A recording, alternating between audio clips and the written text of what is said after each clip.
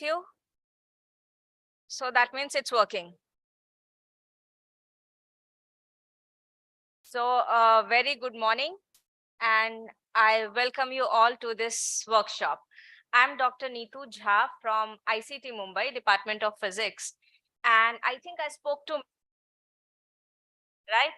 So this response is overwhelming. I mean, we are really very glad to see that our upcoming generation is so much enthusiastic in learning about the opportunities present in nuclear science.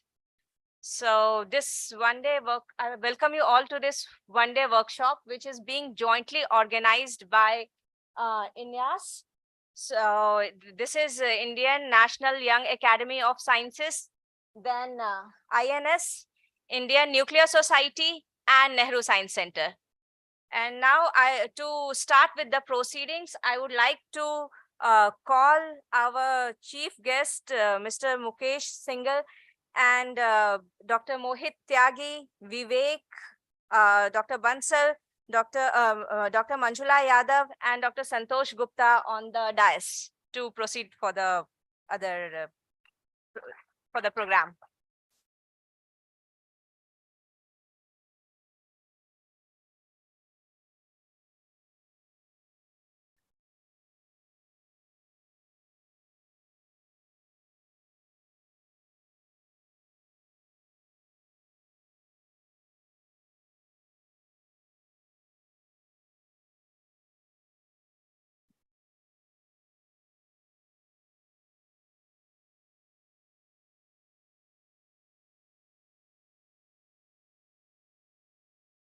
As per our Indian tradition, let us start this program by lighting the lamp, and it gives us kind of well wishes, and so we'll start with that. So please.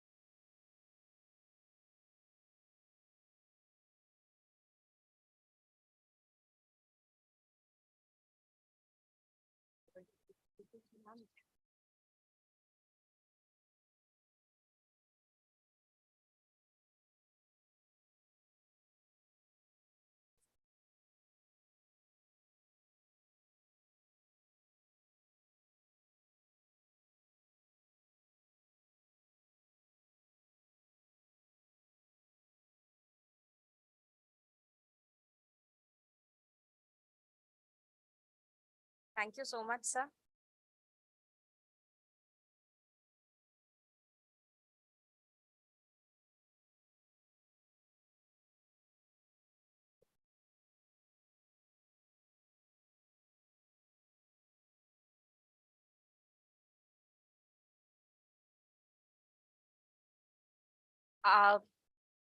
Going ahead, now I would like to invite Dr. Mohit Tyagi to brief us about the event and National Technology Day, which we celebrated on 11th of May.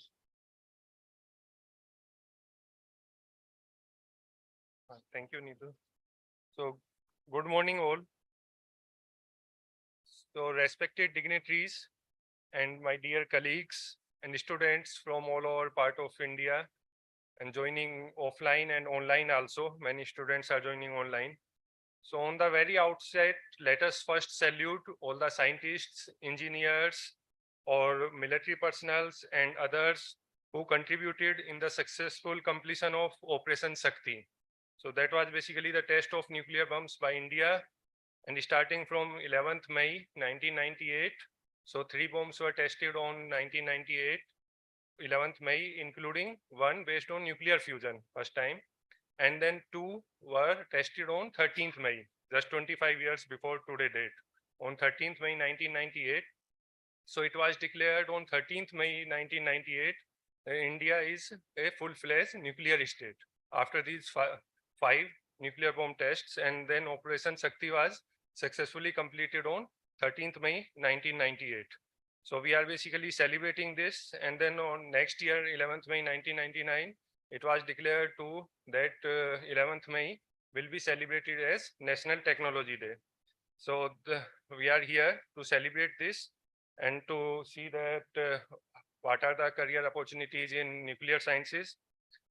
So nuclear science, as we all know, that it is a branch where we study the nuclei and its related properties, and use this understanding of nuclei to develop various technologies for improving the human life index. So we all are basically surrounded by daily this use of nucleus, starting from our energy, clean energy, or national security, or medical healthcare, agriculture, food, water security, and so many. So for daily use, we are using this nuclear power. And so in today's event, we will see that we will hear invited talks by many eminent scientists on various aspects of this nuclear energy, its use, and the career opportunities in nuclear science field.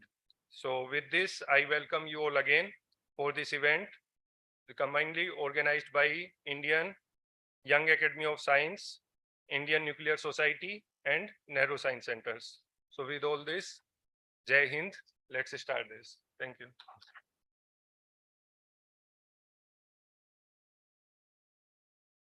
Thank you, Dr. Mohit. Now, let us know a little more about INYAS from Dr. Vivek.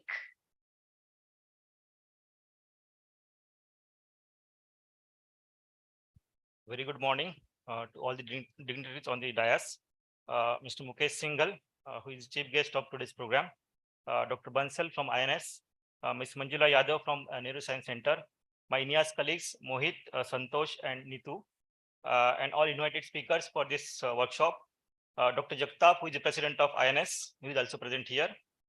You all participants from Mumbai who are joining here in offline mode, and also some of the participants from all over India joining in the online mode in INYAS YouTube channel. A warm welcome to all of you for this one-day workshop on opportunities in nuclear sciences, acronymed as ONuS-23. Today we are celebrating 25th year of National Technology Day. It is a joint event organized by INYAS, NSC, and INS. So let me tell you more about INYAS. What is INYAS? So INYAS is acronym for Indian National Young Academy of Sciences. It is formed in the year 2014 by INSA Council. INSA is Indian National Science Academy, which is our present parent body, and it is the only established young academy and recognized young science academy of India. So in total, we have 105 members at present. Our duration is 5 years. Once we join the INYAS, our duration is 5 years. And there are different members from different disciplines, like right from physics, chemistry, biology, mathematics, as well as from engineering. So those who are below 40 years and those who are established researchers, they are selected in every year. So I have just completed my 5-year tenure as a INYAS member, and also I was the coordinator of Mumbai chapter for last 3 years. So the tagline of INYAS is very simple. It is small steps towards a big change. That is what we all members strive for. So our vision of INYAS are manifold. So first vision is promotion of science education and outreach activities, like through remote area lectures, science camps, skill development workshops, etc. Also, we work on networking among young scientists of India through white papers and survey, supporting of young scientists in career development. That is our also goal. Building scientific temperament in the country, and collaboration with other young academies worldwide. Typical structure of INYAS is we have one chairperson, then our core committee covering different disciplines, and our members, and also alumni after 5 years. So some of the recent highlights from our INYAS during COVID-19 era, where Vigyan Setu webinar series, COVID-19 vaccine awareness workshops, capacity building efforts, etc. There are several local chapters, of which Mumbai is also one of the local chapter. So each of the local chapter also is very active in their centers. So all the yearly activities are listed in our INYAS newsletters, which are available on our INYAS INYAS web page. Some of the highlights of Mumbai chapter I would like to mention over the last 5 years. We have conducted 5 science camps in remote area villages, 3 two-day workshops for teachers and students in remote areas of Maharashtra. Also, many online events like competitive exam preparation workshops. So many of you are like MSc students maybe. So you can look into our INYAS YouTube channels. There are various videos available. We have conducted workshops for physics, chemistry, biology, as well as mathematics. So those who are aspiring for competitive exam preparations like NET, SET, or GATE, you can definitely have some guidance from these lectures. And these are available on our INYAS YouTube channel. Also, we have conducted research scholar skill development workshops. What are the skills required for a research scholar? So we have taken 1-day workshop for that, and that is also available on our INYAS YouTube channel. Science experiment demo sessions for school students, 9th standard students in Marathi local language. We have done it in online platform. Also, we have conducted weekend webinar series on windows of opportunities in science and engineering. So some typical like 27 lectures we have conducted in each weekend. So that is also available on our INYAS YouTube channel. We have also organized symposium on basic science and technology for sustainable development. It was just last year, September 2022. We are organized in BRC campus, and so many researchers joined in that symposium. And many more events are planned in our next few years. All our INYAS online events are available on our INYAS YouTube channel in different playlists. So make use of this excellent knowledge bank available for you, created over the years. Also, we can follow us on INYAS Facebook page, INYAS website, as well as Twitter and YouTube, etc. So we are not interested in as number of events, but we are interested for the impact of the events. That is what we strive for. All the members are interested for the impact of the events. We don't want to do number of events, but the events has to have some impact on you. So we expect from from today's program, at the end of today's program, many of you would like to join in nuclear science career options. So I take this opportunity to thank all of the experts who are delivering the lectures in this today's program, and so listen to from the experts. From them, you ask the questions as many as possible and solve your doubts. And wish you have a happy learning for today's program. Thank you very much.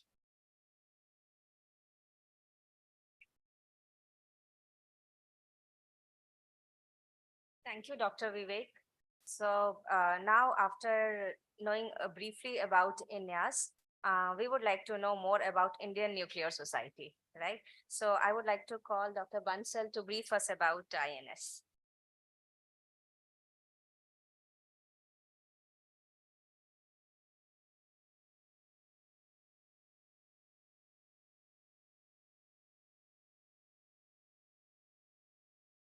Today's chief guest, Shri Mukesh Singhal, INS President, Dr. B.N. Jagtap, Dr. Mohit Tyagi, Srimati Manjula Yadav, Shri Vivek Parkar, Santosh Gupta, and Madam Dr. Neetu Jha. Dear students, ladies and gentlemen, very good morning to all of you.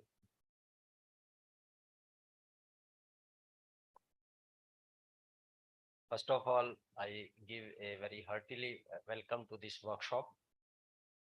And it is very apt that the workshop is organized at this Temple of Science, I will say, Nehru Science Center. And actually for this program, Dr. Mohit from INYAS approached INS.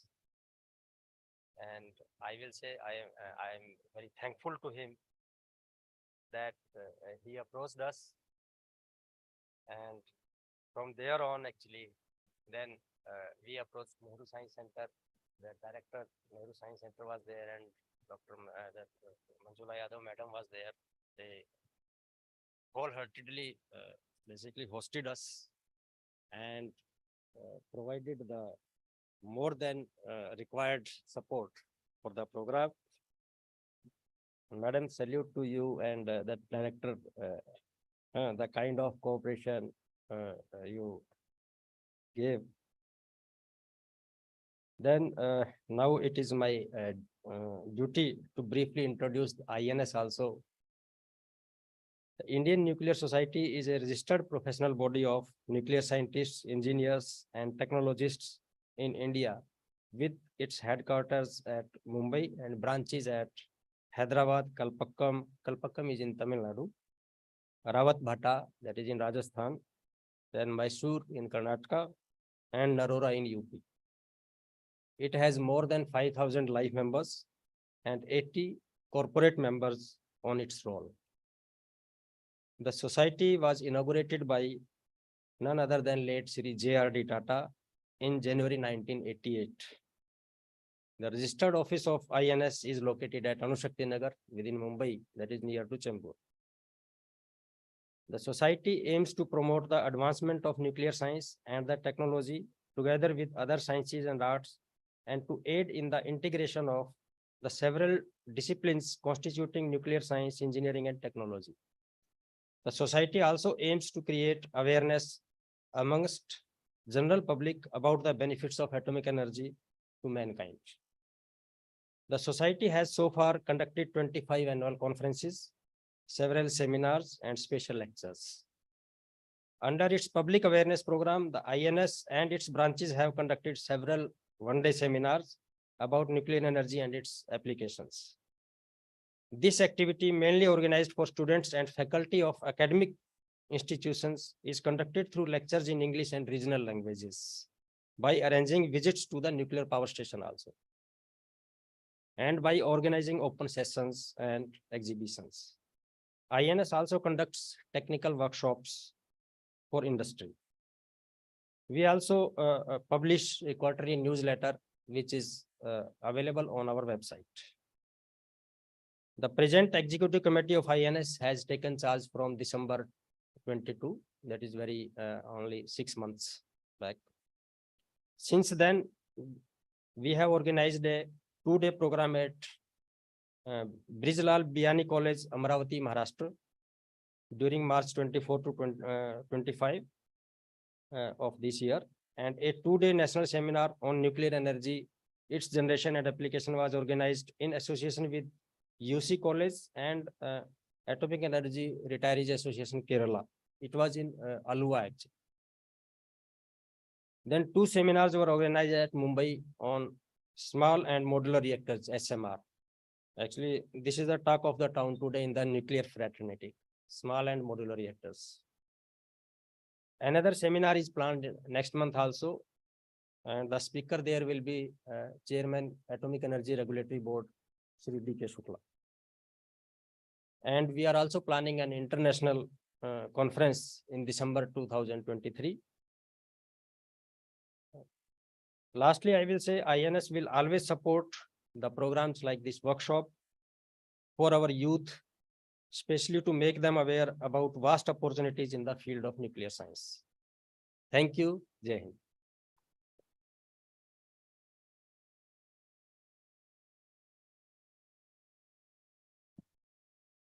Thank you, Bansal sir, for briefing us about Indian Nuclear Society.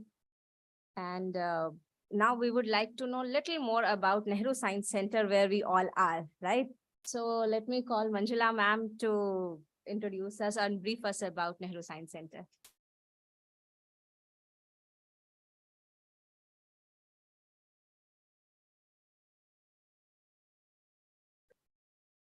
The dignitaries on the dais, off the dais, and my dear friends, a wholehearted welcome to all of you to this wonderland of science. And welcome you for the 25th National Technology Day. In fact, this is the 4th program that we are having here for the National Technology Day. We started celebrating on 11th May itself. We had open house quiz, we had on-the-spot quizzes, we had online quizzes for our online visitors, those who cannot make it to reach here. And today, this is the last program culminating the entire celebration. So we are firstly, let me thank you all for joining us, like collaborating with us, giving us the opportunity to host you, because we are labeled mostly as like place for school students. So this is something which will help us to let people know that it's for all ages and all segments. So through these kind of programs, we definitely can attract and would like to attract the young adults as well. Mostly what happens, people usually think that Nehru Science Center means it's a place for only the school students. But no, there is a lot for everybody at the Science Center. We are the Western Zone headquarters for National Council of Science Museums, which is our parent organization. And we are visited by over 7 lakh people annually. Many of them are the school students, like almost around 3 lakhs are the school students. But nowadays we are getting the visits from the junior colleges and the degree colleges also. So that's a good sign for us, I would say. We do plethora of activities. We do lectures, we do conduct hands-on activities, and which is really gaining a lot of popularity nowadays, and which is in support of the no, one of the points in the new education policy, experiential learning. See, here you here at the Science Center, you never get to see the boards where it's written, do not touch. Here, everything says, please use this, handle it, press the button. And that's what is required. And that's what is supported in the new education policy also, experiential learning. You try, you experience, and you learn at your pace and your own way. So that's what is our main motto, popularization of science. We know that academics is taken care in a very well way by the institutes, educational institutes. But the institutes like us would like to trigger your minds, would like to create interest by presenting the same topic in a very different way. So, and for that, we use lots of ways. We have some programs which happen at the regional level, some programs which are happening at the state level, and some programs which are happening at the national level too. We do give opportunity to the students to express their thoughts in the current relevant topics through National Science Seminar, where each state, it goes starting from block level, district level, regional level, and till the state level. All state level winners are invited to participate in the national level seminar. There are science drama contests also held by the Science Center, where the theater is used to send science message, which we have already know, like we already know that it hits the message correctly and very, very effectively. So we try using all the different sorts of methods to spread the message of science, and we collaborate with like-minded people like you all and try to put the information in front of the people so that they are informed people and they can take their own decisions in a correct way. So with this, I would stop here. Once again, welcome you all for this entire day event. Hope you'll get back a lot from here and you'll have a knowledge enriching experience. Thank you all.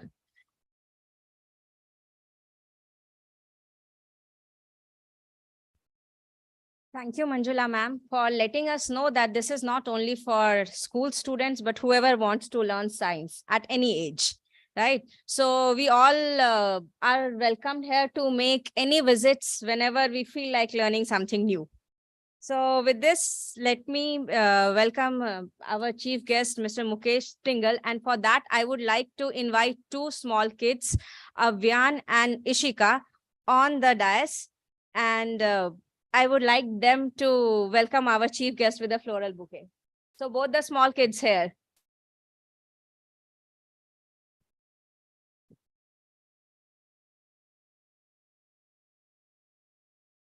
Come.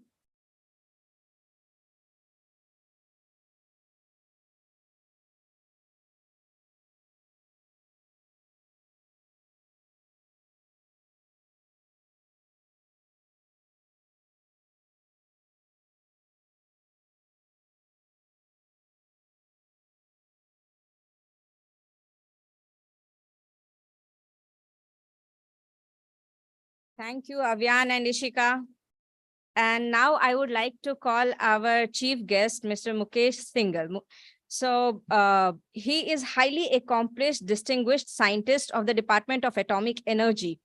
He earned his BTech degree in honors in chemical engineering from IIT Roorkee in 1986. He has served at the Nuclear Power Corporation of India Limited, NPCIL, as in-charge chairman and managing director, director HR, and executive director, reactor safety and analysis.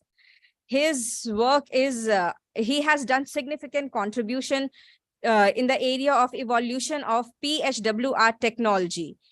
He has also played key role in reviewing the safety of operating nuclear plants in India and various under construction projects, including light water reactors and fleet mode of PHWRs. He was a part of the team that reviewed the advanced heavy water reactor and prototype fast breeder reactor and was closely associated with the regularity review and development of AERB safety guidelines.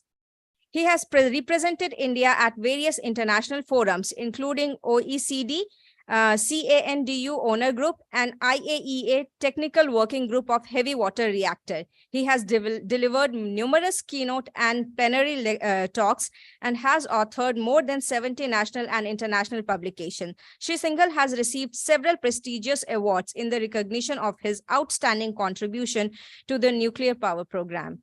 Thank you, sir. And I would like to invite him to give a talk and motivate all of us for this opportunity.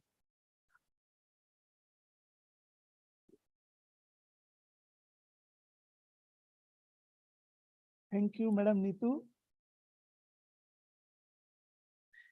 Respected B.N. Jagtap, President, Indian Nuclear Society, organizer from Indian National Young Academy of Science, Nehru Science Center, Indian Nuclear Society, Madam Neetu Jha, Vivek Parker, Mr. Santosh Gupta, Mr. Bansal, Mr. Mohit, Madam Yadav. Delegates and participants in the workshop in online and offline mode. Ladies and gentlemen, a very good morning to you all. It's my pleasure to be present here in inaugural program of the workshop being held to celebrate 25th National Technology Day with young and bright graduate and postgraduate students and share my experience on opportunities in nuclear science. Let me start from the history. One of the India's most illustrious visionary and scientist, Dr. Homi Jahangir Bhabha, envisioned country's atomic energy program and its importance in meeting the development objective of its people. In this context, he sought funding from Sir Dorabji Tata Trust in 1944 and established the Tata Institute of Fundamental Research, that is before independence. Following the country's independence in 1947, Dr. Homi Bhabha took forward the process of policy making, setting up legal and institutional framework, and institution building as the first chairperson of Atomic Energy Commission. Envisioning the future energy challenge of the country, Dr. Bhabha had remarked, quote, "Any substantial rise in the standard of living in this region that can be sustained in the long term will only be possible on the basis of very large import of fuel or on the basis of atomic energy," unquote.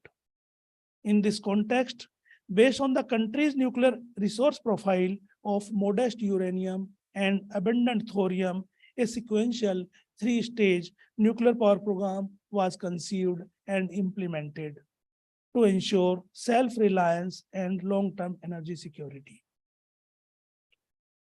The Department of Atomic Energy was established in 1954 with the motto of atoms in the service of nation. Institutions like the R&D facility at Atomic Energy Establishment Trombay, which later on known as Bhabha Atomic Research Center, training school for developing human resource for the atomic energy program, and other institutions for heavy water production and fuel cycle facilities required for achieving the closed fuel cycle, and other facilities for various societal benefits were set up. Subsequently, Nuclear Power Corporation of India Limited was formed with a mandate to build nuclear power reactors. In line with the formulation of three-stage program and evolving atomic energy requirements and DI vision for production of nuclear power. So various vision of nuclear power I have categorized in two parts. One is production of nuclear power. I will spend some time on that. And then developing of technologies for societal benefits.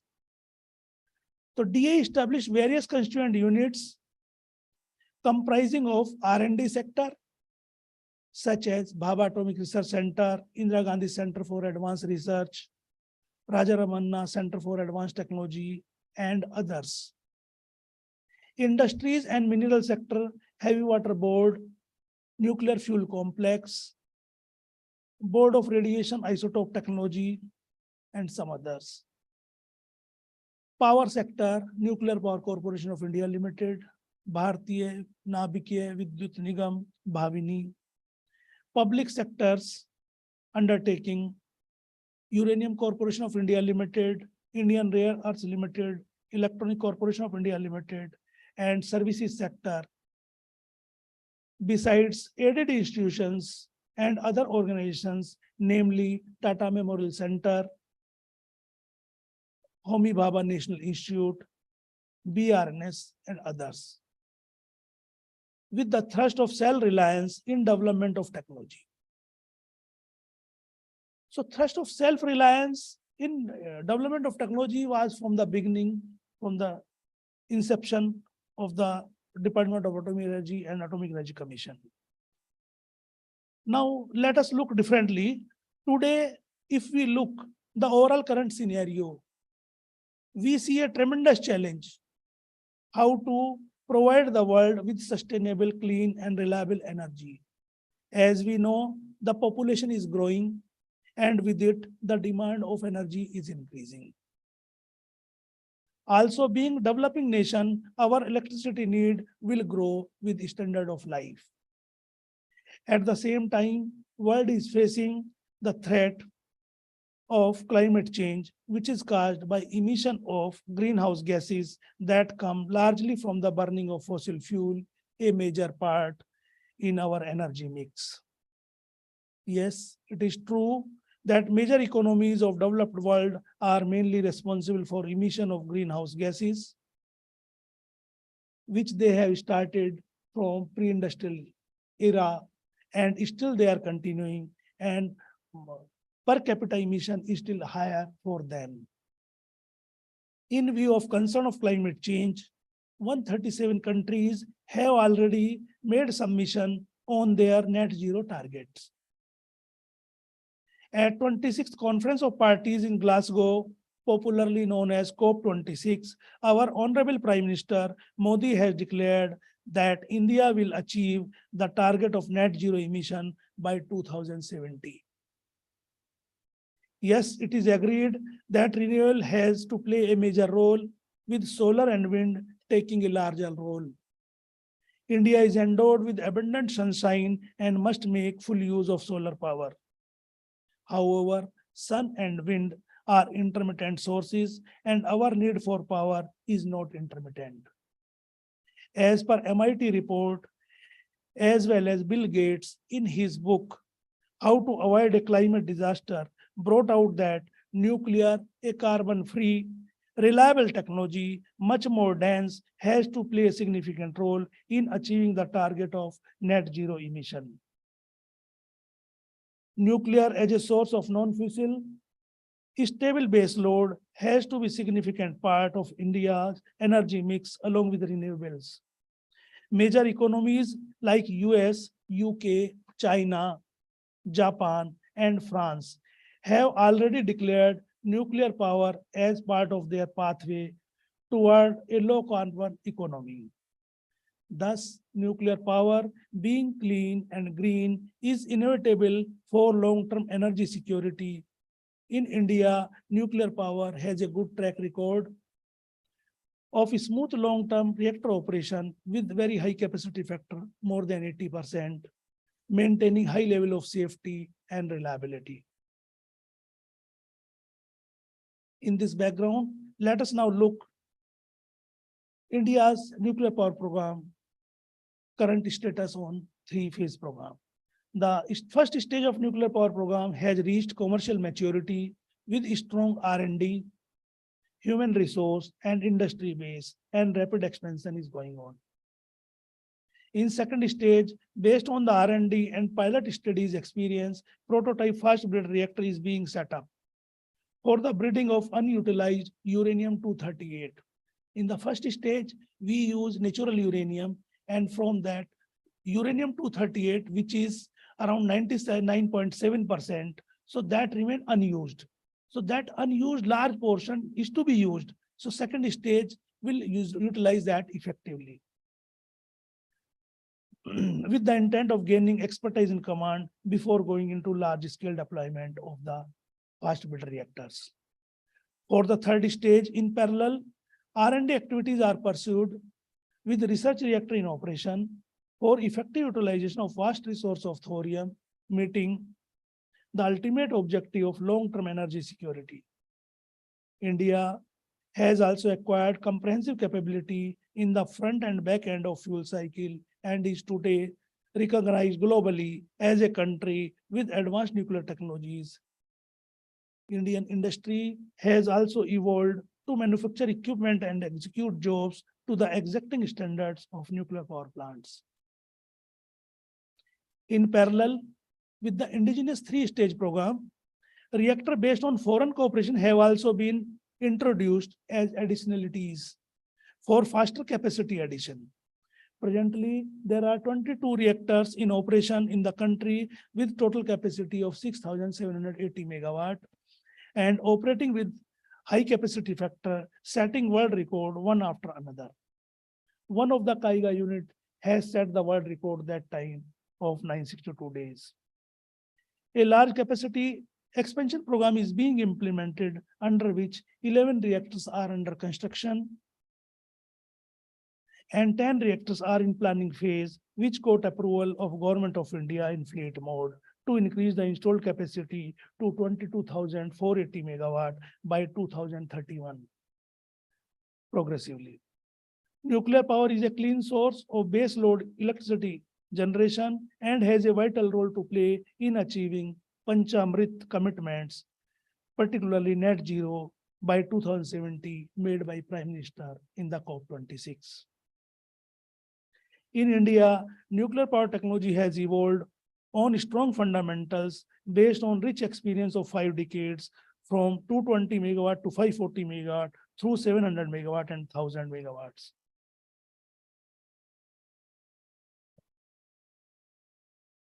Following defense in depth principle using deterministic and probabilistic safety approaches, particularly under technology denial regime. As we know, like we are celebrating 25th year, so these tests are not welcomed by the world at that time. In fact, first test we performed in 1974. So because of these, we have to face technology denial world over. So that give an opportunity to develop. As our Prime Minister says, whenever you have a constraint, you have a lot of opportunities. And COVID period has shown that. So this is the same thing here. Because of technology denial, we got a lot of opportunities and we have developed various technologies which are being brought out here. At the same time, while nuclear energy is evolving, developing, multiplying, a world-class, independent, transparent regulatory base is also evolved. As we can see that there are some incidents of nuclear which are not welcomed, we are not willing it should occur. One of the latest was Fukushima in 2011. When it happened, it gave a lot of challenges. So from each event, we have learned a lot. And in this event, again, hydrogen was a culprit, which has led the explosion.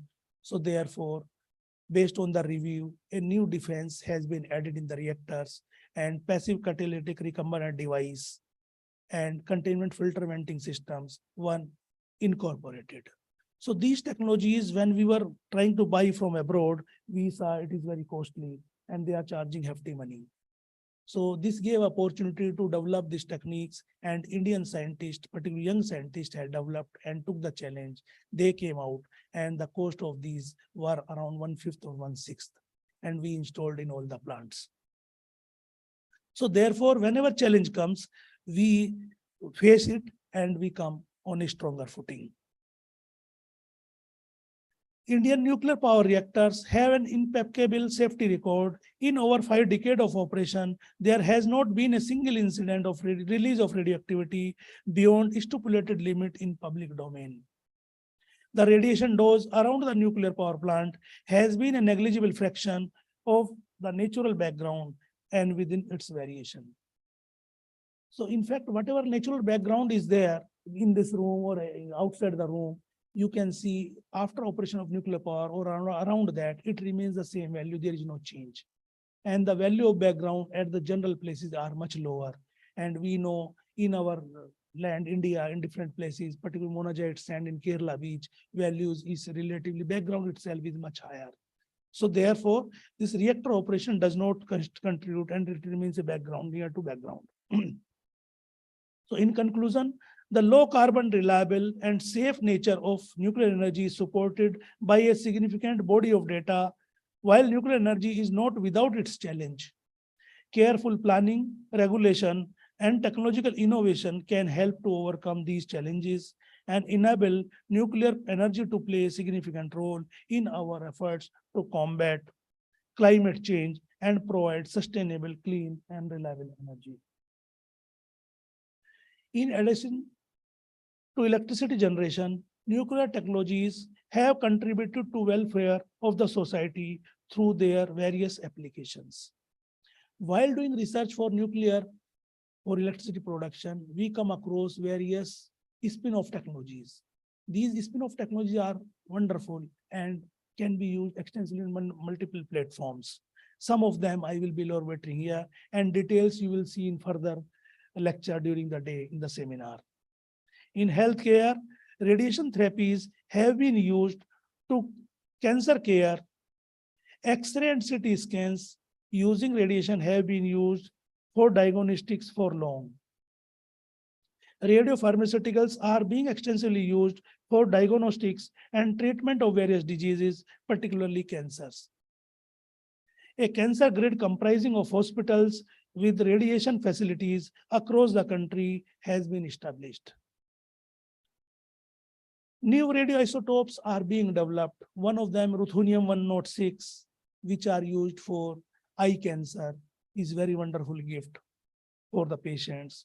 Similarly, cesium-137, which has a long half-life, it is a good replacement or good additional for cobalt-60. So therefore, bringing down the cost of radiation treatment. In ensuring food security, nuclear technologies have had applications in developing better crop varieties and in food preservation. Improved varieties of seeds, of cereals, pulses, and oil seeds have been developed using radiation technologies, which are being widely cultivated in the country. Radiation processing helps preservation of food by eliminating pests and pathogens and preventing sprouting, extending its shelf life, and saving huge food wastage. Radiation processed food preserves its all nutritional characteristic and flavors. Cereals, spices, fruits, and vegetables are being radiation processed. Various technologies are being further improved to reduce the cost. This radiation source and different technologies are being made in such a manner so that residence times are maintained, but production is fast. So therefore, these different technologies and these radiation, nutrition, these foods are exported, particularly mangoes and other varieties of spices, other things. DAE have developed hydrogel, a super absorbent gel that can be used in agriculture, forestry to prevent moisture stress in the plant in dry soils. What is this? Actually, this is a gel. If you mix in the soil, so 1 gram of gel can absorb 500 gram of water.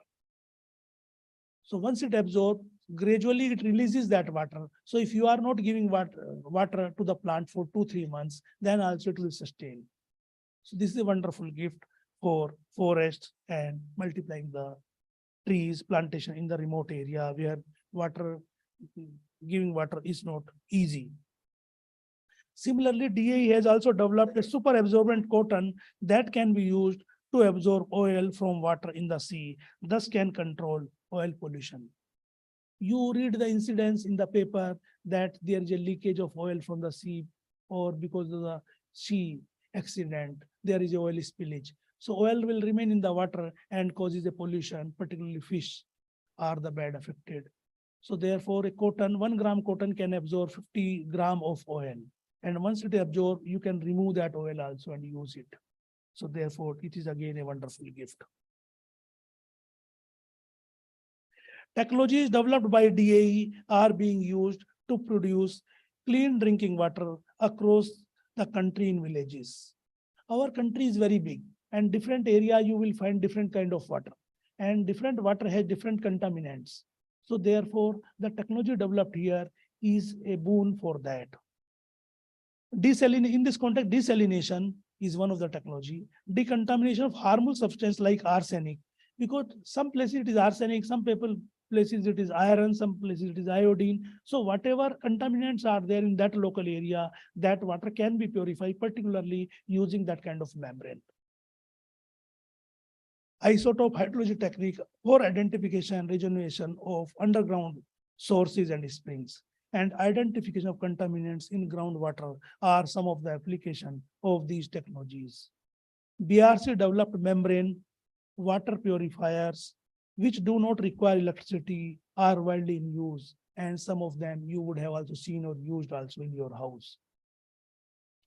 In the area of sewage treatment, radiation hygienization of municipal sewage sludge has been taken up in municipal waste treatment plant to eliminate pathogens, making the DAE, making the sludge a valuable organic fertilizer contributing in Swachh Bharat mission.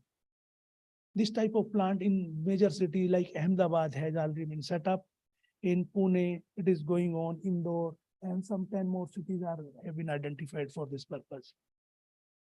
Once it is successful, then it can be thought of in all smart cities, one after another. DAE developed Nisarguna technology, convert food waste into biogas and manure using especially cultivated bacteria. These plants have been installed in many locations in the country. Particularly wherever, if we can collect organic waste, kitchen waste, then if we collect at one place, a one plant of Nisarguna type can be set up. You can produce the gases which can use for cooking, and manure can be used for plantation.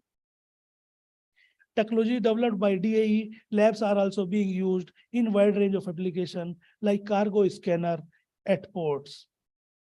At port, as you know, the steel waste or other type of waste is coming from abroad, and that can have different kind of material which may be harmful. So this scanner, cargo scanner at port, can very readily identify the different kind of materials. Similarly, bulletproof vests, Bhaba Kavach, and many other societal applications are there. Bhaba Kavach, as we know, once requirement comes, we know in Siachen, height is very large height is there, and because of that, oxygen level is very low, and our soldiers has to be there on continuous basis. So they are, because oxygen is already low, and they have to wear these bulletproof jackets. So that was heavy in weight, around 15 kg or so. So once requirement came that you can reduce, so DAE took a challenge and reduced the weight of the bulletproof jackets known as Bhava Kavach, and further improvements are going on. In addition to pursuing the various applications of nuclear and radiation technologies, India is also leading research in frontline and futuristic technologies like nuclear fusion, high temperature reactor for hydrogen production, small modular reactors, molten salt reactors, accelerator driven systems, mega science projects. On 11th May, on the 25th National Technology Day, as you are aware, our Honorable Prime Minister has inaugurated and dedicated several technology to the nation, including fission moly 99 and cancer facilities. In summary, a very good infrastructure with a clear-cut roadmap is available for career building and contributing in the national mission. Plenty of opportunities are available in nuclear science for different disciplines in diverse areas. Whatever areas I have covered, so people can contribute in different ways, covering basic research, conceptual studies and simulations, pilot studies, theoretical and experimental studies, development of computer program and their validation studies, development of future generation reactors, green hydrogen technology, which is a next best fuel, a replacement of oil, large scale production of nuclear power, as we have to multiply, as we have seen, because it is a clean and green energy, so we have to multiply and we have to increase the share as we have to reduce the coal proportion. Application of various spin-off technologies for societal benefits. These some of the technology I have narrated, but many more technologies are there. And one Akruti center has been set up at different sites. So if you have a chance, you can visit that and you will see much more. You can visit the DAE site also, where a lot of elaborations may be there. For societal benefit, in line with Atmanirbhar Bharat, making our motherland India as a world leader. Jai Hind. Thank you.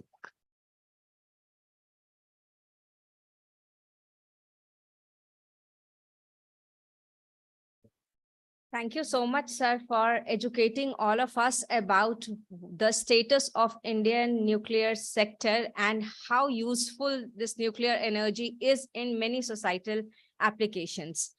Now I would like to invite Dr. Jagtap, former Director, Chemistry Division, BARC, and President, INS, to thank our chief guest with a memento.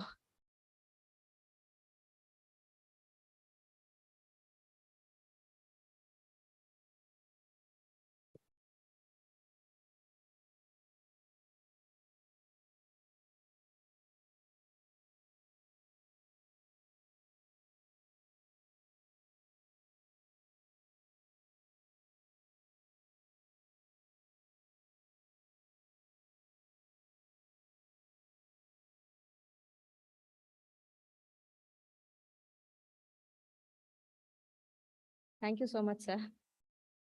So it was very interesting to hear how nuclear energy is so much useful to our society, isn't it? We generally have the first thing we hear whenever we talk about nuclear energy is how dangerous it is, how to save ourselves, how we all have studied about nuclear radiations, radioactive radiations, and how dangerous they are. But very less information or awareness is about the green aspect of nuclear energy. So thank you so much, sir, for educating all of us about that. Now, moving ahead, I would like to invite Dr. Santosh Gupta for vote of thanks.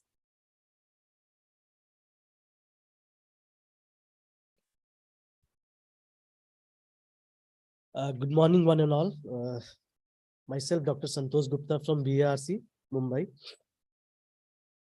A lovely and warm morning to Honorable Chief Guest, Sri Mukesh Singhal, former Director, HR and PSL, Dr. B.N. Jagtap, Director, Chemistry Group and President, Indian Nuclear Society, other dignitaries sitting on the dais and off the dais, our most valued invited guests, ladies and gentlemen. It's my privilege to have been asked to propose a vote of thanks on this occasion.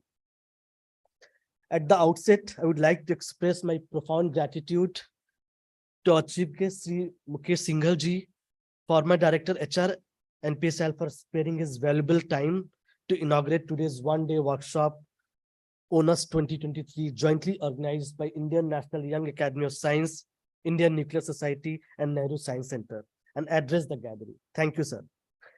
I owe a huge debt of gratitude not only for his gracious presence and encouraging speech, but for the constant support he has provided throughout for organizing this workshop.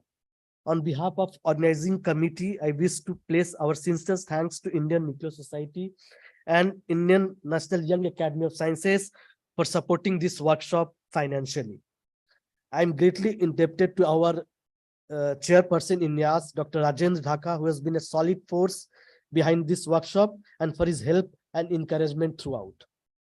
I, on behalf of the organizing committee, place my deep regards and hearty thanks to Sri Umesh Kumar Astogi, Director, NSC, and Srimati Manjula Yadav for their invaluable guidance and mentorship in all possible manners to organize this workshop and providing the venue for the same. Thank you, madam.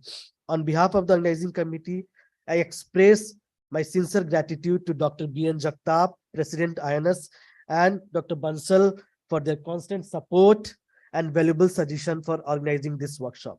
I would like to thank the entire person involved from INYAS, INS, and NSC for their kind support for this workshop. I, on behalf of ONUS 2023 and my own personal behalf, extend a very hearty vote of thanks to the distinguished panel of speakers and all the online and offline participants who have come together to be a part of this auspicious occasion.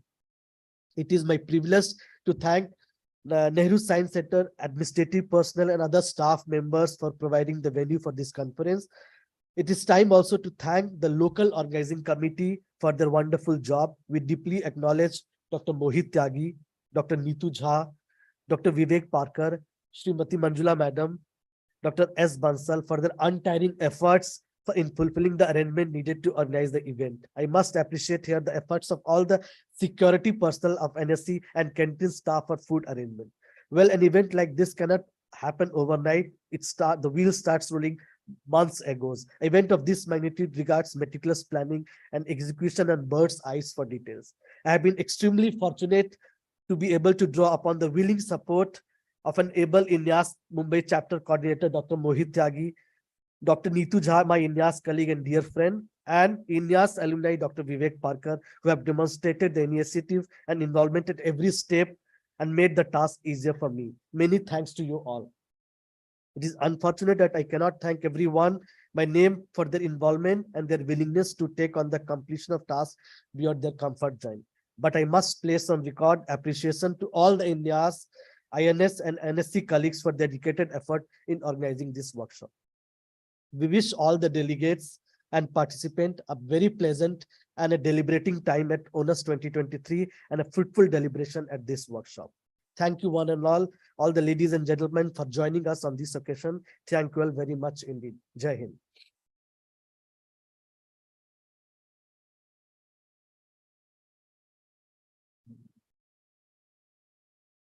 Thank you, Santosh.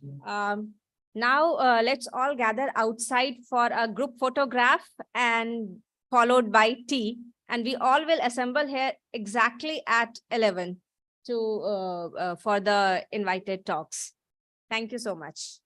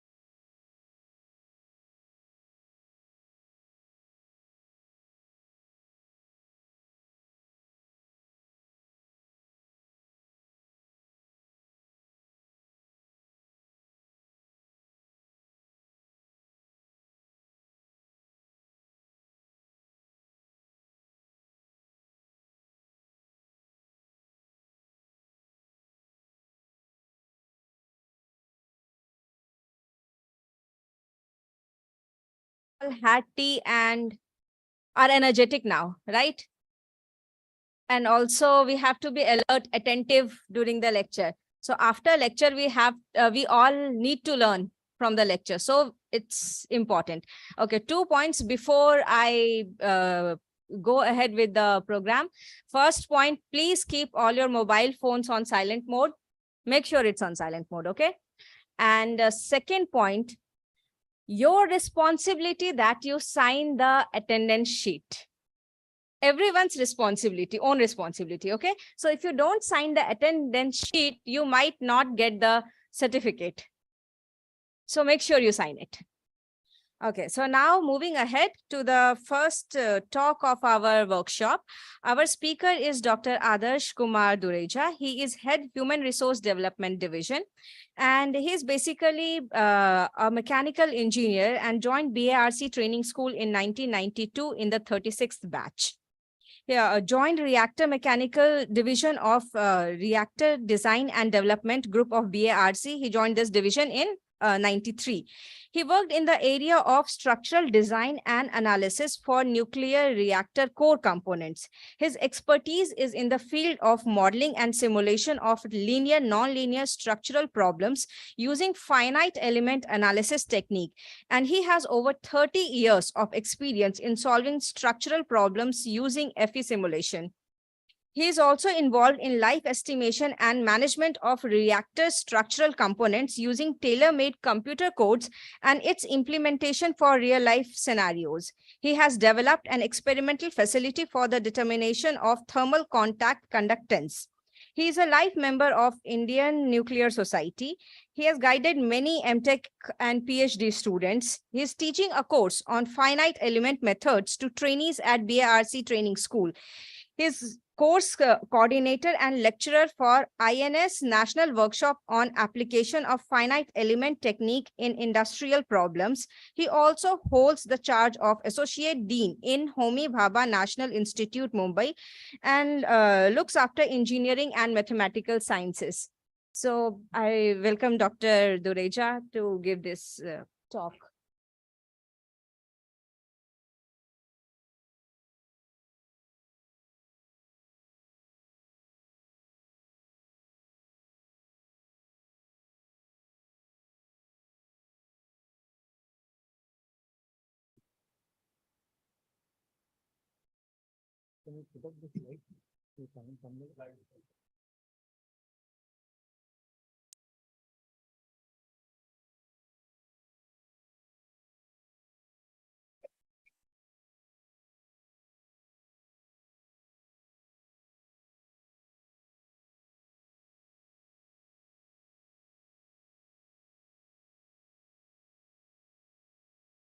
Good morning, one and all. My distinguished guest, online and offline, students, I'm very delighted to be here. First of all, thank you, Dr. Jha, for introducing me. I'm very delighted to be here in this wonderland of science. And when the in charge Nehru Science Center, madam, told that we allow all students to do touch all the whatever facilities we have. So I was remembering my school days when we were studying science, and we had a quotation in our science book like "Vigyan aao karke sikhe." So I'm from an organization where also it gives opportunities to all the scientists and engineers to first plan it, then do the experiment, and then evolve the products which can go in the reactors. So welcome you all to this workshop. I'll try to cover about whatever advanced research infrastructure are available in the DA units and what are the career opportunities.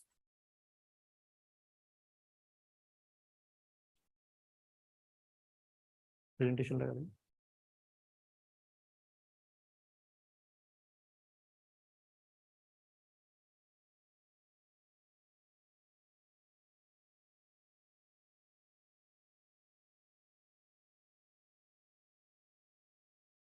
So thank you to Indian National Young Academy of Science, which is a branch of and initiative from Indian National Science Academy, Indian Nuclear Society, and Nehru Science Center for giving me this opportunity to be here to describe about the research infrastructure in DA unit. in this workshop on opportunities in nuclear sciences. So wish you all a very hearty welcome on this 25th National Technology Day, which was started by former Prime Minister Shri Atal Bihari Vajpayee in 1999 to honor all Indian nuclear scientists, engineers who had contributed in the technological advancements of the country.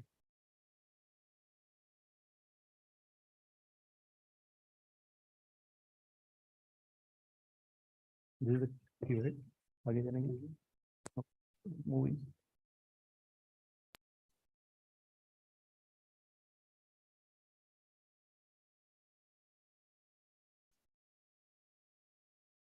Yeah. So let me introduce myself. I'm A.K. Dureja. I head the Human Resource Development Division of BRC, which is a part of Department of Atomic Energy. I'm placed in Mumbai.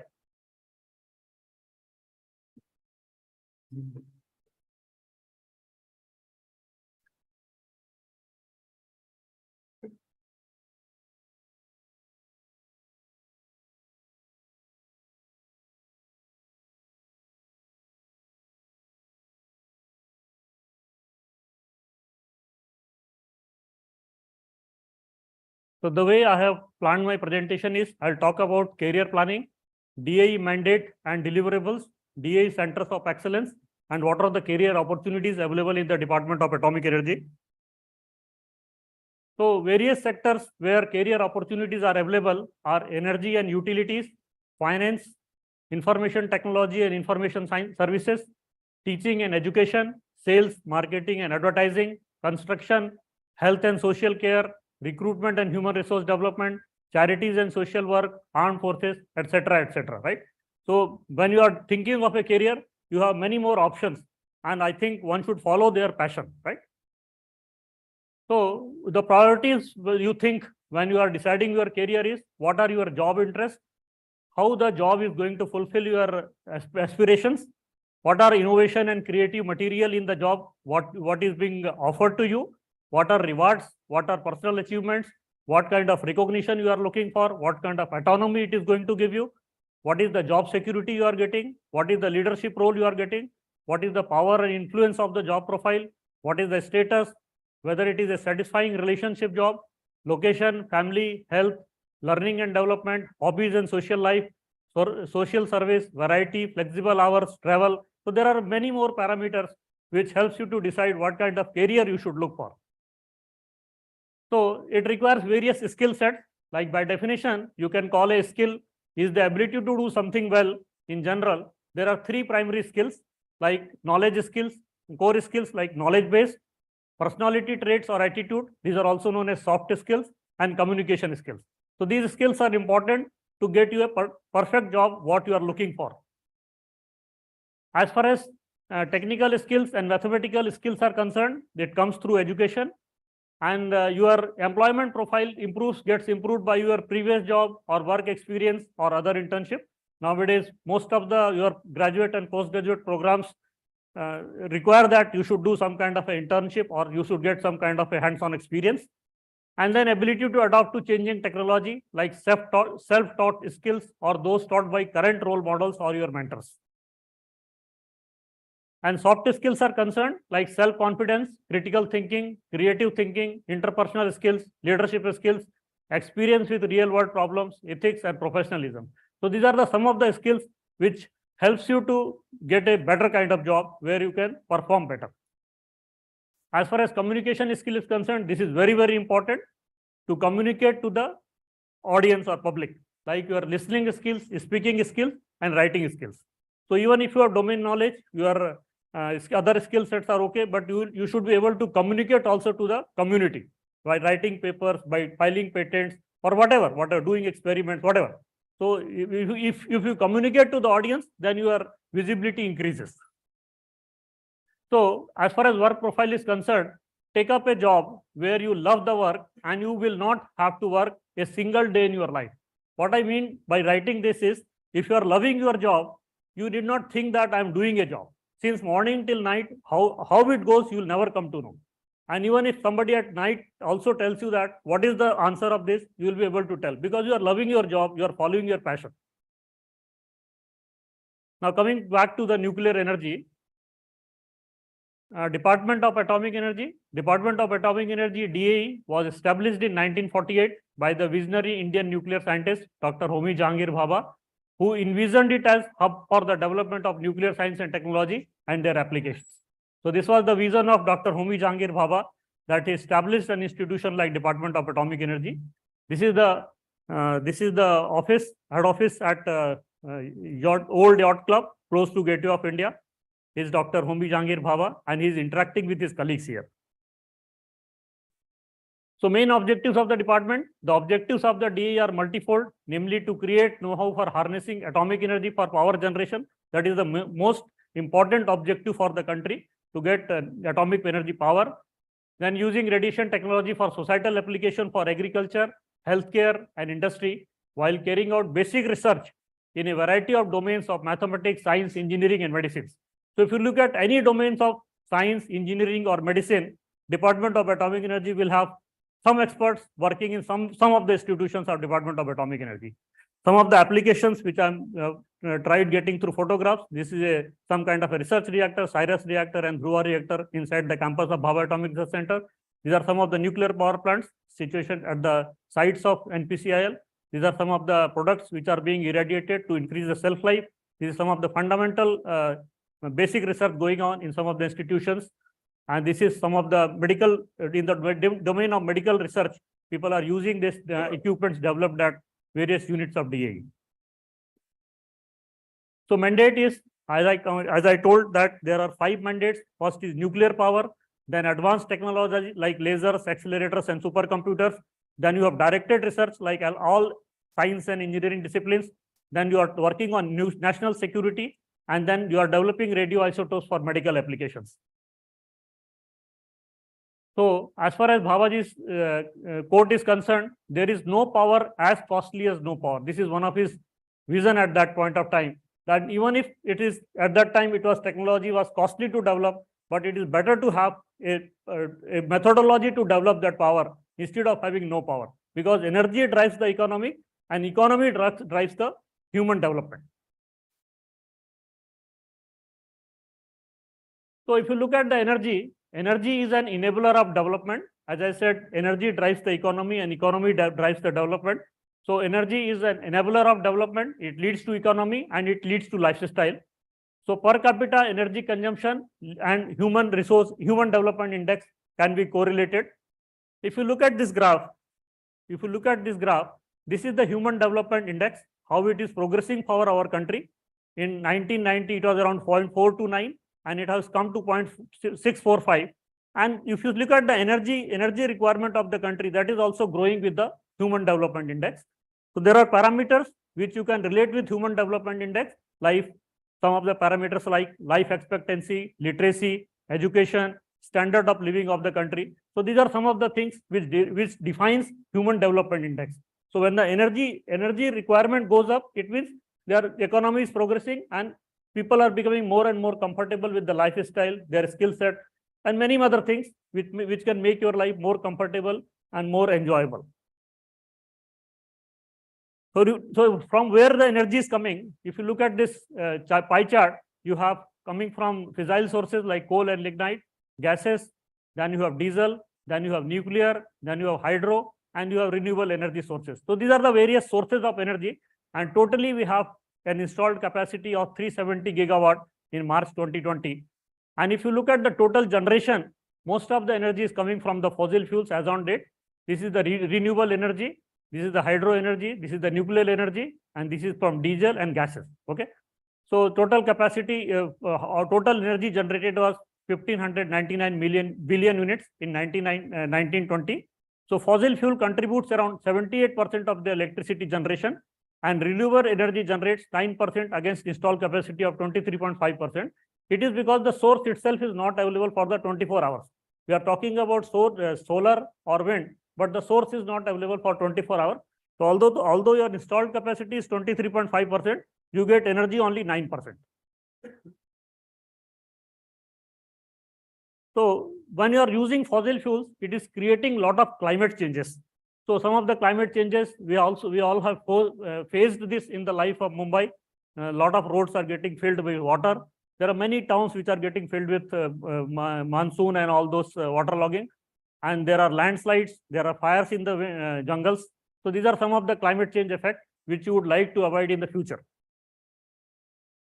There are some sea change level which is also expected and which may cause our India's coastal landmass to suffer because of this. So if you look at the electricity generation options, you have carbon-based options like fossil fuels, coal, oil, natural gas, biomass, and non-carbon-based electricity generation methods like hydro, solar, wind, and nuclear energy. So what is the role of nuclear energy in this? Is when we are talking about a clean decarbonized sector, for deep decarbonization, nuclear is not only vital, but an essential technology for sustainable, that is reliable and economical, low carbon energy future. So as reported by all literatures, that nuclear is one of the prominent option by which you can have a carbon-free world. So nuclear energy is a reliable and continuous power generation for having energy security. It is one of the sources with lowest life cycle carbon footprints, zero carbon emission for electricity generation, and nuclear can cater for other things also like supply of high temperature process heat for desalination of water, etc., and hydrogen generation. And nuclear also serves as an essential role in the desalination of water. So these are some of the important features of nuclear energy option which is available to us. So how do we get nuclear energy? One of the options is fission. So fission, how do we get fission? You have a nuclei, which is a heavy mass nuclei like uranium. You bombard with a neutron, it gets into some kind of excited state, which gets defragmented into two small segments and gives you an energy. So this is the way we derive the energy from nuclear option. And if you look at the comparison of various energy options, how these are affecting the life. If you look at 1000 megawatt hydel power plant, it submerges around 2000 to 5000 hectares of land. If you look at the coal power plant, it requires 70 hectares of land, a coal of this much magnitude, that is 5 train loads of 2000 tons each day, and it creates a lot of gases emission in the atmosphere, which is causing climate change. But if you look at a nuclear power plant, land required is only 20 hectares and fuel requirement is only 120 tons per year. That is only 12 trucks of 10-ton load, right? And emission is also negligible and waste is also negligible. So you can manage with it. So we can clearly say that nuclear is one of the prominent options. Based on that, Dr. Homi Jahangir Bhabha envisioned that based on the resources available in the country, he suggested that we should have a 3-stage program because we have limited reserves of uranium and a vast reserves of thorium. So he suggested that we can go for first stage of the nuclear power plant, where we can have natural uranium based reactors like PHWRs. And in the second stage, we can go for fast breeder reactor, which will be taking whatever the output of this reactor as plutonium will go into this. And in the third stage, whatever U-233 and thorium you are getting, that you can utilize in the third stage of the nuclear power plant, which will help us to sustain the power for a very long period of time. So these are some of the pictures of stages of nuclear power plant. This is first stage nuclear power plant. We are having operating pressurized heavy water reactors using natural uranium. So currently we are having 18 PHWRs operating, 4 units of 700 megawatts are under construction, and several others are planned. And there is a power potential of around 10,000 megawatts. And there are other type of reactors are also operating, like 2 BWRs operating at Tarapur, 2 VVRs operating at Kudankulam, and 4 VVRs are under construction at Kudankulam. As far as second stage of power plants are concerned, we have a test reactor, that is FBTR, fast breeder test reactor, 40 megawatt thermal operating at Kalpakkam, close to Chennai. And we have 500 megawatt prototype fast breeder reactor, which is designed by IGCAR, that is Indira Gandhi Center for Advanced Research, and commissioning is in progress. And it has a power potential of 350 gigawatt total power potential. If you look at the thorium, because of vast resource of thorium, it's a 30 kilowatt thermal Kamini reactor, test reactor is operating. And we have ASWR 30 megawatt is under development. And it has a power potential of extremely large potential, around 500 gigawatt electrical for the almost 4 centuries. So at present, what we are doing, at present NPCIL is operating 22 nuclear power plants, Rajasthan Atomic Power Plant, etc., and with installed capacity of 6,780 megawatt. And currently NPCIL is constructing around 6,800 megawatt nuclear power plants at various sites in the country. So with progressive completion of all the projects, NPCIL would totally install capacity of around 22,000 megawatt by 2031. So it will be a substantial progress in the direction of nuclear power. So these are the various stages of nuclear power plant construction. So this was one of the prominent motto of the department to provide nuclear energy to the country. Another applications like societal, scientific, and industrial applications, like we have sludge hydrogenation research irradiator at Vadodara. This is one of the plants. Then you have Nisarguna plant at Pune in symbiosis. Then we have food irradiation facility located in various parts of the country, which is increasing the shelf life of the product so that you can use it for a longer period of time. Then we have a supercomputer being developed in the various DA units. Like a supercomputer, as we all know, is a computer with higher computational capability compared to a general purpose computer.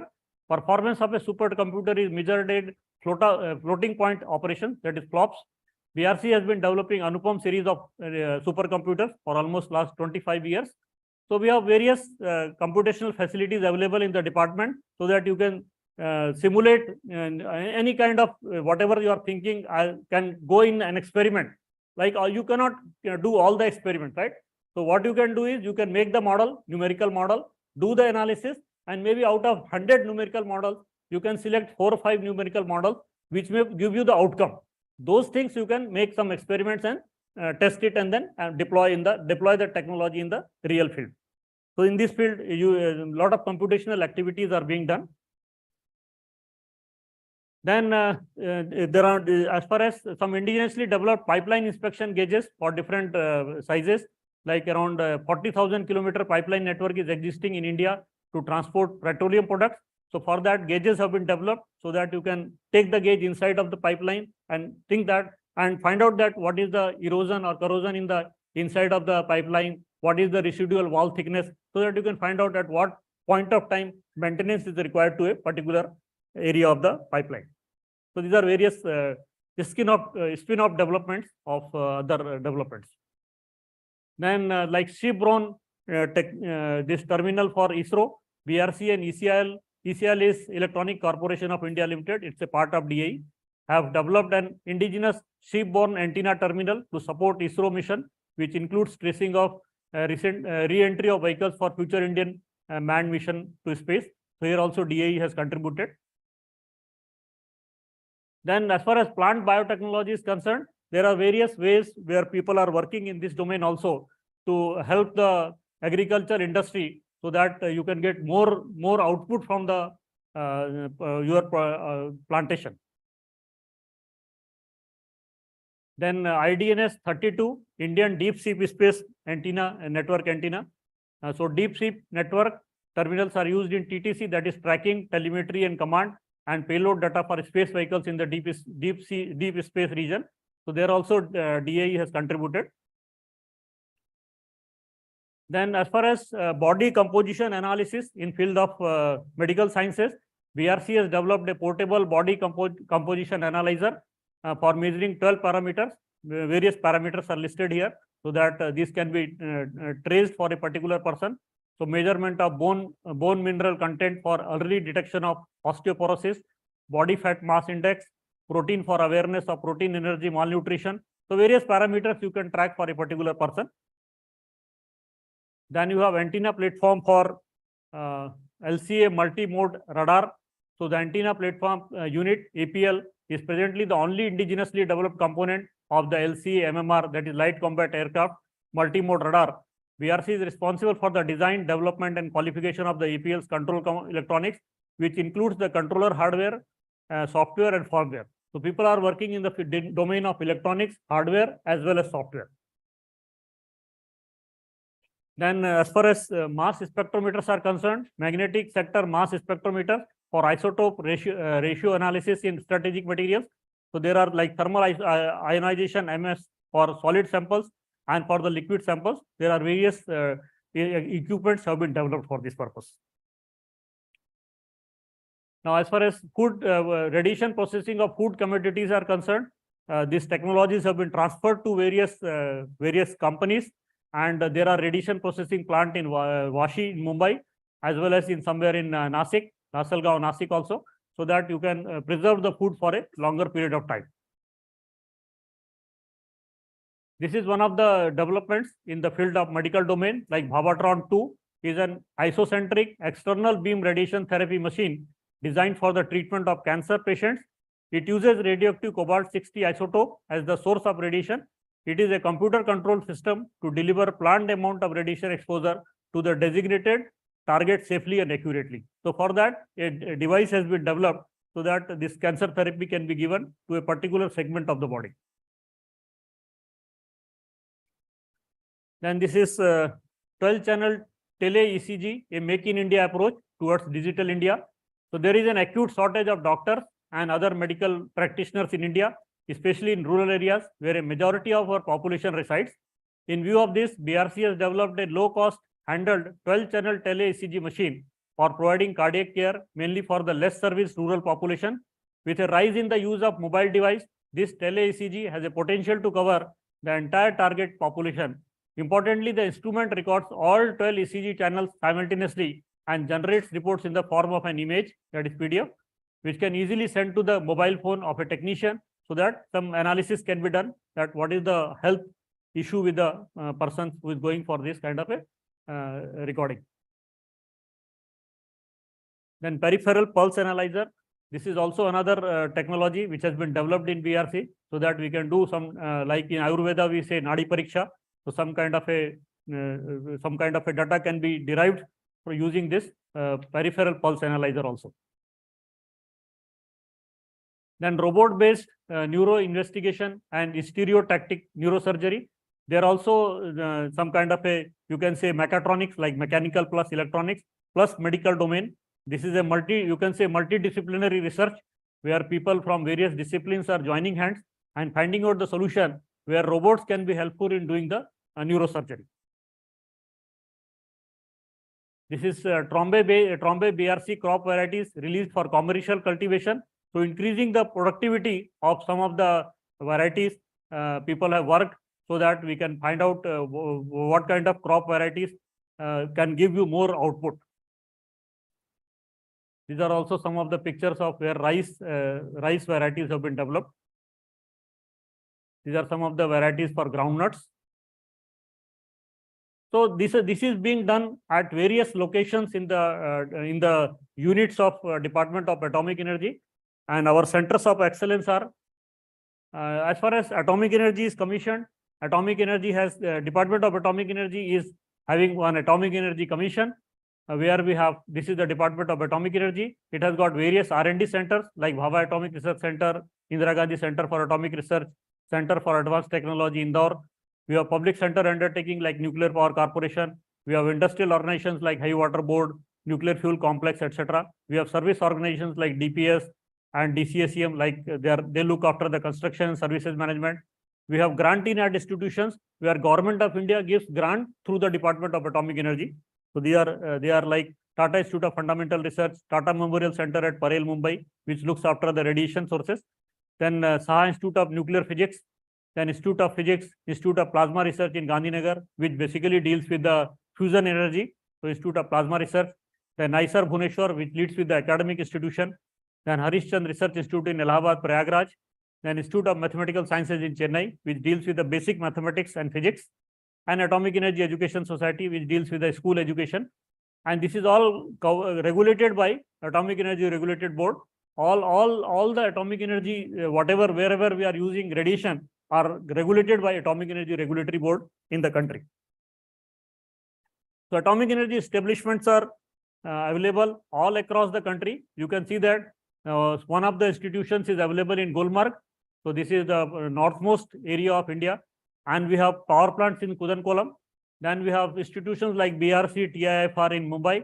And we have some kind of a repository for uraniums, etc. in the northeast region. So the atomic energy establishments are located almost all across the country.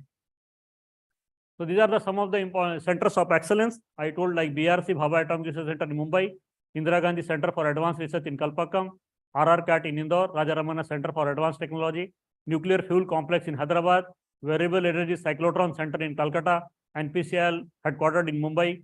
Then you have Atomic Mineral Directorate in Hyderabad, High Water Board, BRIT, and then Bhavini. So there are various institutions located all across the country, and they are collaborating with each other so that they can develop the technologies which can be used for the country. So BRC Mumbai, the main objective is research and engineering development, civil, electrical, electronics, computers, mechanical, cryogenics, chemical, control, instrumentation, robotics, material science. So these are the various domains of engineering where we are working on it, because for developing a technology, you have to have expertise in almost all the fields. Then you have design, development, engineering and operation of research reactor, fuel fabrication, reprocessing and waste management. So whatever fuel you are using in the reactor, if it gets irradiated, then you have to reprocess it once it come out of the reactor and use it in the second stage. And the application of radioisotope in medicine, agriculture and industry, and R&D in frontier area of physics, chemistry and life science. Even if you are doing any engineering, the science, basic science is very, very important, right? Once you do science, you can go for engineering. Once you do engineering, you go for technology. Once you do technology, you can go for the product development, right? So these are the various stages of sciences. So R&D in frontier area of physics, chemistry and life science. This is happening in almost all DA units. Then nuclear reactor engineering, nanotechnology, control and instrumentation, sensor development, supercomputing, cryptography, robotics, microelectronics, RF electronics, physical protection and security, magnetic suspension, structural engineering, high temperature materials. So you coin a word in the domain of science and engineering, and you will find some experts or some laboratory working in the Department of Atomic Energy somewhere in the country. These are the various supports which BRC is providing to the current nuclear power plant. These are some of the experimental facility which are full-scale simulation facility, where you can, before putting something to the reactor, you would like to test it at the R&D lab. So this is some kind of, suppose there is a valve there or some kind of a other component which you want to test how it will perform in the reactor. You first test it at lab and then you take it to the operating plant. These are some of the loops which are existing for doing some thermal hydraulics or process development. These are some of the control rooms where you can simulate the experiments.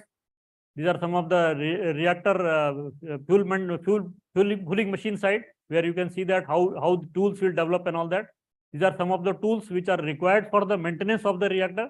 So before putting into the reactor, you first test the tool in the lab, and if it performs properly, then you take it to the site. These are also some of the experiments which are going on, and in the real life also how they are performing. These are some of the developments for future reactors, like compact high temperature reactor.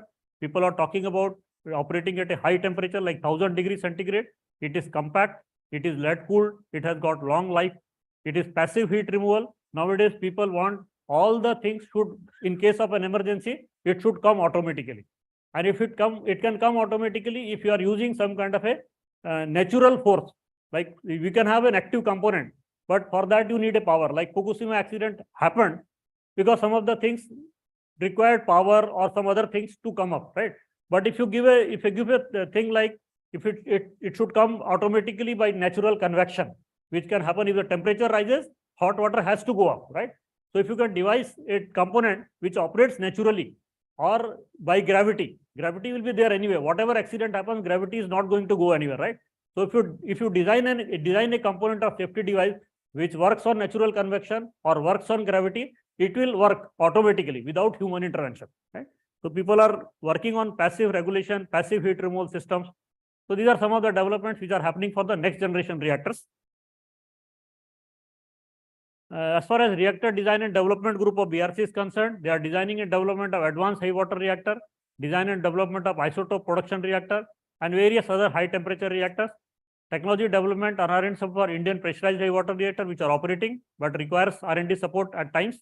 Design and development of fuel handling system, and other places wherever you can contribute in the development or maintenance of the reactor. These groups are contributing. Then as far as backend of the technology is concerned, we have Indian option for closed fuel cycle, because whatever is the outcome of a particular generation of reactor, we take it to the next generation after reprocessing it, right? So that is reprocessing and conditioning and recycling, supply of fuel to fast reactor, second stage of Indian nuclear program, resource utilization and minimization of waste burden for long-lived isonucleides. So these are some of the developments of backend technologies. Nuclear recycle group, which is working mostly on the backend nuclear fuel cycle. So these are some of the working domains of backend of the nuclear fuel cycle. Electronics and instrumentation group, basically working on control and instrumentation design of power reactor, reactor and process control system design and analysis, process like how do measure flow, how do measure temperature, how do measure pressure, how do measure level. So for that, you need to develop sensors. Then radiation detector, security system, cryptography. Then you have reactivity mechanisms like instrumented pipeline inspection gauge, supercomputing, grid computing, cloud computing, and all other things. So this is the basically domain of electronics and instrumentation group. Another domain in which electronics and instrumentation group is working in the area of some kind of a medical domain where people are working in this development of detectors. In biological sciences, as we discussed, they are working in the domain of radio protectors for the development of all biological related fields. As far as challenges in physics, chemistry, and life sciences are concerned, nuclear physics, reactor physics, condensed matter physics, radiation physics, accelerators, lasers, superconducting, plasma physics, etc. are covered by physicists. Radiochemistry, radiation and photochemistry, chemical dynamics, laser chemistry, spectroscopy, analytical sciences, theoretical chemistry, and bioorganic chemistry is covered by the chemistry scientists. And biology, radiation biology, biotechnology, nuclear biology, cell biology, and nuclear agriculture are covered by the biologists. And there are some issues which are covered by the for environmental sciences. There are other domains in which BRC has contributed in TACTIC, which is a TeV atmospheric Karankov telescope with imaging camera. So these are basically astrophysical devices which are used for getting the data. And this is MACE telescope, which is located at Hanel in North India, and it is 21 meter in diameter and 100,048 pixel data. So this is also used for getting astrophysical data, where BRC has contributed in the design and development of these telescopes. Now coming to the Indira Gandhi Center for Advanced Research, this was all about Bhabha Atomic Research Center. As I said, Indira Gandhi Center for Atomic Research was basically established to work in the domain of fast reactor. That is the second stage of the nuclear program. So basically their work is in the reactor design, reactor physics, reactor engineering, sodium technology, because the coolant used in the fast reactor is sodium. So sodium technology, infrastructural support, safety, electronics and instrumentation, material development, basic sciences, planning, HR and administration and account. So these are the various domains in which Indira Gandhi Center for Advanced Research is working, so that fast reactors can be developed for second stage of the nuclear power program. These are some of the research reactors in IGCAR. We said that it is 40 megawatt FBTR, that is fast breeder test reactor, and Kamini reactors, which are operating at IGCAR. These are some of the manufacturing. Once you want to develop a technology, you have to develop a lot of manufacturing methods. So these are the various manufacturing technology developed at IGCAR Kalpakkam, or because you are developing a new kind of reactor, so you have to work with the industry and develop some kind of a manufacturing technology so that your product can be delivered. Innovation in chemistry, there are various sensors required because you are dealing with sodium and all. So different kind of sensors are required. So these kind of developments have taken place at IGCAR. And materials in area of intense pursuit, because you are dealing with higher temperature. Higher temperature means strength will go down. So you would like to develop some kind of a material which maintains strength at high temperature also. The creep and other deformations are also less at high temperature. So for that, material development has also taken place quite a lot at IGCAR. Then when you are talking about a reactor, safety needs to be established, because Atomic Energy Regulatory Board, once you push up a case for your approval, Atomic Energy Regulatory Board will look into all safety aspects of your plant design, right? So you have to demonstrate your safety. So there are various safety things which has been like shake table or some high temperature testing and all that. So for that, you have to do the material testing, get the data and prove that all your components would be safe in the operation stage as well as in case of a accident scenario as well. This is also material science research, which is done for development of materials and property determination. Then coming to Rajaramana Center for Advanced Technology, which is located at Indore. This the various domains in which they are working is synchrotron radiation sources, advanced light sources using insertion devices, and free electron lasers. A large pool of experts working in various areas of advanced technology like lasers, power electronics, RF, vacuum, magnets, cryogenic, superconducting cavities, synchrotron beamlines, computer systems, and IT for mentoring incubation activities. High-end infrastructure with world-class testing and measuring instruments. Then large bank of DI technologies in diverse areas. High-intensity superconducting proton accelerator technology development. Accelerators for societal application like food processing and industrial applications. Laser and their application in different fields. R&D in material cryogenics, superconducting, etc. And participation in international collaborations. So there are various domains they are working in the domains of lasers and accelerators applied for the nuclear and non-nuclear applications. So these are the various lasers, copper vapor laser, etc. So they are developing this laser technology so that you can use this for various applications. Underwater laser cutting in Dhruva reactor. So if you use a mechanical tool to cut a material, it may require tremendous amount of effort. But if you use a laser, it cuts the material like a butter. You can cut it like a butter. So these are the various developments in the domain of laser. Then laser additive manufacturing. If you want to develop, now people want a lot of performance for a particular material. A routine material like stainless steel or some other material may not be able to perform that. You want a tailor-made material which should perform in a certain way. So if you want to do that, you have to go for laser additive manufacturing. We are using the small granules and add it up in a laser additive manufacturing and then get the product of whatever you are looking for from the properties. Like prototype for hip implants, they have generated using laser additive manufacturing technique. As far as nuclear fuel complex is concerned, because once you want to operate a reactor, you would have to have fuel, right? So you have got uranium, but then you have to convert it to some kind of a fuel element, which you can use inside the nuclear reactor and get the power. So we have nuclear fuel complex located at Hyderabad. They've got a new unit at Hyderabad, Kota, as well as in Pajayakayal. Also they have a zirconium complex, which are fabricating various components for the nuclear power plants. Then nuclear fuel complex, they are developing various products for the nuclear industry, right from a nuclear fuel element to tubes to various kinds of products which a conventional industry may find it difficult to supply. So we have our own manufacturing unit as nuclear fuel complex in Hyderabad. Then current program at NFC, so they are augmenting various production facilities for the sustained production of fuel bundles. Then these are some of the workshops photographs to show that various machines are utilized for manufacturing processes. This is also at NFC Hyderabad. Then they are developing another plant at Kota so that a parallel facility can be developed at Kota also so that you can fabricate fuel there as well.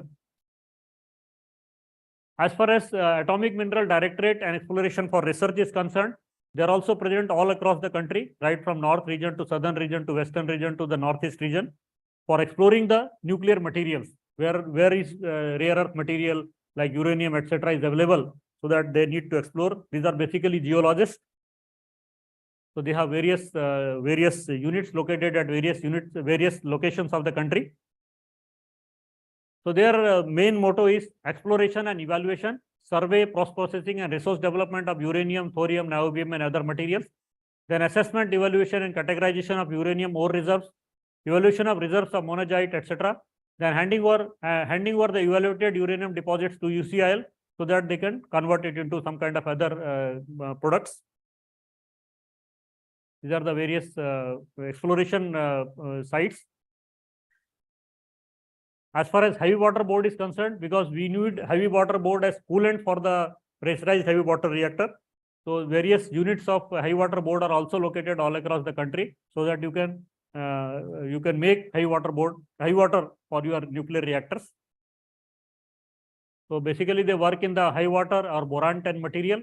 So they work in the front end technology for fuel purification, spent fuel reprocessing. And there are various societal applications also in which they are working to help the medical industry. So these are the various development indigenous processes we have been developed at industrial scale so that you can get high water. These are also some of the plants. This is oxygen 18 for healthcare applications. Then variable energy cyclotron center at Calcutta, which is working mostly on cyclotron project and nuclear reaction dynamics and Fermi energies. So these are some of the photographs from VECC Calcutta. They are basically working on medical cyclotron so that your PET scan and SPCT isotopes can be developed there. So they are mostly into the domain of medical physics. This is medical cyclotron. Then if you want to do all this kind of research, you have to have some kind of a agency who can do some kind of infrastructure development for you. So Department of Atomic Energy has one unit called Directorate of Construction Services and State Management. They are developing all the sites right from green level to the useful level. So DCSM is a construction unit of DAE which provides complete solution to infrastructure and residential requirement of DAE program. So these are the various units they have developed. This is medical cyclotron at Calcutta.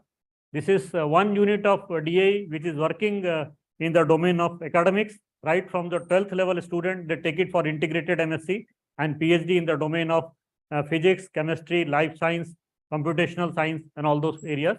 So this is one of the units of DAE in NISER, Bhubaneswar. This is International Center for Theoretical Science in Bangalore. Now, as I said, if you are doing all this radiation related thing, you have to have a regulator because you are dealing with such a material which cannot be lying anywhere unattended, right? So you have an Atomic Energy Regulatory Board. So this is Atomic Energy Regulatory Board. This is the composition of the Atomic Energy Regulatory Board. And these are some of the various scopes of Atomic Energy Regulatory Board where they work on so that you can safely deploy all your components and radioactive sources. So there are based on this, there are various future visions which we have devised for various units of DAE, what NPC should do, what BRC should do, what UCIL should do, and what IGCAR should do, what Bhavani should do. So these are various units with various future visions of the department. So if I summarize the mandate of the department, generation of nuclear power, basic research related to nuclear science and technology, development of new reactor design, developed advanced technology for medical and healthcare, development of fusion technology, that is at IPR Ahmedabad, then participation in international collaboration for mega science projects like ITER and CERN and all that. So these are the major mandates of the department. So if you want to have this major mandate of the department, you have to have some kind of expertise. So what kind of expertise we are looking for in the domain of reactor design, structural engineering, instrumentation, remote handling, development of reactor control system, reactor safety system, fuel and all that, basic sciences, agriculture, isotope application, nuclear medicine. This is a very wide domain, right? So if you want to cover a very wide domain, you have to develop the human resource. So we work on a human resource methodology like hire and train. So we hire people, train it on our department, and then put it on the job, right? So the various units of DA you already seen. These are the various R&D centers. They are public sector undertakings, industrial organizations, services organizations, and these are various grantee and institutions of department. So human resource development has been given importance right from the beginning of the inception of the department. So right from the inception, the DAE has placed great emphasis on in-house development of human resource for carrying out its research and development activities. To meet this objective, the BRC training school was established in 1957 in Mumbai. And to meet the changing needs of DAE, 4 additional BRC training schools have come up in Hyderabad, Indore, and Kalpakam. So right now, as on date, 5 training schools are operating, where we hire the human resource from all across the country, train them for the specific applications, and then use it in the mission mode of the department. So career opportunities in the department, career opportunities at various levels are available in the department in wide ranging R&D area of nuclear science and technology, Personals of DAE are, you can categorize, if you want to categorize all the personnel available in DAE, there are scientific staff, scientific officers and technical officers through training school and direct recruitment. There are technical staff, scientific assistant, foreman, draftsman, technician, paramedical staff, fire services, horticulture staff. Then you have administrative staff for administrative purpose, accounts and purchase and store. Then you have auxiliary staff, security staff, drivers and attendants. So right from the one stage to higher level, you are employing people for working in the department. Now, for doing that, we run a orientation course for engineering graduates and science postgraduates. We call it OCS program. It comprises of 1 year of coursework at one of the BRC training schools located at various locations, and each of these caters to specific needs of the departmental program. And the locations and objectives are, we have 5 training schools like BRC training school in Mumbai, at IGCAR Kalpakam, at RRCAT Indore, at NFC Hyderabad, at AMD Hyderabad. So it deals with engineering, design, development of thermal nuclear reactors, that is first stage, basic research and frontier areas of science, engineering, design and development of fast nuclear reactor, that is second stage, laser and accelerator program at RRCAT Indore, and NFC deals with process development, design, engineering, construction, operation and maintenance of plant for production of nuclear fuel and heavy water. And AMD training school deals with exploration technique for uranium and other atomic minerals. So these are the various objectives of various training schools which caters to the department. So various OCS programs, it's a flagship program of the BRC training school. It is running from last 66 year. The current batch which is running in BRC training school is the 66th batch. So we have various disciplines are covered under this program. We cover mechanical engineering, chemical engineering, metallurgical, electrical engineering, electronics engineering, instrumentation, computer science, civil, nuclear in the domain of engineering. And in the domain of science, we cover physics, chemistry, bioscience, and geology. And this 1 year training leads to postgraduate diploma for all the candidates. And if you can do a project work, it can lead to an MTech also from one of the institutions of the department that is known as Homi Bhabha National Institute, which is deemed to be university of the department. Then some of the young professionals like to start their career after doing some post-graduation. So for that also department has devised a scheme that is known as DAE Graduate Fellowship Scheme, through which an engineering graduate can take admission into one of the IITs and concurrently join the department, finish their MTech and then join the department, right? So this is one of the schemes where you have been provided 2-year fellowship, then open to engineering graduates and physics postgraduates. One needs to secure admission in BRC training school as well as in some of the IITs. And these are paid, stipend is paid as well as tuition fees is paid. And MTech project is jointly guided by guide from IIT and DAE. And after completion of the academic program, they are absorbed in the department. So you are one way you are completing your post-graduation, another way your job is also secured. So this is one of the schemes of the department. Induction and continuous growth. Once you join the department, selection of meritorious and motivated engineering graduates and science postgraduates, in-house training of the selected personnel by working professionals with high degree of expertise, creating a conducive environment for trained manpower to develop and hone their skills. The skills required and enhanced to be passed to a new entrant on a continuous basis, and encouraging success with professional incentives to motivate them further. So all points of department are they are motivating all the working professionals so that you can perform better. Seeking that in mind, in around 2003, department thought that we can create some kind of a university, that is a cluster university. Homi Bhabha National Institute it is known as. As on date, it is having academic program umbrella for 11 institutions of the department, and basically all these R&D institutions were available to the scientists first, but by creating this university, this has become now open to the students as well. They can join us either as an employee for MTech student or postgraduate diploma, or they can join as PhD student as well, right? So this is one of the openings in the department. So to further strengthen the framework for human resource development, HBNI was created in 2005. We got a UGC permission in 2005. So as on date, it is A+ grade university by the NAC, that is National Assessment and Accreditation Council.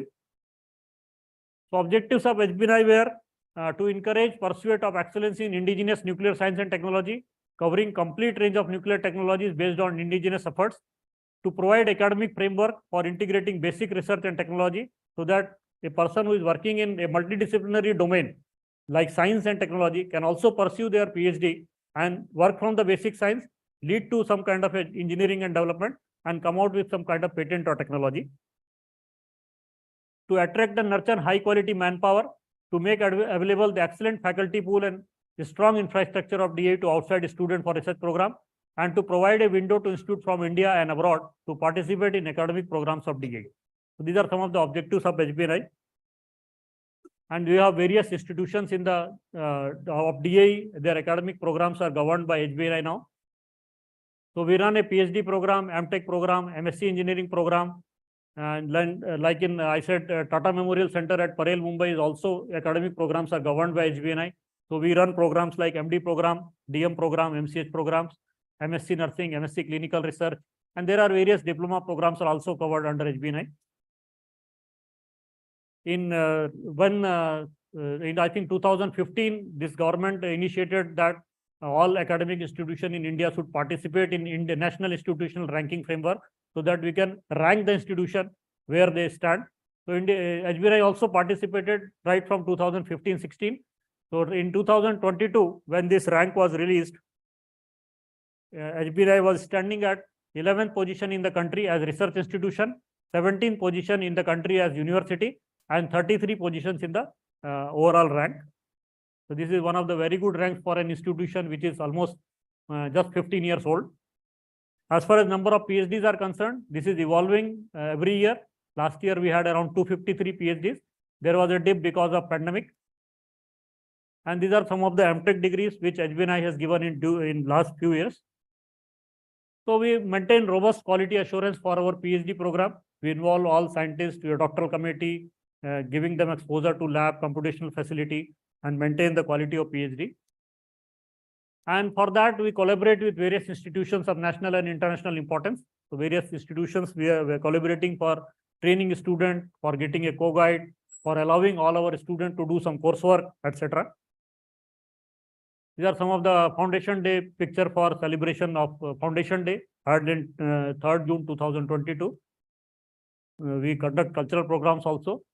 This is one of the cultural program for the training officers for this batch, ONuS-23. So as far as if I summarize what all infrastructure facilities are available in the department, Anushakti Nagar, BRC Colony is one of the residential township of Department of Atomic Energy of the Government of India in Mumbai.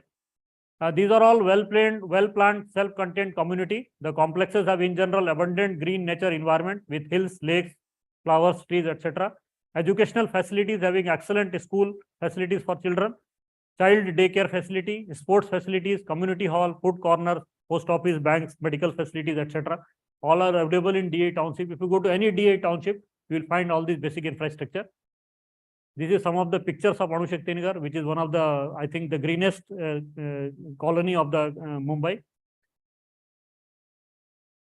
You have all sports infrastructure facilities available. This is the training school where we house the trainees.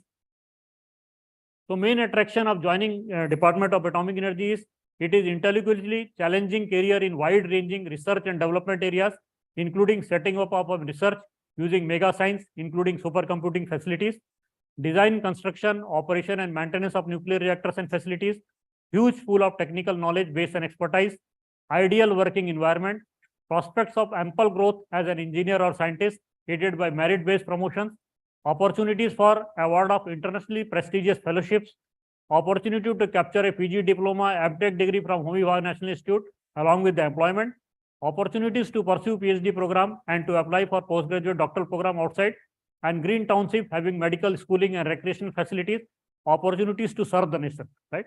So as far as the department is giving you all kinds of opportunities, and I am one of the examples. I joined as graduate engineer. Department gave me an opportunity to do post-graduation from Indian Institute of Science, Bangalore. And after that, I did my PhD from IIT Bombay. So the opportunities are available to all human resource. If you want to pursue any higher education, opportunities are available. And now department has got a university of its own. So you can enroll in HBNI, do your post-graduation or PhD degree also. So this presentation has been made possible with the contribution of a large number of colleagues from various DA units, BRC, IGCAR, NPCIL, RRCAT, AMD, NFC, High Water Board, AERB, DCSAM, AMD, and VCC.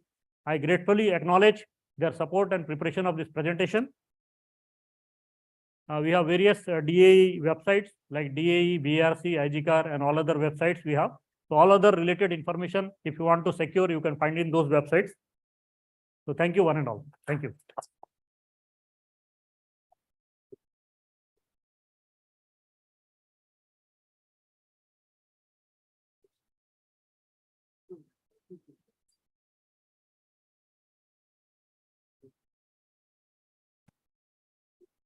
Thank you, Dr. Dureja, for giving this really much needed information. And it was like a journey through the different research activities taking place under the umbrella of Department of Atomic Energy. And we got to know that the area is so vast, right? It's so vast. It's like a complete universe in its own, where you have facilities and research center from supercomputation to biotechnology, from robotics to whatnot. So thank you, sir, for that. And we are ready to take few questions. If you have any questions, please go ahead and you can ask him. Okay, then do we have some questions online?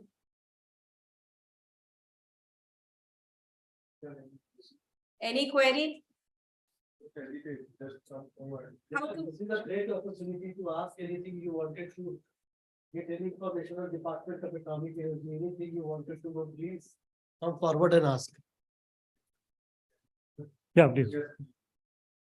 It was really an enriching session. So my question is, you mentioned that there is PG diploma in HBNR. Yeah. So the PG diploma will be offered in which course? Like the people who join the BRC training school, they are given PG diploma, or if they are an engineering student and if they are continuing with the project work, they are given an MTech degree.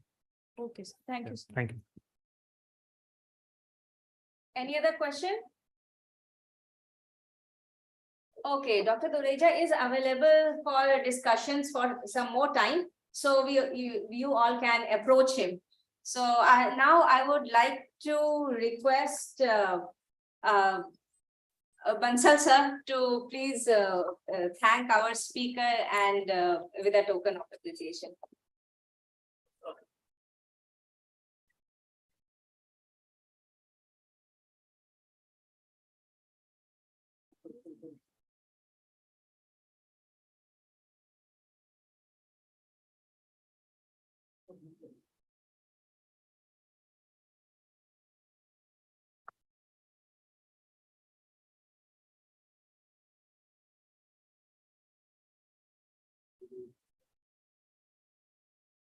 Shall we? Sir, there are few questions, if you don't mind. We are sorry for. No problem. Traditionally, but now students have typed and they are asking for whether BSc students have. Somebody has appreciated your talk. Yeah, thank you. It was a very interesting talk, and thank you for sharing such a wonderful knowledge and valuable knowledge. Question is, what are the safety measures that DAE is taking in case of nuclear disaster? What are the safety measures that DAE is taking in case of nuclear disaster? Can BSc student have a career opportunities in nuclear sciences? Is there any chance for MSc physics? How can we get admission in institutions such as DAE? So one question is on the safety norms, another question related to career, sir. As far as nuclear reactor safety is concerned, there are various safety mechanisms which has already been envisaged that these kind of things can lead to this failure, this kind of thing can lead to this failure. So there is a various defense in depth mechanism, they call it. And every parameter is also measured by 3 different routes, redundant routes. If I'm measuring a pressure, I will measure to 3 different routes. So that will at least enhance, that will ensure that I'm not going to measure anything wrong. Okay. So this is one of the things. And sir, somebody is asking, is there any career prospect for BSc student? Yeah, BSc student can also join, not in training school. For training school, it is orientation course for engineering graduates and science postgraduates. So they join after MSc degree. But at other requirements like scientific assistants and all, they can join as BSc. MSc physics. MSc physics, anyway, they are open for BRC training school as well as direct recruitment. They can join. Yeah, right now also this direct recruitment of TOC is open, I suppose. And that's all, sir.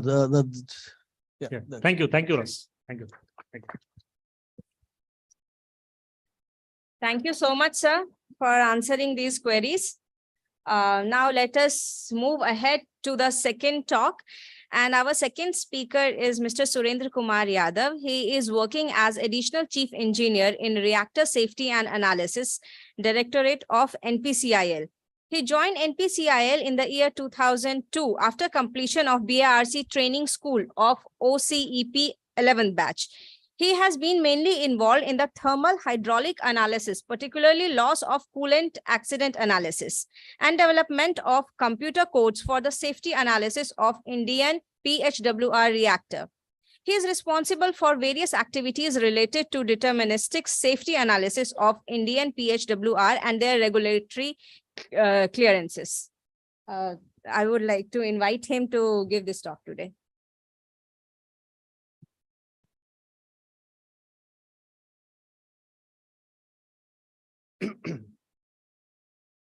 Good afternoon. Myself, Surendra Kumar Yadav. I am from NPCIL. In the previous presentation, Dr. Dureja Sahab already told about the R&D activity or various activity going on in the different units of Department of Atomic Energy like BRC, RRCAT, IGCAT. A brief about the activity of DIE is already covered. I will cover about the nuclear reactor. I think this is not, many people may be knowing what is the nuclear reactor. Basically, it is for generation of electricity. Okay. So first of all, I thanks for organizing committee to invite me and give me an opportunity to interact with a young pupil from engineering and science background.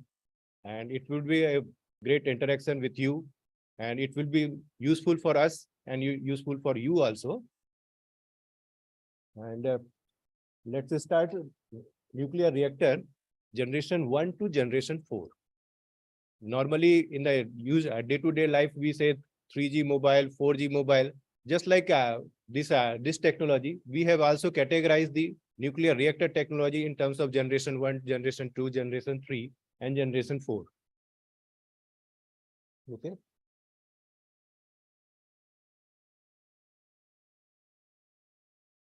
So before going into the presentation, this is the outline in which I will cover my presentation. First, I will say about some introduction about the nuclear reactor or nuclear reactor technology. Then I will give some glimpse about the reactor types. And then we go for safety of nuclear power plants. Then we will go for generation 1 to generation 4.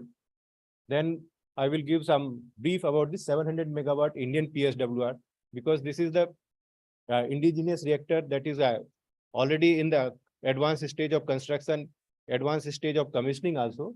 And very soon you will heard India have a 700 megawatt commercialized 700 megawatt. Then I will give some brief about the NPCIL overview. Anyway, previous presentation, Dureja sir has told something about the NPCIL also, but I will say, I will cover some more about the NPCIL overview. Then I will cover the experience of PSWR technology. And then the last one is the summing up, or you can say the conclusion. Okay. Now, this slide may be the preliminary in nature. I think everybody know what is the nuclear fission, what is the nuclear fusion. Nuclear fusion is keep inside. I will not talk about the nuclear fusion. I will talk only the nuclear fission and about the nuclear reactor. Nuclear fission reaction is basically, I think everybody will know, it's basically interaction of heavy nuclei with the neutrons. When a heavy nuclei interact with the neutrons, the heavy nuclei is split into the two parts. This because of this interaction, the heavy nuclei mass and if the subsequent mass of two split nuclei, there is some mass defect. And this mass defect converts in terms of the energy. In a general form, you can say that just like a uranium interact with neutron, this is the intermediate stage, uranium-236. This is the one of the heavy nuclei, 235 is a heavy nuclei. Let's say if we interact with neutron, the intermediate conversion is the uranium-236, and then it will split into the like xenon or krypton, strontium. So many small nuclei that will split from high nuclei. And as a result of that, the result of this mass defect, the energy is converted. So this, for one fission reaction, in general, the energy is around 200 million electron volts. What is the breakup of 200 million electron volts is this. Generally, out of 200 million electron volts, the 164 million electron volts is in terms of kinetic energy of the fission product. What is the fission product? This is the splitting two nuclei. This is called fission product. Okay, and this fission product have kinetic energy of 164 million electron volts. So this fission product try to move away from each other with a very high kinetic energy. But this fission product inside the nuclear matrix, fuel matrix, so fission product cannot go out. So what will happen? So this will transfer the energy of kinetic energy in terms of heat. This heat is utilized by some coolant, and this heat is transferred to the boiler. Boiler is nothing but it will convert the water into the steam. So this heat from nuclear source is transferred to the boiler, and this convert the water into the steam, and this steam will transfer to the turbine to get the electricity generation, and then again steam will get condensed in the condenser, and this is the cycle. So this is the conventional cycle. This conventional cycle is common for thermal power plant, or you can say the oil-based power plant, and this is common for nuclear power plant. Only difference is that what is the source of energy? What is the source of energy we are giving to the boiler? And how we are converting from water to the steam? This is the conventional. This is common for a coal-based power plant or oil-based power plant. But difference is here. Someone is getting energy from coal, someone is getting energy from oil, gas, or we are getting the energy from nuclear. Apart from this 200 million electron volt, some energy is deposited in terms of kinetic energy of secondary neutrons. So each fission reaction, there are two fission product, but there are 2 to 3 neutrons also generated in each fission reaction. 2 to 3 neutrons. If these 2 to 3 neutrons again interact with heavy nuclei, again it will split, and again 3 neutrons will generate. Okay, so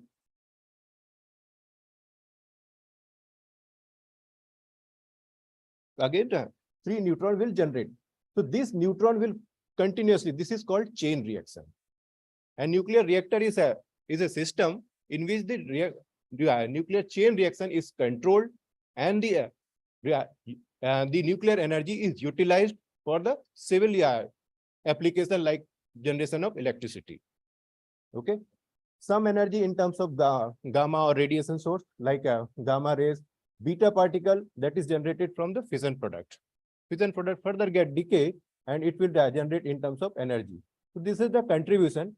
Out of this, there is one energy of 11 million electron volt. This is in form of neutrino that cannot be captured. These are very tiny parts of tiny elements that cannot be captured in the nuclear reactor, even in any shielding materials. So this is the anyway this energy will go out. So total 200 million electron, 164 million electron volt energy in one fission. Millions of millions reaction takes place in a single moment. So this I will cover the next slide. Okay.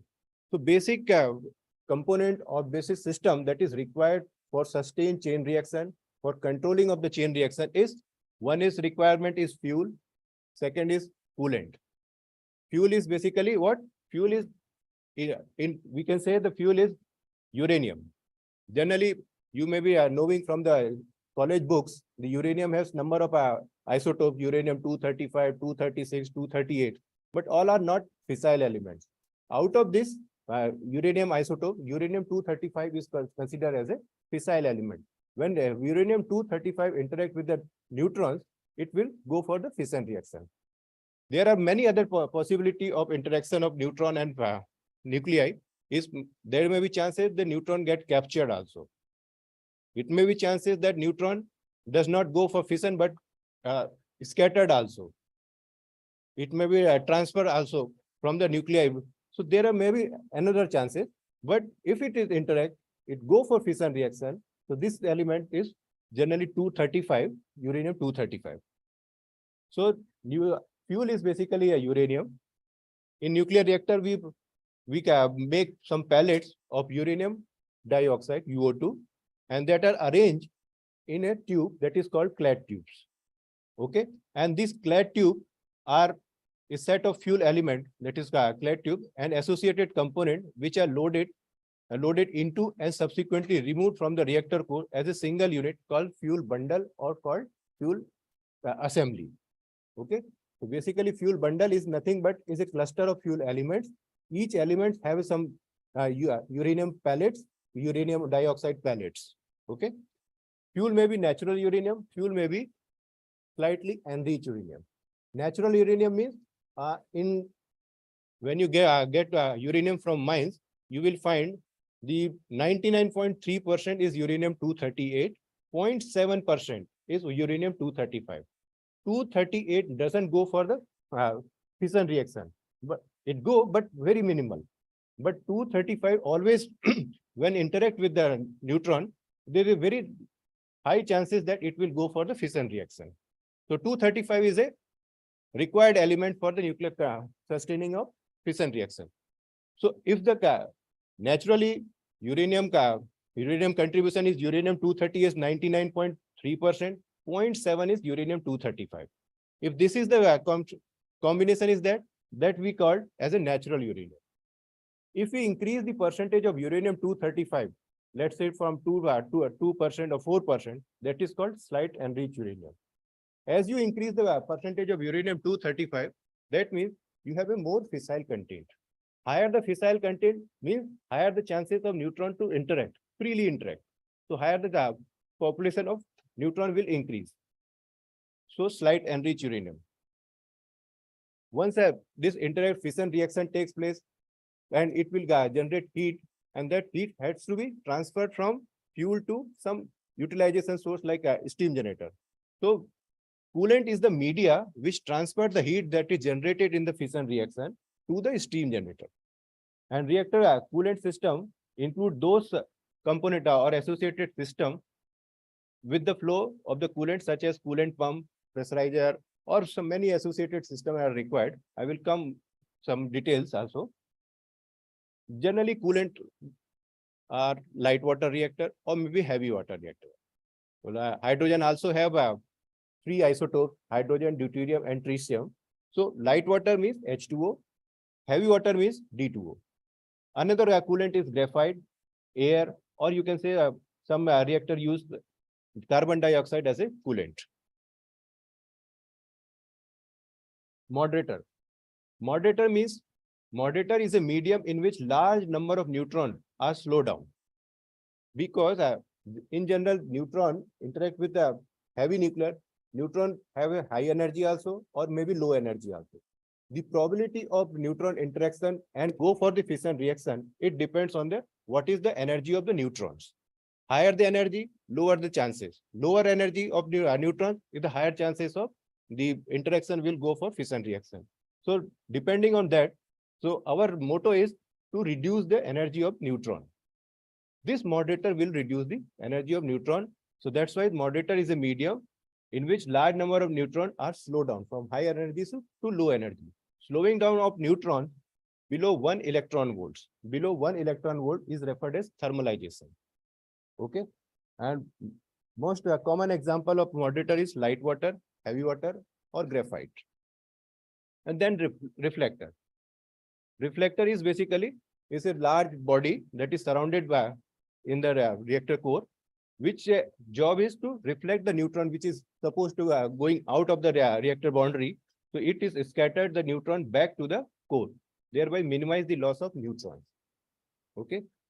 So most example are light water or heavy water, and graphite are the common example of reflector. Now, with this basic about the nuclear fission reaction, there are 6 number of reactor design is already commercially available, that is worldwide. These reactor design are based on the type of fuel, type of coolant, and type of moderator. Type of fuel means which reactor is using slightly enriched uranium or natural uranium. Some reactor are using a heavy water, some reactor are using light water. Some reactor are using moderator of light water, some reactor are using heavy water as a moderator. One thing you should remember, higher enriched uranium, that means higher chances of increase the population of neutrons. So we have, if you increase the enrichment of uranium means the content of uranium-235, not 238. If you increase the content of uranium-235 and it 235 will interact, so it will generate the more number of neutrons. If more number of neutrons can generate, then its power can also be increased, and there is chances that if neutron absorbed by any absorbing material like water or some absorbent material, so we can manage. So because of that, if you are using light water, one more property of heavy water and light water means H2O. H2O has a property that H2O can absorb more number of neutrons as compared to D2O. D2O absorbs some less number of neutrons as compared to H2O. If we are using natural uranium with light water, that means the neutron generated from the nuclear fission reaction, it will get absorbed by the light water itself. So your sustained chain reaction cannot be possible. In order to sustain the chain reaction, we have to use moderator or coolant such a way that it will absorb less number of neutrons. That means it's a heavy water.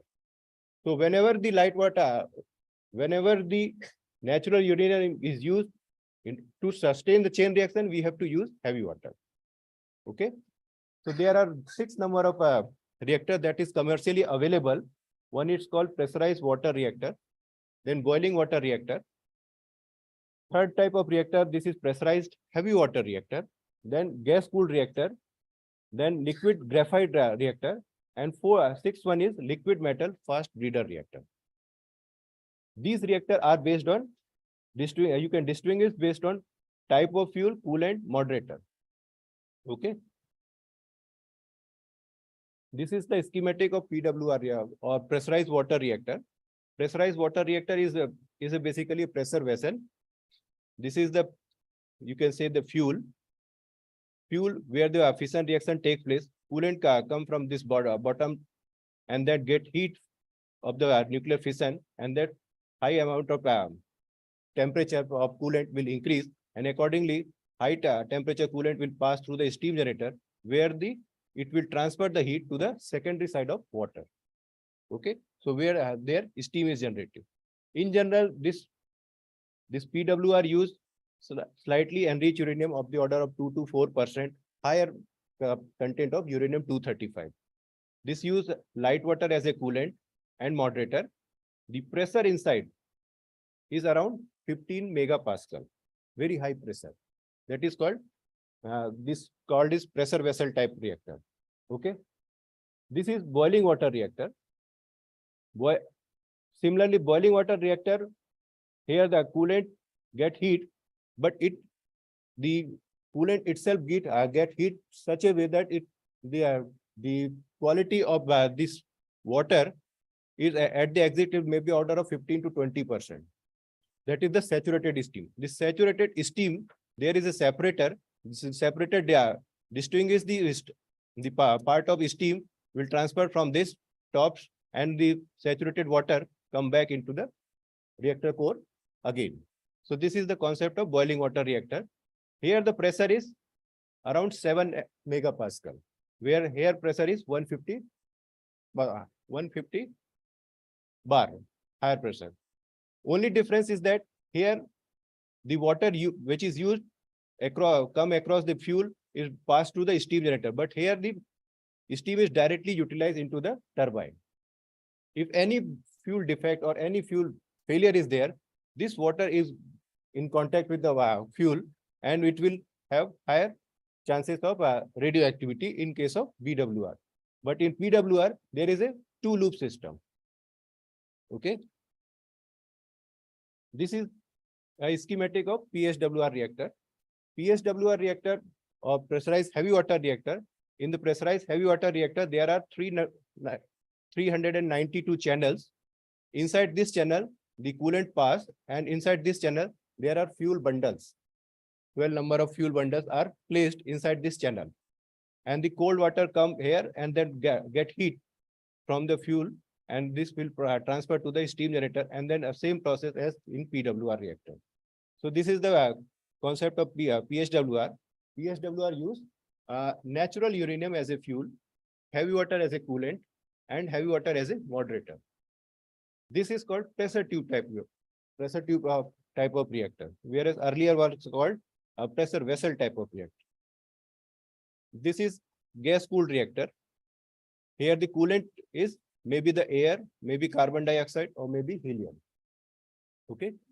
Here enriched uranium is used. Graphite as a considered as a moderator.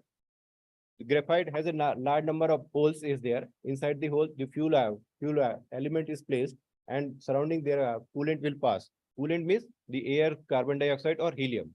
And because this is gas, the temperature could increase to a very high value, maybe order of 500 or 600 degrees centigrade.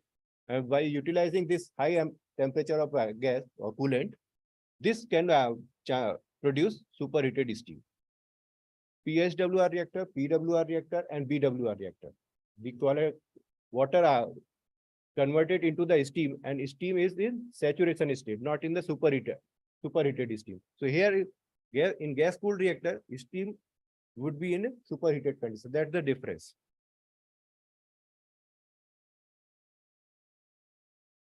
Now this is liquid graphite cooled reactor, or this is RBMK reactor. Here the fuel is uranium of enriched uranium. Coolant is light water, and the moderator is graphite. This is similar to the gas cooled reactor, but only difference is that in the gas cooled reactor, coolant is the gas, that is CO2 or helium, but here the coolant is light water. This is liquid metal fast breeder reactor. Here the fuel is maybe the enriched uranium, or maybe in terms of uranium plutonium mixture. Coolant is liquid sodium. Liquid sodium means the liquid sodium has a very high boiling point of the order of 900 degrees centigrade. So here chances is that you can make superheated steam. Higher the superheated steam means you can increase the temperature, and accordingly the efficiency will also increase. This is fast breeder reactor. Fast breeder reactor means this in this reactor the fission reaction takes place because of the fast neutrons, not by slow neutrons. So that's why here there is no moderator. Whereas a previous reactor like PWR, BWR, PHWR, everywhere moderator is required, but for fast breeder reactor there is no moderator, because here the fission reaction is because of fast neutrons.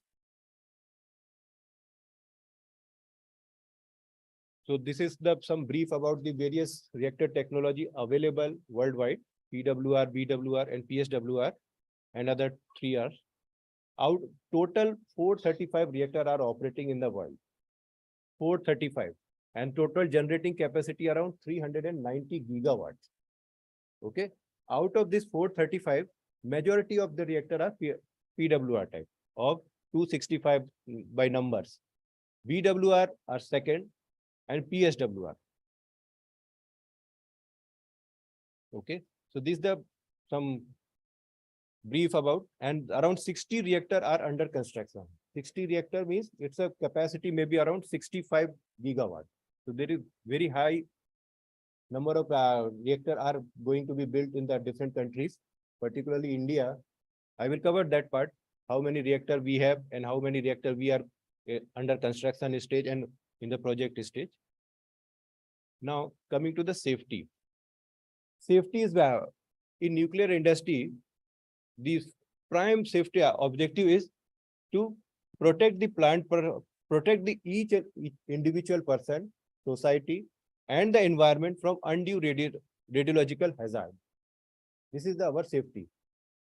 In nuclear industry, there is one motto that is everywhere it is written, that is called, we say always, safety first, generation next. It's our motto is there.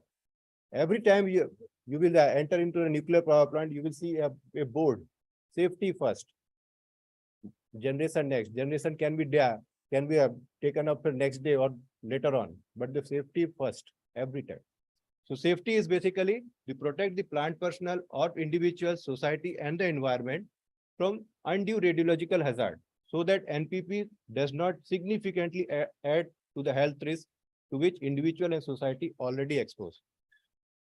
You are aware that society or every person is already surrounded by the radiation. Radiation may be from the sun, radiation from the various sources like medical equipment or various equipment, they are generating the radiation source. So we are surrounded with some radiation. So our objective that what the magnitude of radiation we are already surrounded, the addition of new radiation to the public should be minimum, as low as reasonably achievable. This is first. Second, in case of unfortunate situation, in case of accident or in case of some drastic, the radiation risk to the public should be minimized. Minimized means it should be below the prescribed limit by our regulatory body. Okay. There are three fundamental safety functions in the nuclear reactor. Three fundamental safety functions. If these three fundamental safety functions, if we can manage, that means there is no chances of release of radioactivity. There is no chances of any radiological hazard to the public and the environment. What are these fundamental safety function? One is ability to shut down the reactor and maintain it under shutdown condition.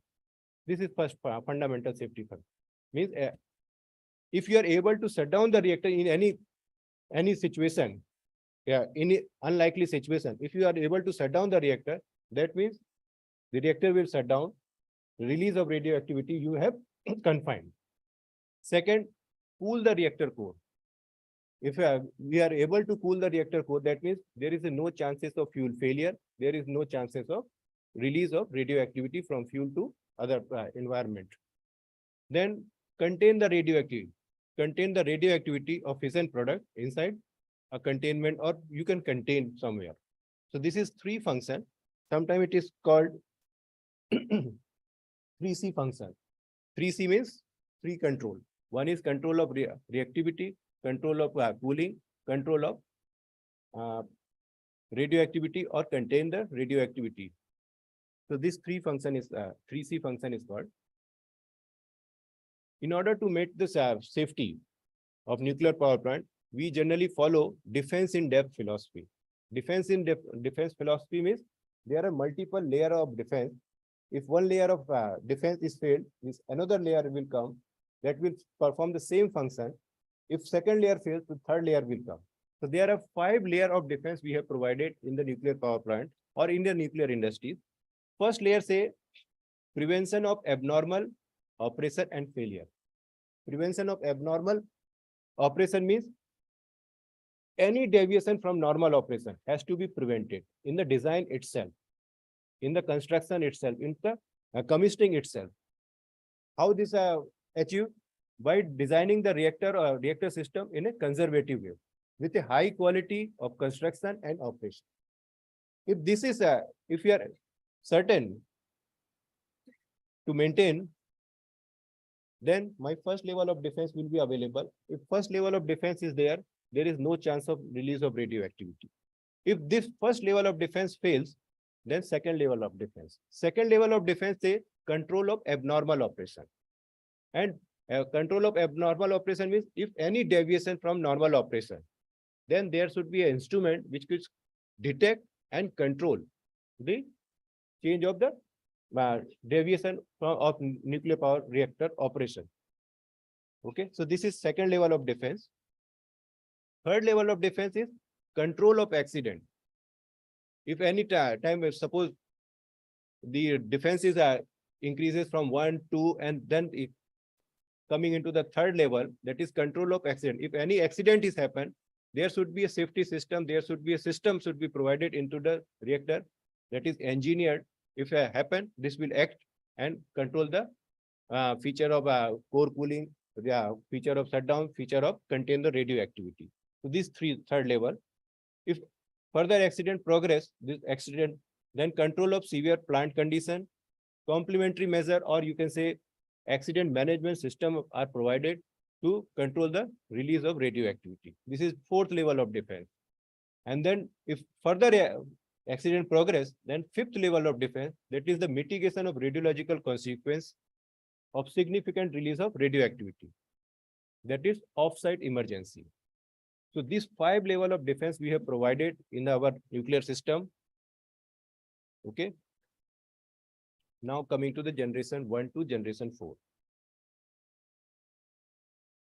Generation 1 to generation 4 is basically, if we in general, we can say that generation 2 is better than generation 1 in terms of safety, in terms of economy, in terms of commercially viability, in terms of fuel utilization. So based on that, the generation 1, 2, 3, sometimes it is called 3 plus also, generation 4. So this is how it is distinguished by safety, cost effectiveness, security and non-proliferation, grid appropriateness, fuel cycle, and commercial viability. Safety is basically a very important parameter. Safety means is the risk to the public. How we are reducing the risk to the public is we can distinguish the particular reactor is a generation 1, generation 2, and generation 3 and 4 and 3 plus. Okay, so safety. Then cost effectiveness. Actually, the electricity generated from the nuclear power plant has to be well compatible with the other source of electricity generation, like coal waste or oil waste or hydro. So our electricity should be in competition with the other source of energy. So this is called cost effectiveness. And this cost effectiveness increase from level 1 to level 4. Then security and non-proliferation. This is basically any nuclear theft or any terrorist group or this kind of interaction. So the reactor design should provide a safety towards the security and non-proliferation. Then grid applicability and then fuel cycle. Reactor should be incompatible with the grid. What is the frequency and voltage required by the grid? The reactor should develop the same frequency and the same voltage requirement. Fuel cycle, I think in the previous presentation, is a front-end cycle, back-end cycle, both are very important. Front-end cycle means the fuel that is from mines to entering into the reactor core. That is called front-end cycle. Back-end means the spent fuel from the reactor to further repository or some further storage. That is fuel cycle. Based on this fuel cycle, the generation 1 to generation 4 is defined. And then commercially viability. How reactors are commercially viable. Based on that, the generation 1 to 4 is defined. Actually, there is no national or international agency which say which reactor is which generation. It is the just some attribute regarding the generation 1, generation 4, by which I can say that which reactor is generation 1, which reactor is generation 2. If you go for nuclear industry, nuclear reactor, building of nuclear reactor start from 1950s. In 1950s, the reactor start building with a very small capacity of the order of 40 megawatt or 100 megawatt. There are few examples are Sipingport, Dresden, Fermi, and Magnus reactor. Generally, generation 1 reactor is called as demonstration reactor. Demonstration reactor means prior to build a very large reactor, you have to demonstrate this the reactor concept in a small scale. So that is generation 1 is called demonstration reactor. Generation 2 is basically nowadays most of the reactors that are operating in the worldwide are generation 2 type of reactor. Generation 3 is rather an advanced reactor, and generation 4 is in R&D stage, or it is further advanced than generation 3. This is some 1950s. These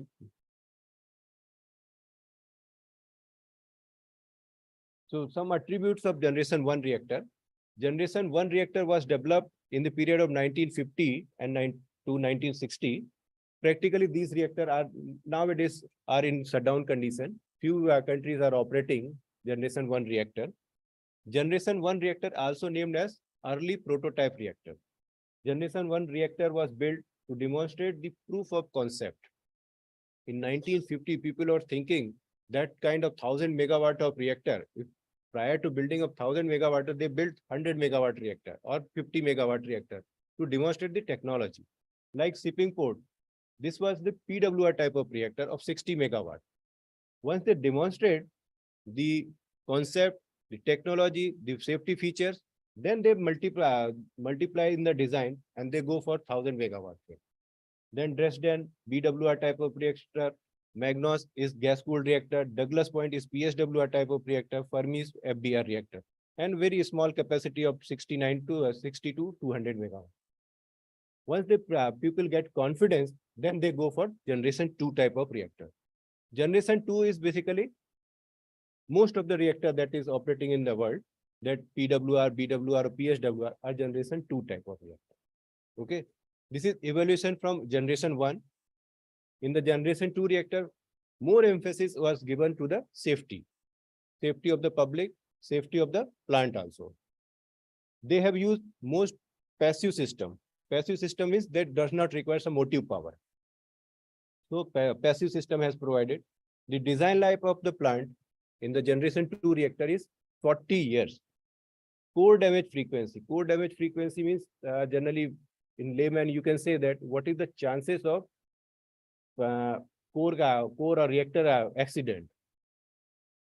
So in terms of that, we say as core damage frequency. The core damage frequency for generation 2 reactor, they have identified as a 10⁻⁵ per year. Means 1 in 100,000 years. 1 in 100,000 years. Then at present, generation 2 creates the base of the nuclear power industry. Most of the reactor, more than 95% reactor are operating with generation 2 type of reactor. Generation 3 reactor. The major attributes of generation 3 reactor are, they have evaluated from the generation 2, standard design, simple and robust structural design. The core damage frequency here is 6 into 10⁻⁷.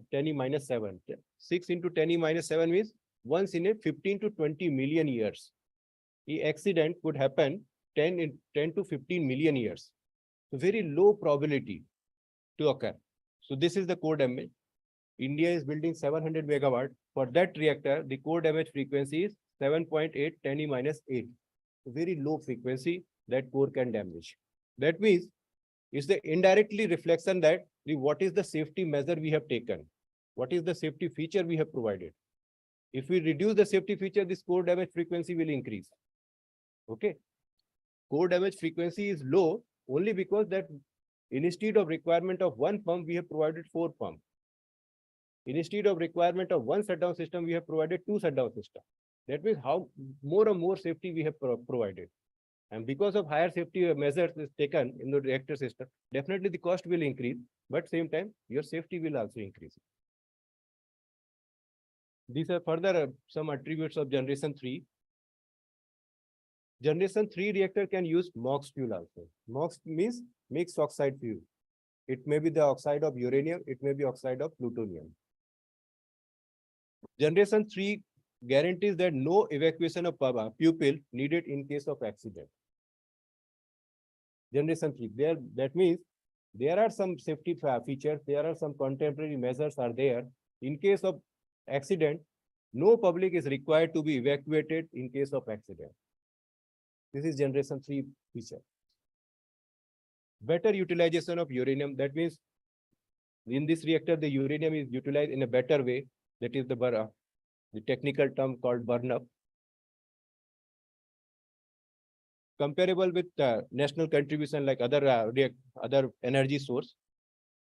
Our 1000 megawatt reactor VVR 1000 that is built in the Kudankulam region, Kudankulam or the Kanyakumari region, that is, and our 700 megawatt is considered in the generation 3 type of reactor.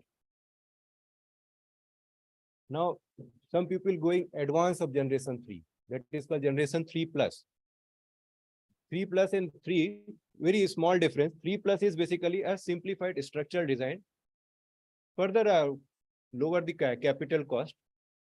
Fuel exploitation or fuel utilization is better in generation 3+, and flexibility of power operation. So these are the some main attributes of the 3+ reactor. Now coming to generation 4. Even though generation 2 and generation 3, even generation 3+ reactor are operating or in the stage of construction, and they have assured that they have enough safety, enough compatibility with the other reactor, enough efficiency, enough fuel utilization, but still we are going toward the generation 4 type of reactor.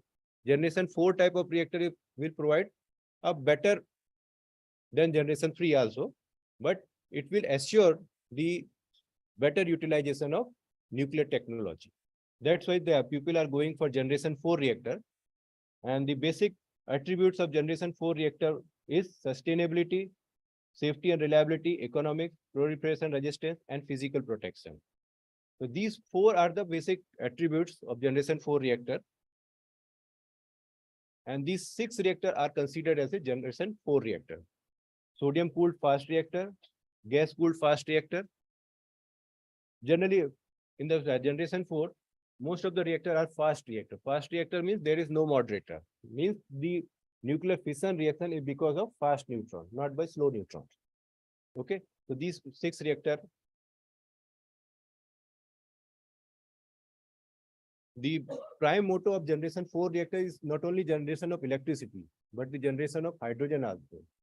Is the recycling of the actinides.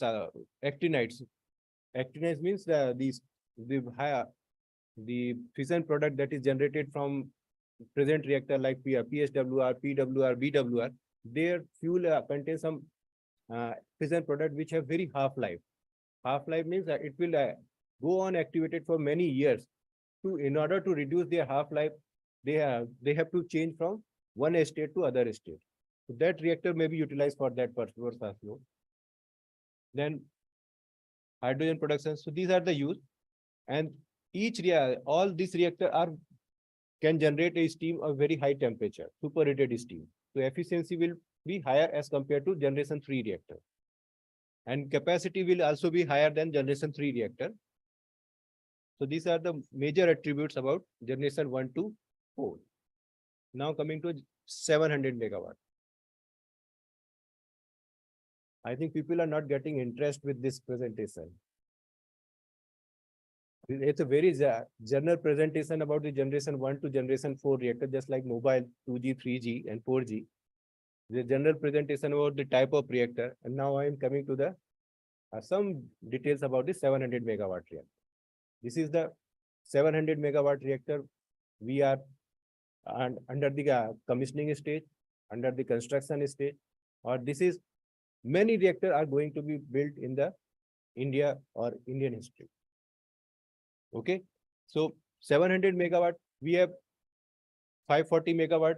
When 540 megawatt commissioned and commercialized in 2004 and 2005, that time the capacity of 540 megawatt was the highest in India. That time in 2004 and 2005. We are building 700 megawatt reactor. That is the highest capacity of our PSWR. Okay, 700 megawatt is the evolved design from 540 megawatt. System are required. That system that is provided in 540, this is there also. But additional to that 540 megawatt, there are further improvement. Okay, so this CDF, that core damage frequency of 540 megawatt will be higher as compared to 700 megawatt. So 700 megawatt further reduces. It's a many first of kind of system has been provided in 700 megawatt that confirm the any case it will meet the safety goal. It may meet the acceptance criteria prescribed by our regulatory body. It is as per the latest national and international regulatory requirement. In 700 megawatt, there are 2 shutdown systems. Both are fast acting, independent and diverse. In 700 megawatt, first time interleaved core configuration. That is quite detailed. You will, if you go through the various paper of 700 megawatt, then you will realize what is the new changes in 700 megawatt. But in brief, you can say that we have provided many reactor trip parameters. We have provided many safety system in 700 megawatt. In case of power failure, in case of complete power failure, we have designed such a way that the reactor core cooling can be maintained through the natural phenomena like thermocycling. So this steam generator is well above the reactor core.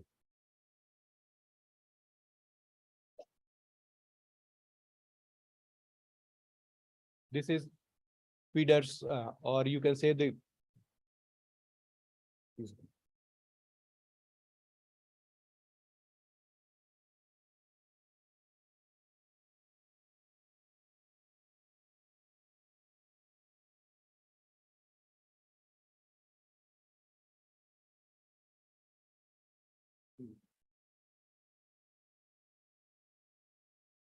okay.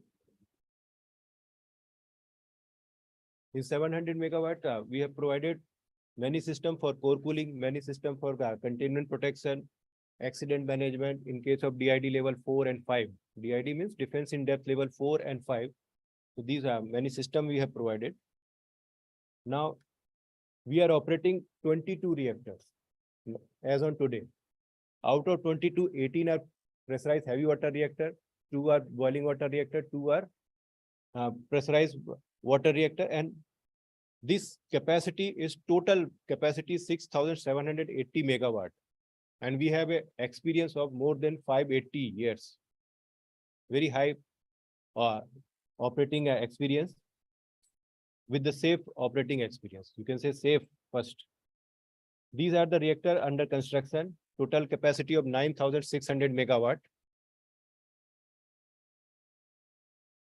Similar to generation 1 to generation 4, in the Indian reactors evaluation, way back in 1965, we have initiated a building of nuclear power plant that is in Tarapur, 1 and 2 of 160 megawatt, and that was commercialized in 1969. And that was very first. Very few countries have nuclear power plant that time. India has built 160 megawatt. Then we have 2 pressurized heavy water reactor as Rajasthan. That is the technology demonstration by the Canadians with the help of Canada. Then we go for indigenous effort. We have built Madras, Narora, and Kakrapara 220 megawatt. Then we slowly indigenous, then standard, then consolidation, and then commercialization. Now we have a position we can multiply the reactor. We have enough experience. We have enough build the reactor. We have enough operating reactor and experience. Now we are in a position for fleet mode. Fleet mode means multiple reactor at a time. So we are going fleet mode of 700 megawatt and going towards Atma Bharat और आत्मनिर्भरता की ओर हम लोग बढ़ रहे हैं. So with indigenous effort and experience, safety has improved to achieve world-class standard. Our safety goal as per the world class. These are the reactor which you will have surprised.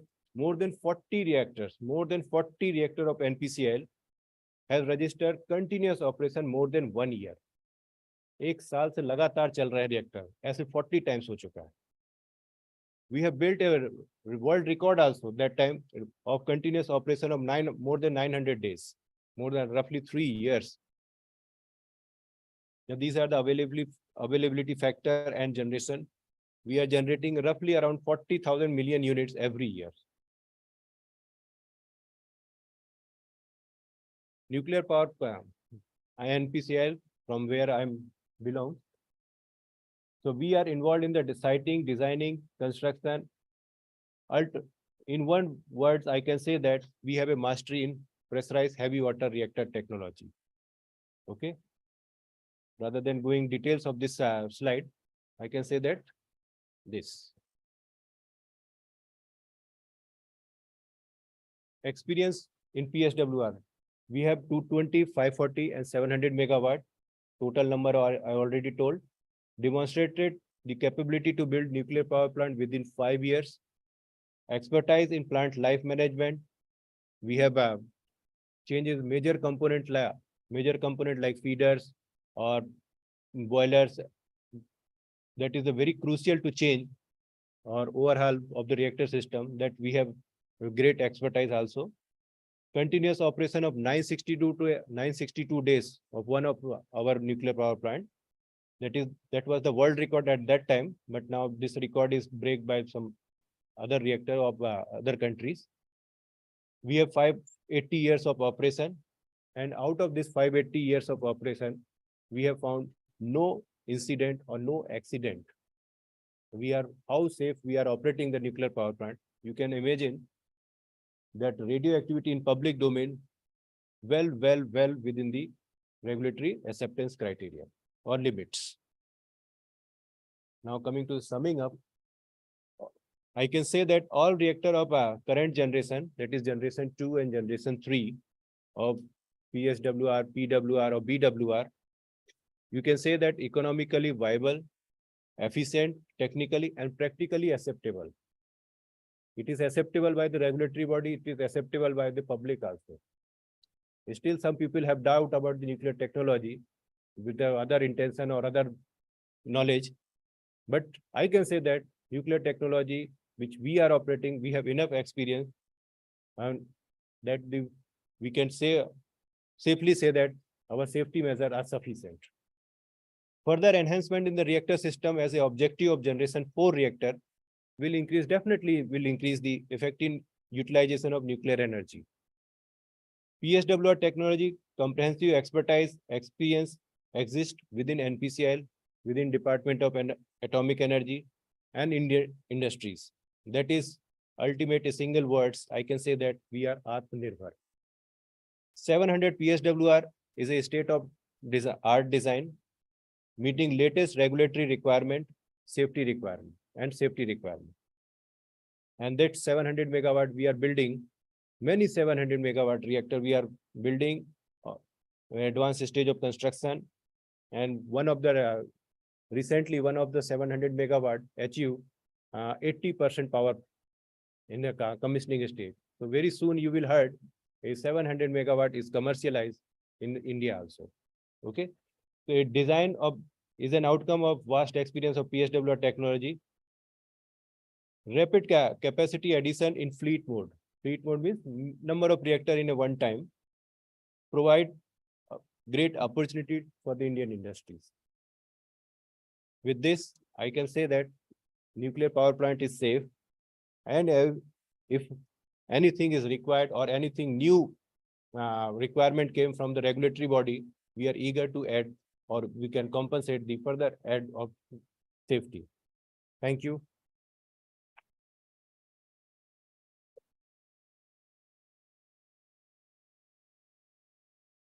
These are few photographs of our nuclear power plants. Any question, please? Oh, there are so many questions. Yeah. Wow, good to know. Go ahead.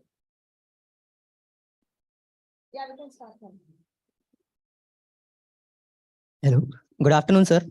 Sir, जैसा कि आपने बताया कि fission reaction के लिए thermal neutron की जरूरत पड़ती है, मतलब यूं कहें कि स्लो न्यूट्रॉन की जरूरत पड़ती है. फिर आपने जिक्र किया फास्ट ब्रीडर रिएक्टर का, जिसमें फास्ट न्यूट्रॉन से फिजन रिएक्शन हो रहा है. तो उसमें फिजाइल फ्यूल या फिर टारगेट मटेरियल कौन सा यूज होता है? टारगेट मटेरियल सेम यूज कर सकते हैं आप, यूरेनियम 235 भी यूज कर सकते हैं, प्लूटोनियम भी यूज कर सकते हैं. Only thing is that if the neutron energy is high, then the interaction of neutron with the fuel will lead less chances of it will interaction into the fission. It may get capture also. The chances of capture increases, the chances of fission decreases. But if you reduce the neutron energy, the chances of fission will increase and capture is decrease. Okay. So because of that, because in PSWR reactor we are using natural uranium. That means we can develop less number of population of neutron. जब हमारे पास neutron कम रहेगा तो हमें best utilise करना है. Better रहेगा कि जितना आप स्लो डाउन करते जाएंगे आपके फिशन के चांसेस बढ़ते जाएगा. अदरवाइज क्या what will happen, neutron fuel से इंटरेक्ट करेगा but it will get capture also, it will get scattered also, it will not go for fission. और फिशन के लिए आपको बेटर बनाना है तो आपको न्यूट्रॉन की एनर्जी कम करनी पड़ेगी। बट इन फास्ट रिएक्टर वहाँ ऑलरेडी एनरिच यूरेनियम है, चांस है आप प्लूटोनियम यूज करेगा, यूरेनियम यूज करे तो आपका फिसाइल कंटेंट आप बढ़ाते जा रहे हैं, तो there they can manage. So there is some different purpose also in the fast reactor that we will cover in the later lecture also. Thank you, sir. Sir, my question is related to back end of the fuel cycle. When we are extracting uranium from the spent fuel, we encounter many interfering ions like thorium and lanthanides. So have we devised any materials that will be selectively extracting only uranium? See, back end cycle is very well. The spent fuel from nuclear power plant. Yes. Sometimes it is called a spent fuel, sometimes it is called diamond also. Okay. Okay, so the spent fuel can be utilized to recover some fissile element like plutonium, like uranium-235 also. We are in a process that the spent fuel of PWR reactor, they are using slightly enriched uranium in the spent fuel. They will contain more than the natural uranium content, that is 0.7% से ज्यादा ही होगा.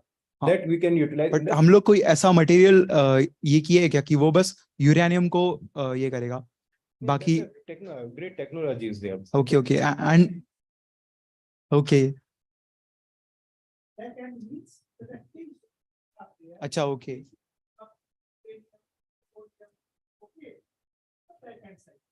But now additionally over and above, some traces elements like cesium-137, which is like a poison as such. But if we select that for ruthenium, like our two names, these can be picked up, these traces can be moved to cancer treatment for particular uses. So that solvents are also being fed out. Okay, and is being done. So that is the like minor aspects of the back end side. Okay. Okay. So uranium SS238 is 99.3%. So that is a very large. So that we have to extract and keep for the second stage. Yes. That is was there. Now the traces element also is being selected. Sir, one more question. In liquid metal, you talked about we are using liquid sodium. So उसका मतलब safety mechanism कैसे है? वो कैसे handle करते हैं liquid sodium उसमें? Actually, liquid sodium, as I told, a PWR reactor, there are two loops. In one loop, the coolant will come into the contact with the fuel. But in this liquid metal cooled fast breeder reactor, there are three loops. One loop contains sodium, second loop contains sodium, and third loop, the tertiary loop is the water. So there is a very rare chances that the sodium will mix with the water. Okay, okay.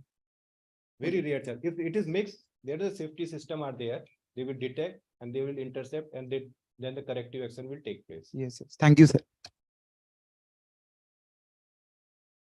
So like when we talk about reactors, so the reactors which operates in a heavy water, and when the reactors which operate in a light water. So which gives more efficiency? See, efficiency depends on what is the temperature of the steam.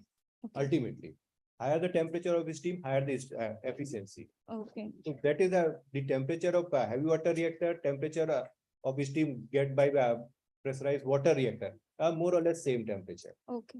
Okay. Only difference is that the heavy water reactor uses natural uranium. Because of natural uranium, that means the content of uranium-235 is very less.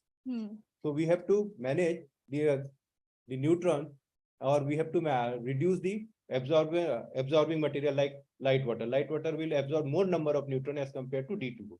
That we are using D2 as a coolant and the moderator. Okay. But PWR, they are using enriched uranium. They can manage some of the neutron can absorb by the water also. Okay. So they are using the light water. But the efficiency wise, more or less PWR and BWR and PSWR are same. Okay. They are of the order of 30 to 35%. Okay. One more question, sir. Do we have opportunities in research projects like internships in BARC? Yeah, previous lecture presentation, like for short period or like which lasts for 2 to 3 months. Definitely. Okay. So graduate students. For the what will be the. So I would like to add, sir. Yeah, a lot of trainees come for short-term project in BRC. Like in summer, or you can just need to write people, means you have to email to head HRDD, and then you have to choose that I want to work with. I have spoken to such and such person, and he has shown interest to work with me. Assume that you want to work on, say, fast reactor project. So I have spoken to XYZ, and he has agreed to host me for this project, and I want to work with him for some 6 months. And there are hundreds, 150, 200 people every 2 or 3 months. People are coming for short term. So there are a lot of avenues which you can look into it and explore for the right people and right place. So the website on webpage, do we have available all Yes. these things? So when you'll go to HBNI webpage, depending upon your research interest, or if you have spoken to somebody, say if you want to work on organic synthesis, so you look for people who are working on organic synthesis, say, and then you write an email. The email ID will be mentioned there. You write an email to that person that, sir, I am this. I am from this college. I want to work for 6 months with you, and then that person will guide you how to go through it. So go to HBNI website, look for professor, look for your, so you want to work on solar cell, look for the person who are working in solar cell, or you want or nuclear physics, you want to work on material science. So there are a lot of faculties who are working on that respective. Write to them, and they will guide you accordingly. Thank you. There is student corner also. In the BRC website, there is something called student corner. You will see what are the typical formalities you have to follow before applying. So you can see that.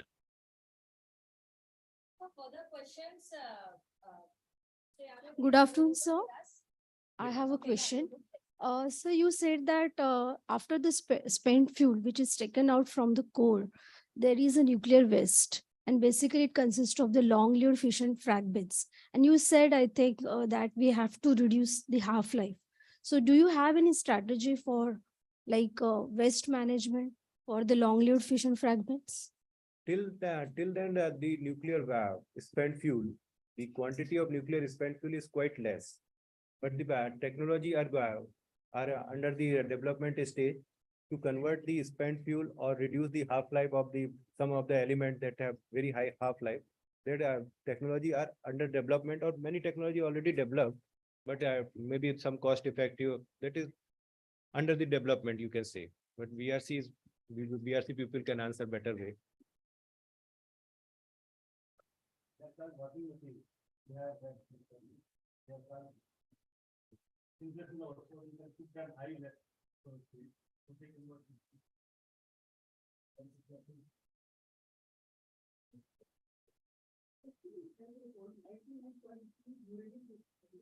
So major portion is removed. Okay, uranium 235 is 0.7%. Out of that, 0.4 will burn. So therefore 99.8 is taken out. Remaining 0.2 is plutonium, cesium, ruthenium, separate elements. Okay, then minor actinides are there. So because of this extraction of all this, so remaining minor actinides are very small. So for that, present technology is waste management through glass matrix. So one of the techniques, it is made in the glass form, and then it is not leaching out, so it can be separate. But efforts are going on to extract further elements separate by separate, which can be used.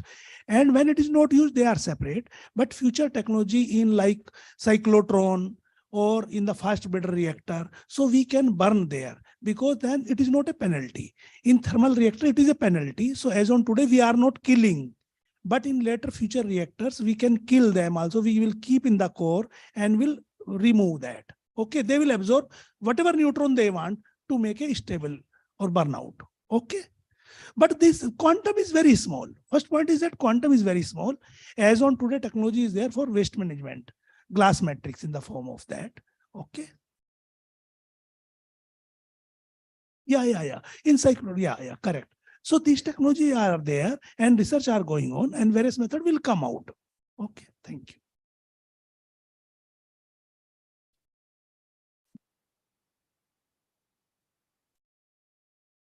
Sir, I want to ask about accelerator-driven subcritical system, where we use neutrons from another source, like maybe accelerator or something, to trigger the reaction. So can you shed some light on that matter, and what is India's progress in that field? Still, for accelerator, this you are saying the purpose of this accelerator is not only to generate electricity, but also the transmutation of high half-life element into the smaller half-life elements. But it's still that this the development is divided into the 3 stages. Already we have completed 1 stage of that is the 1 stage. Second stage we are doing some research, and very soon within some years we will develop the accelerator that is required for the transportation of heavy nuclei of high decay half-life to smaller half-life. Sir, but where we have reached in terms of practicality in that area? Practicality, actually, I cannot say because I'm from NPCI, but in terms of in general, you can say that the complete project is divided into the 3 stages. 1 stage is already completed. We are doing work for 2nd stage.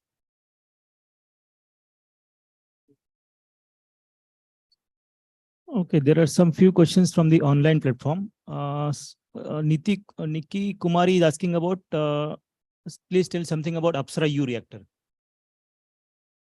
Sir, U reactor is basically it's a research reactor that is purpose for some research or the understanding about the neutron plug interaction of the various you can say the SP testing of the SPND or the neutron detector, and basically Apsara U is the modified version of earlier Apsara reactor, and it is the purpose is to some research type of. Okay. Second question is from Rakesh Sharma. He's asking about what are the flaws of RBMK reactor that led to Chernobyl disaster. A lot of literature available about the RBMK and Chernobyl accident. The Chernobyl is basically a generation 2 type of reactor, as I already told, and in the after the this Chernobyl, there are very large number of improvement in the safety in the all type of reactor. So I think I can say that the Chernobyl is a very remote type of accident, but present day condition or present the reactor system cannot lead a very high type of accident that is in Chernobyl.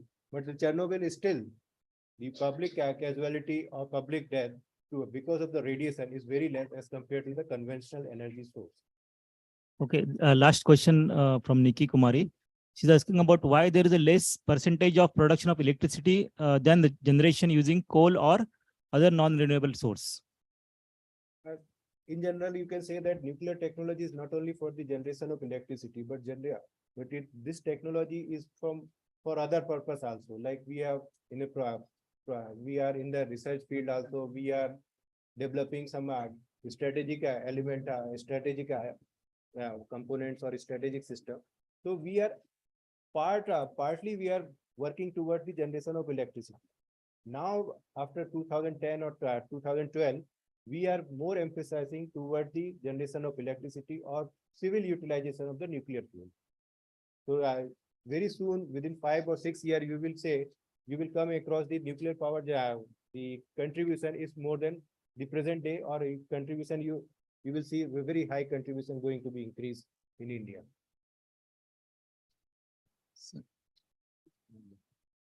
So my question is regarding thorium. As our countries has rich in thorium, we have large quantity of thorium. What are the consequences we are facing for producing energy using thorium? No, not consequences. Thorium is not exactly that. Thorium is not a fuel. Okay, just like uranium-238 is not a fuel, but thorium can convert by absorbing neutrons and some reaction. The thorium can convert into the fissile element that is called uranium-233. So thorium is not a fuel, but thorium can convert into the fuel. Once it will convert into the fuel, then we can utilize into the reactor system. But in order to convert the process from thorium to uranium, that process has to be some economic, commercially viable. That technology has to be proved.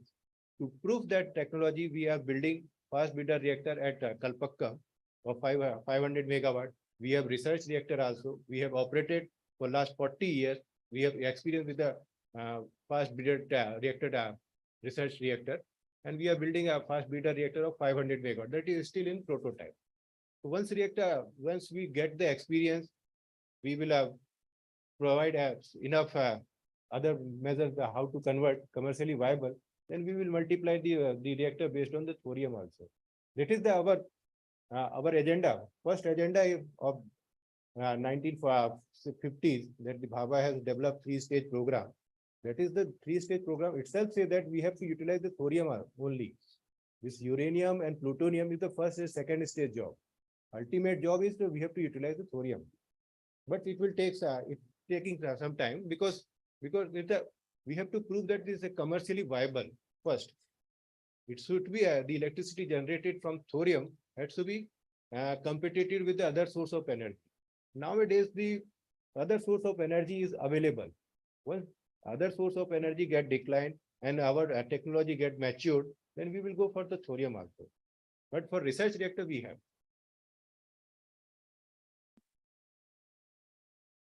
Thank you so much. Mr. Yadav is available with us for a little longer. He will be available during lunchtime also. And I can see that there are a lot of queries and questions for him. He'll be available to answer these questions. So going ahead with the program, I would like to request Mr. Mukesh Singhal, our chief guest, to felicitate Mr. Yadav for this wonderful and very informative talk. And yes. For audience, I would like to say that Mukesh Singhal is sir is my first boss in HPCI. For your knowledge.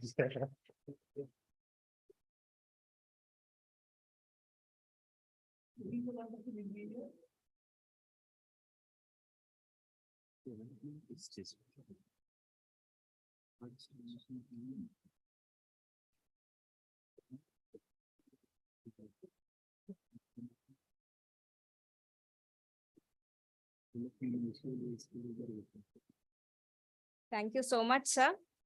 And now let us take a small lunch break, and we'll start our next session sharp at 2 o'clock. So the lunch is organized on the opposite section. When you go out of the auditorium, just opposite of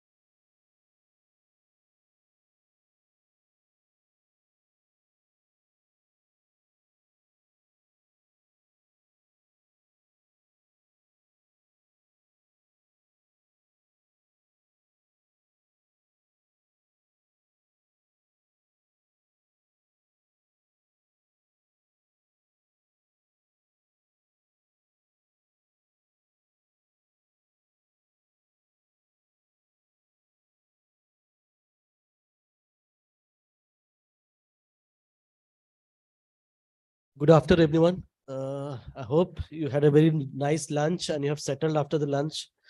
So without further delay, we'll be starting with our next lecture. It will be delivered by Mr. Sanjeev Kumar Sharma, and his topic is nuclear energy, a green energy option.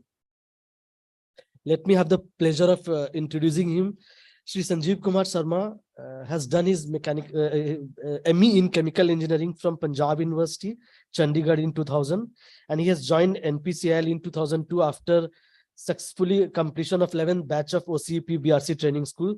And since then, he has been working in the area of containment system, thermal hydraulic of RSA and A group, and he has extensively worked in the containment behavior during severe accident, hydrogen distribution and management of all Indian reactors, PCRD qualification, design and requirement for CFVS containment space system, etc. He is the recipient of NPCIL Young Engineer Award for 2007 and Group Achievement Award for PCRD Technology Development in India, CFBS and Containment Space System. He has published 5 papers in international journal and 20 papers in international and national conferences. With this introduction, I invite Mr. Sanjeev Kumar Sharma to deliver his lecture.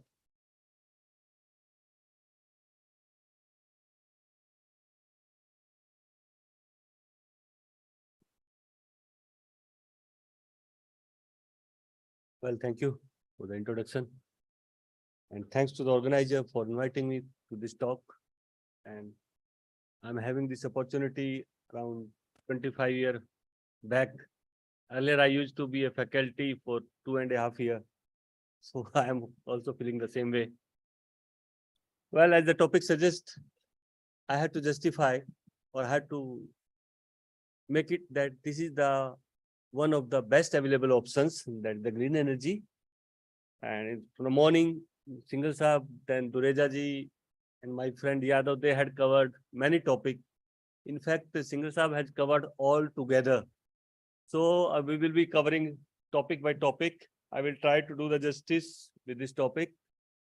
You may be seeing some PPT are getting repeated, but see, everybody is doing their own area and they had their perceptions also to move the things forward. So let us begin our journey for 1.5 hours or 1 hour, depending upon your interaction. You can interrupt me in between also. That is the liberty I'm giving to you. So, okay. Well, in that case, we have energy scenario. This has been covered briefly. Then different energy sources. Many of you are familiar with that, but I had my own perception for that also. Then climate changes and global warming due to CO2. We are in the Bombay, so we have to be very careful about this. Then way forward, that is an inevitable options. Then nuclear power from fission, 3-stage program. I will skip this part. Then an overriding priority. Safety is the foremost, as Mr. Yadav has also identified. I will talk about my way. Then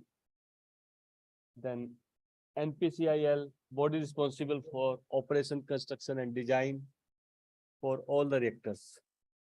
Then summary and then career prospects at NPCIL. What you can do or what we are offering to you so that you can prosper and join this organization. Well, all of you are seeing that energy, without energy, you cannot move. Energy is the key driver for the development. As Dureja sir has also mentioned the Human Development Index, and that was part with the link with the energy. So typically we are around 1200 kilowatt hour is the per capita consumptions. And on average in the world, it has to be around 4000 or 4500 if you have to say that we are a developed nation. In the world, it is around 1400, 2400. So we have, you see, you need it tremendous energy. This is the for a high rise, then for the farmer also, then transport sector, railway also, industry also. So we need continuous supply of energy. What important here is that you need continuous base load. You cannot move that in the morning or daytime you had the power supply and evening you don't have.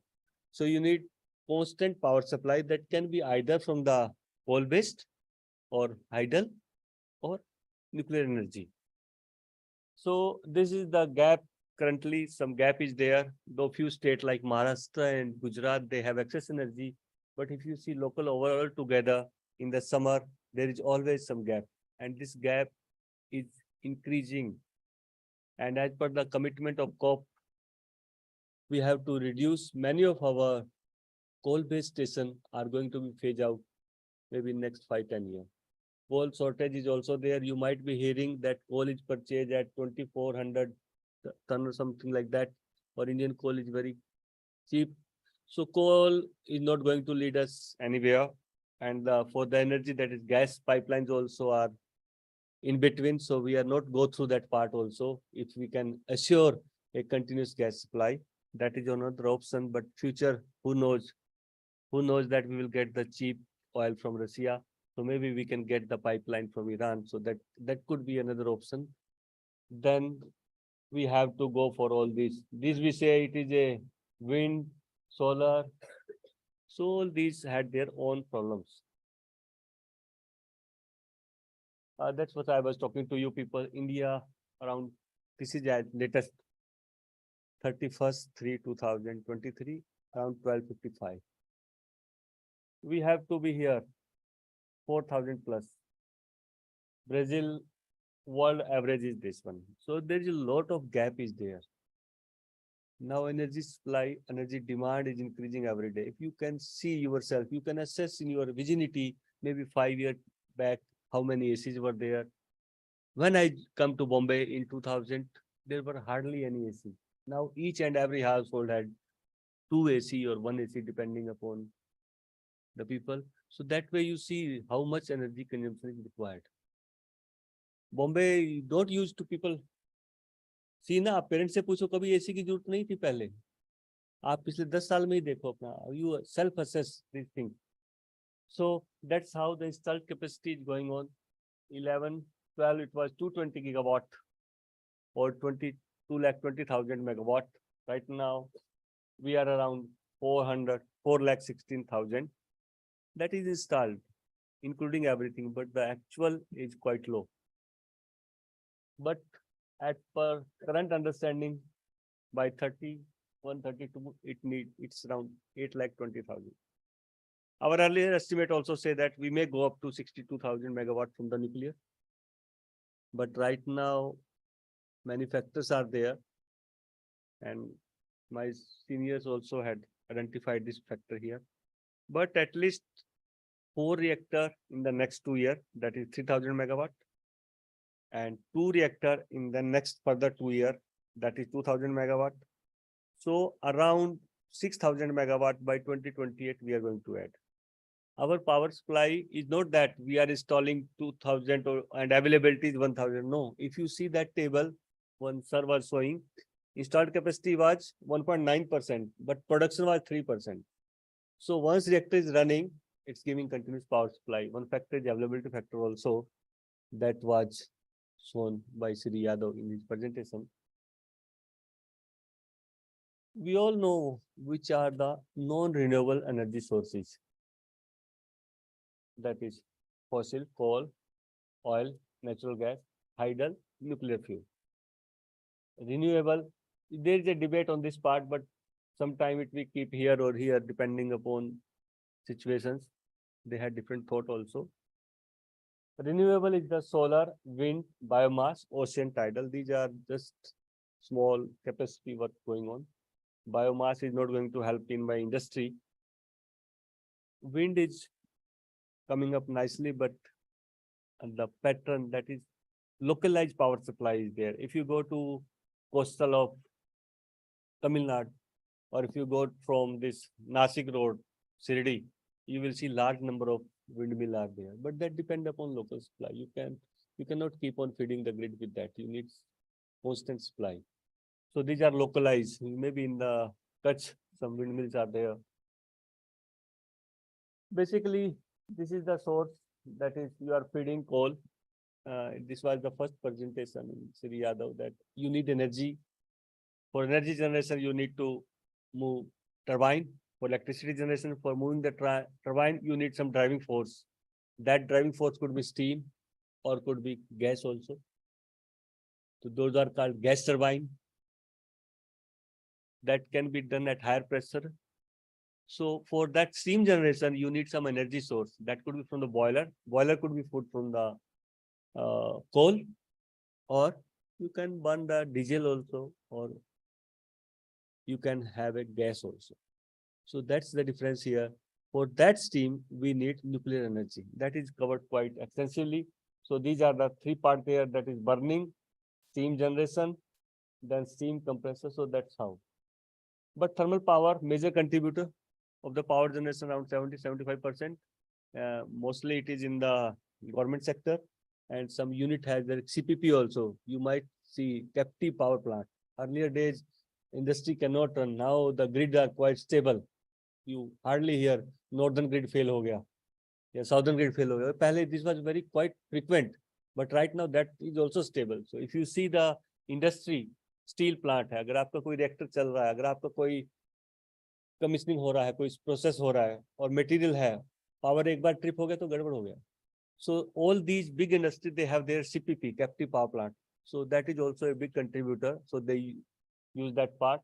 But stable source of power supply, that is the beauty of this. Then, but depleting fast.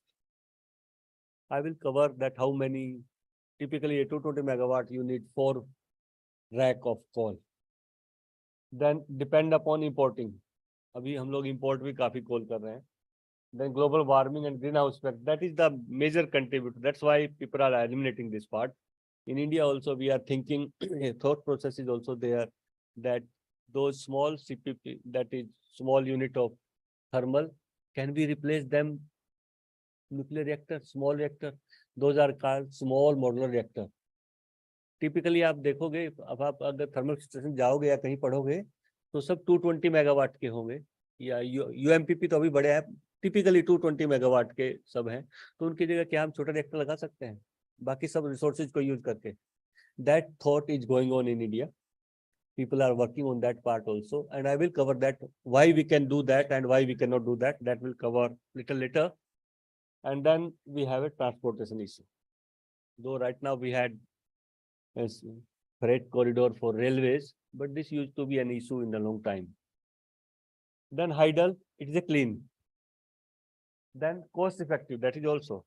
But this cost effective is if you count the generation at that time, if you count the cost, moving the people, the land submergence and the environment effect, then it may be something different. And it has been almost exploited, except what we are not exploited till now is the Arunachal. And that we cannot go ahead because of some issues with China. If you see Himalayas, the water is falling around roughly 4,500 meters. But that is a issue, that is a boundary issue. So once this water come down to Brahmaputra, then it is quite low level. But there is a good potential there and working also there on that part. In Himachal also large number of work going on. Napta Jhakri project still going, but there are 200 megawatt, 300 megawatt types of things are there. Intermittent. This issue is for land based, like जो छोटे, जैसे आपके महाराष्ट्र में कई जगह हैं जो जहाँ जो छोटे डैम पे है वहाँ हो सकता है, बट जो round the year the rivers on the Himalayas are there, then it this issue is not big. Submergence of land is there. आपने टिहरी डैम का सुना होगा, ये तो आप सबके लाइफ में सुना होगा. टिहरी डैम पे रिलोकेट किया गया, कितना. Then relocation of mass population, that is an issue. So one thing is good, first one, but these are additional things you have to carry. Sorry. Then this renewable, that is solar, wind, bio, untapped potential. People are working on that area. There are large number of experts working there. So my knowledge is not much there. But these are the huge land requirement that is feasible right from the availability. Then economically, presently it is not there, but cells are now coming up nicely. So this cost is going down. Industry ke liye it is not suitable. Then that is no issue. ये सब का मैं क्यों आपसे बात किया? Why I talk to you people? There are two things. One is the climate, one is the weather. Climate और weather में क्या difference है? Can anybody tell me? Physics, chemistry वाला कोई भाई? MSc? बोलो.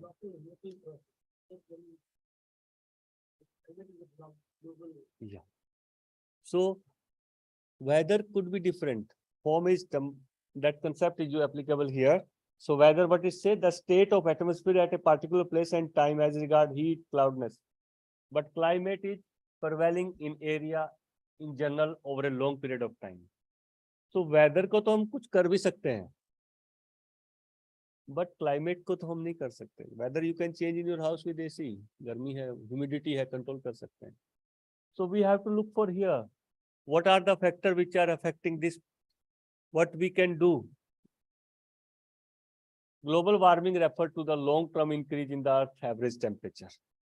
As sir was saying, Dureja sir ना वो एक स्नो मेल्टिंग का दिखाया था ना आपको एक पीपीटी, ध्यान हो. अगर बॉम्बे का अगर 1 मीटर वाटर लेवल राइज होगा तो बॉम्बे का सारा एक कोस्टल चला जाएगा. So that study is going on. Then climate change referred to any long-term change in the Earth climate or in the climate region or city. This include warming, cooling, and change beside temperature. That's what I was talking to you for Bombay in the last 20 years. This is the source. From here, I got this picture that shows that around 400,000 years back, CO2 was around below 300 ppm. After World War II, large-scale industrialization take place. People start exploiting the resources, and now this CO2 has increased here. It is around 400 ppm. हो गया, कोई बात नहीं, क्या problem है, हमें होने दो, हमें तो कुछ फर्क पड़ नहीं रहा. दिल्ली का तो हम खाना खा रहे हैं, सुबह घूम रहे हैं, पानी पी रहे हैं.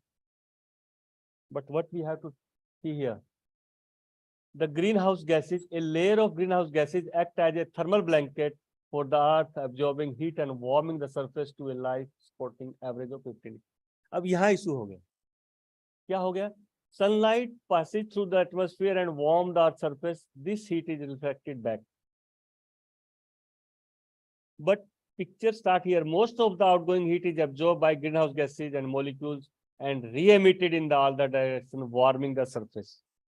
ये मेरे लिए प्रॉब्लम है, मेरे लिए मतलब हम सब के लिए. It is not individually, all together.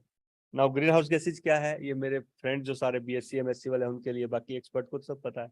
Greenhouse gases क्या है भाई? Water vapor, the most abundant greenhouse gas, but importantly it acts as a feedback to the climate. Carbon dioxide, minor but very important component of the atmosphere. Carbon dioxide is released through natural processes such as respiration and volcano eruption, and through human activities such as deforestation, land use changes, and burning fossil fuel.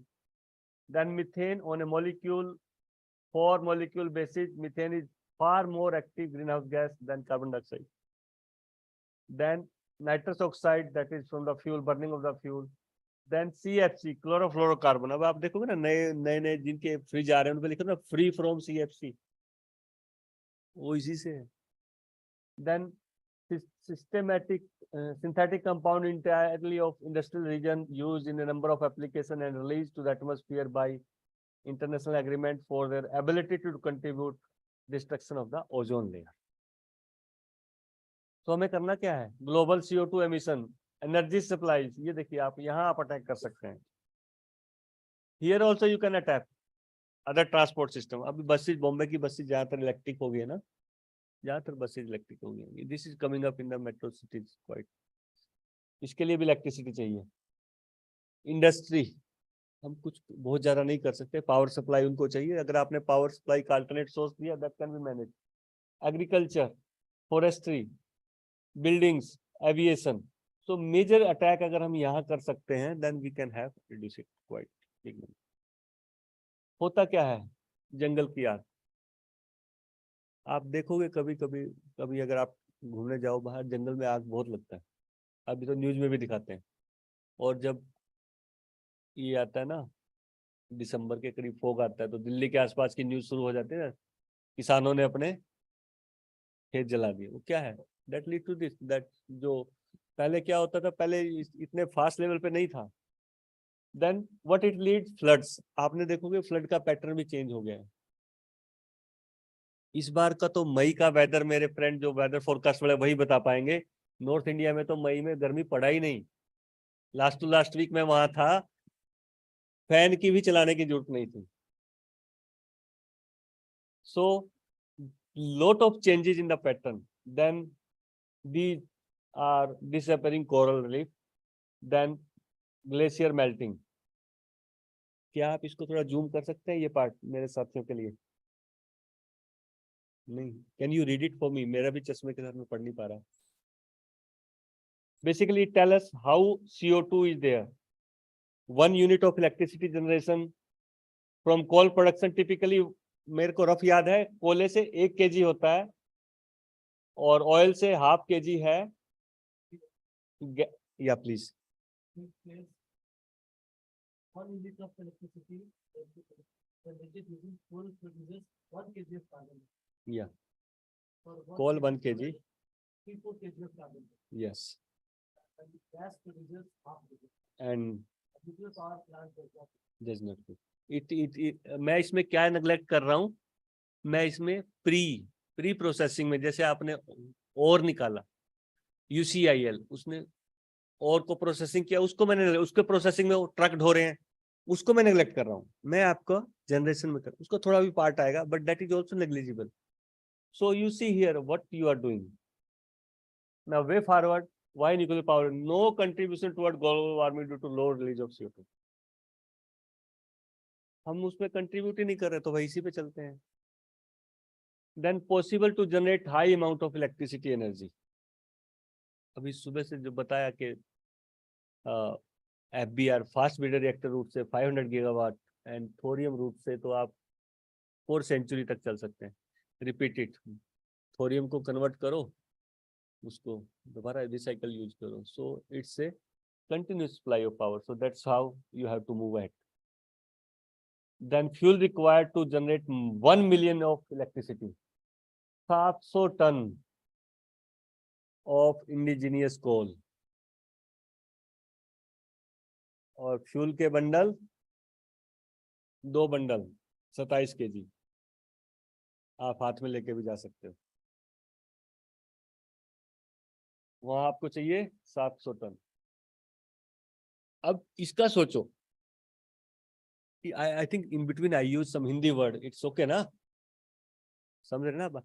तो अब आप सोचो इससे क्या क्या हो सकता है। अभी मेरा एक दोस्त था, अभी पूछ रहा क्वेश्चन यादव जी से कि सर वेस्ट का क्या होगा है, फिर सर ने बताया कि भाई 99.7 तो प्लूटोनियम और 230 था। अब इसका सोचो, बर्न करो इसको, इसका फार्मूला लगा के CO2 कितनी निकलेगी, फिर जो राख होगी एच,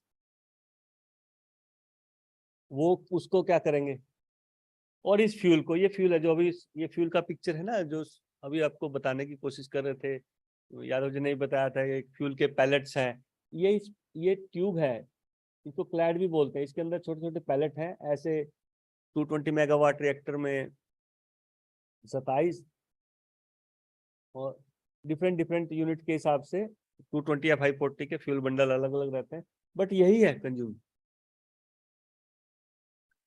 नाउ नेक्स्ट, फिर एक वेस्ट का था सवाल, ये वेस्ट वाला, अगर आपका एक family solidify high liquid waste product by generating electricity from nuclear source for consumption, average Indian family 25 year, ये इतना है।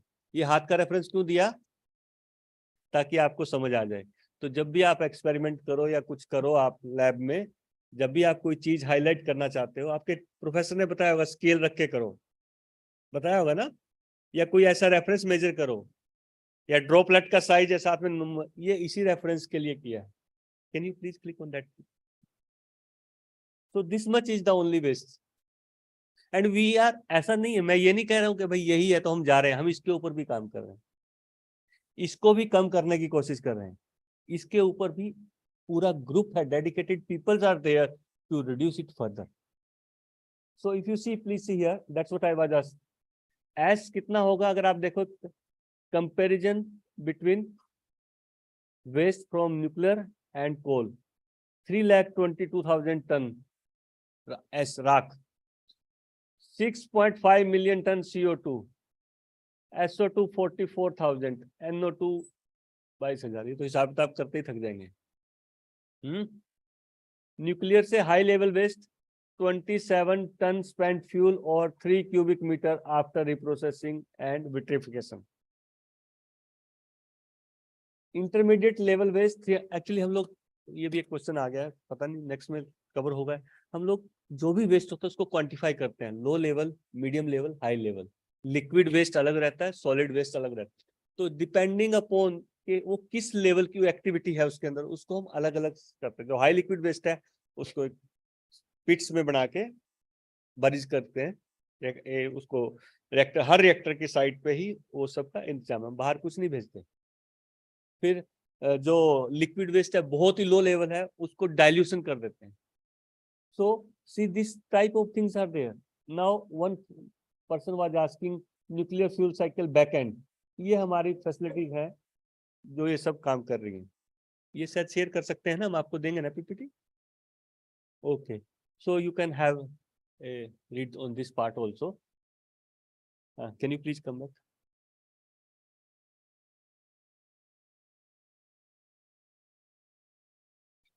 Yeah, next please. So that is it. Yeah, next please. So that's how this liquid waste issue was there. This is a typical reactor. We can skip it. This is a control road reactor system, fuel, steam generator, turbine, and electricity is coming here. What I'm highlighting here is that ये सब तो है, इन सब के बाद हमारे पास जो DID बताए थे आपको, डिफेंस इन डेप्थ 1, 2, 3, 1 का था ये डिजाइन। ये डिजाइन इतना रोबस्ट होना चाहिए। उसमें क्या क्या करोगे, उसकी स्पेसिफिकेशन इतनी स्ट्रिक्ट होनी चाहिए, उसका मैन्युफैक्चरिंग को कंट्रोल करना, उसका क्वालिटी एश्योरेंस करना, ये सब 1 में आ गए। 2 में अगर उसमें कुछ डेविएशन है डिटेक्ट करना, और 3rd में इंटरसेप्ट। तो my job is here this part, containment structure, and that was one of the major feature missing in Chernobyl. That was confinement. One question was asked in the beginning, Chernobyl has only confinement. It's a simple building tha, because that concept was not there at that point of time. So we have this containment structure. It's 700 megawatt. It's designed for 1.6 kg per centimeter square gauge. Tyre में pressure कितना होता है आपको idea है? 30 psi। ये बच्चों को भी मैं चाह रहा हूँ, आप तो एक्सपर्ट हैं, दे ऑल्सो सेंसिटाइज। तो उतना प्रेशर की बिल्डिंग डिजाइन होती है, कंक्रीट का स्ट्रक्चर, उसके अंदर प्री स्ट्रेसिंग करते हैं, मतलब बिल्डिंग को ऐसे, ताकि इवेंट में भी कुछ रिलीज ना हो। तो अगर मेरा ये कंटेनमेंट स्ट्रक्चर इतना फाइन हो गया, इससे कुछ लीकेज नहीं हुआ इवेंट में भी, then I can put my reactor at existing site. आप कोल बेस को रिप्लेस कर सकते हैं। If these leakages are so low, हमारा ऑब्जेक्टिव हर वक्त एक ही रहता है, the activity release to the environment should be as low as reasonable. जो लिमिट है वो तो बहुत है, हम उसके भी नीचे जाते, और हमारा टारगेट 0 की तरफ रहता है। एब्सोल्यूट 0 कुछ होता नहीं, there has to be some number, but we move in that direction. So this is an important part. और आज की जनरेशन के जितने रिएक्टर हैं, PWR, BWR, इन सब में इट्स 2 kg, टिपिकली 2 kg के डिजाइन रहते हैं। हमारा 1.6 है। यूरोपियन रिएक्टर देखोगे 4 kg के मिलेंगे आपको, 3 kg के मिलेंगे। So this type of structure is there. अब उसमें से सोचो बाहर किया जाए। The next part is, we can skip here. This is the part of 10 gigawatt from this. Then fast breeder program 500 gigawatt. This can be here and there, because here you can use different combination, different composition of the fuel, how much percentage enrichment that's changing, that is the expert in BRC, and then unlimited use with the thorium. This slide also I will skip. It's already taken care by previous faculties. That is uranium-230 bombarded with the neutron, generate large amount of energy. I will move to the next part. That is the core. आपने फिल्मों में देखा होगा ना, James bond की picture में दिखाते हैं कई बार, वो इस तरह की दिखाते हैं, उसमें जाके फ्यूल बंडल डाल। So that is the core. where you put the bundle, maybe vertical core or horizontal core. PHW has a horizontal core. There is a channel type, and PWR and BWR typically vertical fuel assemblies are there. So here the reaction is taking place, neutron target, neutron fission product, neutron, and that is how E is equal to MC square is the energy. That is the mass defect. Energy आती कहाँ से? हम सबने बोला ना 200 MeV आएगी जी, वो आई कहाँ से? वो जो मास डिफेक्ट है, जो हैवी एलिमेंट टूट के स्मॉल में कन्वर्ट हुआ, उन दोनों का जो मास बैलेंस देखोगे आप, उस मास को कन्वर्ट कर दो वेलोसिटी के साथ, दैट इज द एनर्जी। तो आप कभी करके देखना अपने उसमें, रिएक्शन हमने दिए ही आपको यूरेनियम 235 का, उसमें जिनोन और बैरियम को तोड़ दो, या बुक में मिलेगा, उनके मास देखना और उसके मास की एनर्जी करके देखना, then you will feel. So that's how it's happening there. Different types of fuels are used, and here is the nuclear is the overriding priority. That is robust design.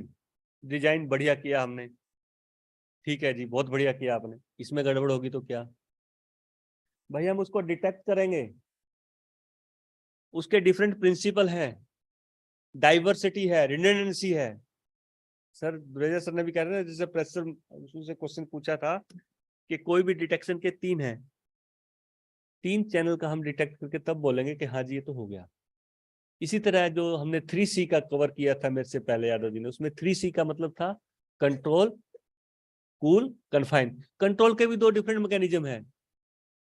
Reactor trip के 2 independent मतलब दोनों का अलग अलग, diverse मतलब different principal, एक gravity से है, एक स्टोर एनर्जी से है। शटडाउन सिस्टम के दोनों हैं।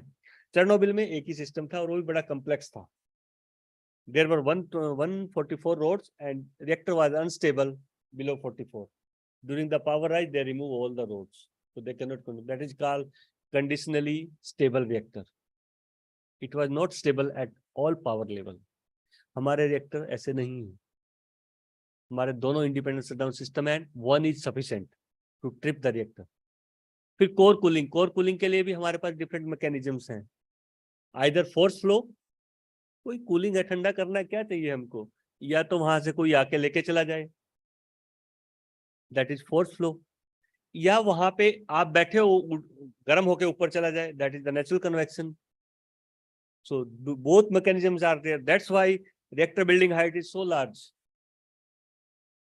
Our steam generator are capped at a higher elevation as compared to core. That is जहाँ पे ये रिएक्शन हो रहा ना, ताकि एनर्जी पानी लेके ऊपर चला जाए, ऊपर ठंडा हो जाए। So that take care. Apart from that, we have independent power supply.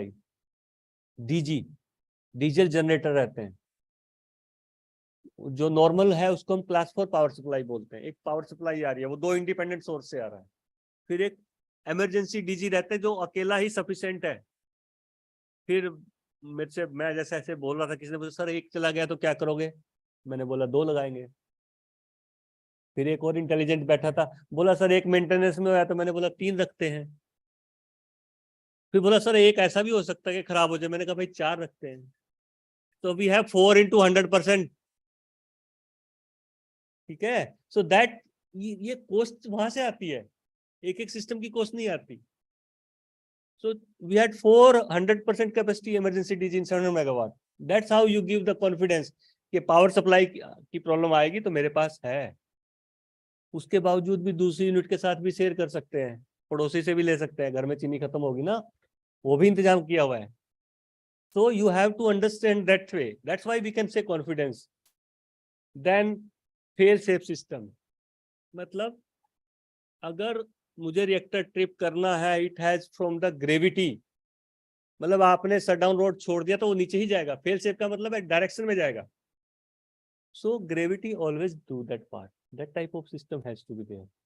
Then high quality safety and standard, ये तो है ही। QA is taking care independent job. QA का जो बॉस होता है वो किसी को रिपोर्ट नहीं करता, वो सिर्फ सीएमडी को रिपोर्ट करता है। So no one can interfere in that part. Then robust regulatory mechanism. We have independent Atomic Energy Regulatory Board. They review आप रिएक्टर में कुछ नहीं कर सकते जब तक आपने उसका परमिशन ARB से नहीं लिया है। You have to show them कि सर हम ये कर रहे हैं, आपको राइटिंग में देना पड़ेगा। उसके पहले भी 2 रिव्यू मैकेनिज्म है, अपना NPC भी रिव्यू करता है। Then they ask you question, then there are different layer, वहां पे प्रोजेक्ट सेफ्टी कमेटी होती है, वो रिव्यू करेगा। तो कहने का मतलब ये है, एक आदमी से अगर गलती होगी दूसरा भी देख सकता है। Different expert from different fields are there. और ARB के बोर्ड में तो बाहर के लोग भी होते हैं, ऐसा नहीं कि आपके अपने DA के लोग हैं, उसमें IITs के प्रोफेसर होते हैं। So that's how we can say robust regulatory mechanism. So these are the 5 layer. First one is the fuel. Fuel matrix itself is a level 1. Then fuel cladding, they are sometimes called 1 or sometimes 2, but it is practically 1. Then we have a coolant, high pressure system is there. That is level 2 in that part dose.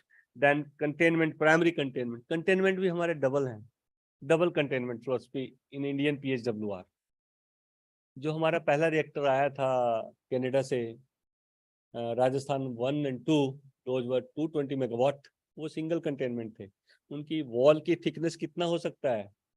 1.2 metre, 4 feet की मोटी दीवार है। And that concept was also carry forward for Madras 1 and 2। उसके बाद हमारे double container, fully double, whatever leakage comes from primary, it is primary containment, पहले में से कुछ निकला तो सेकेंडरी में उसको होल्ड करने के लिए बैठा। That's how is there। उसके बाद बाहर में एक्सक्लूजन जोन है। आप रिएक्टर, मतलब आपका जो रिएक्टर है ना, उसके 1.6 किलोमीटर पे बाउंड्री बनी हुई है, वहां कोई नहीं जा सकता। आप कभी जाओगे तो बाहर ही, उसको एक्सक्लूजन जोन गेट बोलते हैं, वहां से एंट्री होती है, वो कवर रहता है। उसके बाद अलग जोन होता है 5 किलोमीटर, जहाँ पे नेचुरल ग्रोथ हो सकती है। भाई जो रह रहे हैं वहां, उनको तो तुम नहीं डिस्टर्ब कर सकते ना, बट वहां पे और कुछ अलाउड नहीं है। लेकिन अभी ऐसा हो गया कि वहीं पे इतना अच्छा सा लोगों को पैसा वैसा मिलना है, अच्छे घर बनने लग गए हैं अभी 5 किलोमीटर में भी, but outside relocation is not allowed. So that's how this. इसमें किसी को कोई डाउट हो तो बोलो, फिर आगे चलते हैं। ओके, चलिए जी। That's our KK reactor, that is our 1000 megawatt reactor. It's designed Russian, supplied by Russia in 89, 2001 इसका कंस्ट्रक्शन स्टार्ट। इसके मैं आपको फीचर बताता हूँ। शॉक वेव, शॉक वेव से भी सेफ है, सिस्मिकली कुछ प्रॉब्लम नहीं है, फ्लड से कोई प्रॉब्लम नहीं है, एरोप्लेन क्रैश से भी प्रॉब्लम नहीं है, हुरिकेन से भी प्रॉब्लम नहीं है। अब बताओ और क्या रह गया?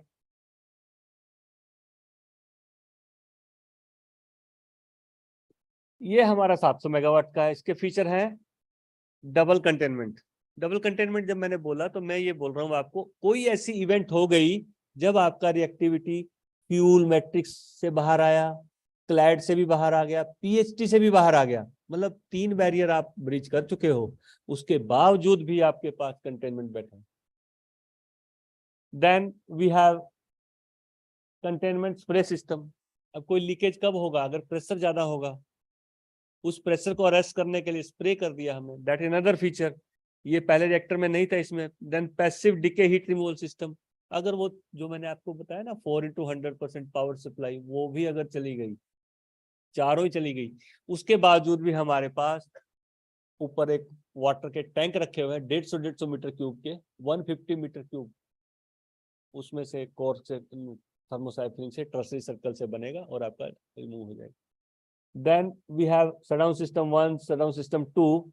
All these are there. And sir was saying in the morning we have recombiner. Hydrogen is an issue. Someone was asking for Fukushima. Hydrogen was the issue. Hydrogen होता क्या है, बनता क्यों है रिएक्टर में? क्योंकि हाइड्रोजन की एक एफिनिटी है वाटर का साथ, जो इसमें मटेरियल है ना भाई, एक जिरकोनियम।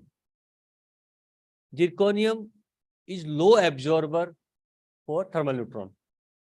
और मेरे लिए इशू है न्यूट्रॉन की इकोनॉमी। नेचुरल यूरेनियम में न्यूट्रॉन नहीं जाना चाहिए, तो मेरे को अंदर ऐसे मटेरियल लगाए हैं जो उसको एब्जॉर्ब ना करें, बट लेकिन उसकी प्रॉब्लम है, वो रिएक्ट कर जाता है स्टीम के साथ हाई टेम्परेचर पे। तो मैं क्या करूं, या तो मैं उसको बदलूं मटेरियल को, दैट इज जिरकोनियम को बदलूं, या मैं कूलेंट को बदलूं, या अगर वो दोनों रिएक्ट कर गए तो हाइड्रोजन को मैनेज करूं। अब मैं PHWR में दोनों काम नहीं कर सकता, तो मैंने हाइड्रोजन को मैनेज किया। हमने रिकम्बाइनर डेवलप किया BRC में, chemistry division. I think Jagdap sir के अंडर में ही ये काम हुआ है and I am fortunate to have work in 2006 में हमने पहला सेटअप की बात हुई थी हमारी और 2011 में हमारा एक्सपेरिमेंटल सेटअप रेडी हो गया था और आज सभी रिएक्टर में लग चुके हैं। सो फिर बोले अरे नहीं नेक्स्ट के लिए क्या करें, इसी के बेस पे भी एक रिएक्टर के चेंज हो गए। मतलब अगर आपने जिरकोनियम निकाल दिया तो कौन सा रिएक्टर बन गया, फास्ट रिएक्टर बन गया, वहां पे स्टील डाल दिया आपने। और कूलेंट स्टीम कर रहा था प्रॉब्लम, वाटर, उसको आपने गैस से बदल दिया, वहां भी प्रॉब्लम सोल्व होगी। दैट्स वाई नए रिएक्टर्स की जो बात करते हैं जनरेशन 4 की, जनरेशन होना ही नहीं चाहिए। तो that's how you are thinking, you are moving in that direction. Root cause को ही खत्म करो, पावर सप्लाई चाहिए, आपका सिस्टम ऐसा डिजाइन करो कि पावर सप्लाई के बिना ही काम करे। एक 40 मेगावाट का रिएक्टर है, न्यू स्केल, अमेरिका में काफी क्वालिफाइड हो गया, टेस्टेड, सब कुछ हो गया, it is almost in the final stage. So people are working on that. That is not the issue, but we are also moving ahead with time, depending upon the resources we have. Then defense in depth principle, it is okay. Diversity, fail-safe design, I had already talked to you people.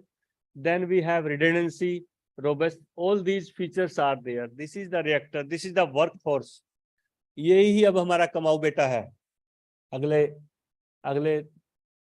मतलब next 700 megawatt के reactor ही आने वाले हैं India में, अपने in house जो होंगे वो यही होने वाले हैं। इसी में इंप्रूवमेंट करेंगे जो जरूरत होगी वक्त के हिसाब से, otherwise you will be seeing these reactor. Then I was talking to you people ना, डोज एक रेगुलेटरी बॉडी, उसने अलाउड किया आप 1000 माइक्रोसीवर्ट और 1 मिलीसीवर्ट एक साल में रिलीज कर सकते हो स्टैक से। जो वहां पे बैठा हुआ आदमी 1.6 पे अजम्पशन वो वहीं बैठा रहेगा। पहली बात तो कोई नहीं बैठता, अपने घर में नहीं कोई बैठता, बाउंड्री पे कौन बैठेगा एक साल तक, फिर वो वहां क्यों रहेगा।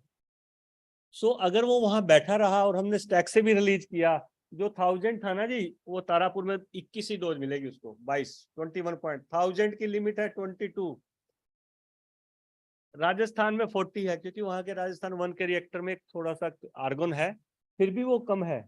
मद्रास में 20, कायगा में 2.8 और ARB की लिमिट है 1000।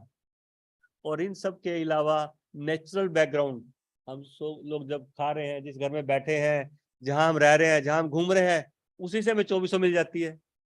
अब बोलो क्या है, अब जो उसको बोलना है, कुछ जो अगेंस्ट वाले होते हैं उनको तो मैं क्या समझाऊं, लेकिन समझने वाला हो तो ये ग्राफ देख के समझ सकते हो ना आप। I want you to understand, if someone comes across you, you can communicate. और ये कोई ऐसा नहीं है कि ये मेरी पॉकेट में है data, this is available in the ARB की लिमिट्स में है, ARB की रिपोर्ट्स में लिखा हुआ है, annual reports. So all these are in open thing, you can share that part. Can you please click here for just, एक और शेयर करते हैं उनके साथ। ये ऊपर वाला जो उल्टा पहाड़ है,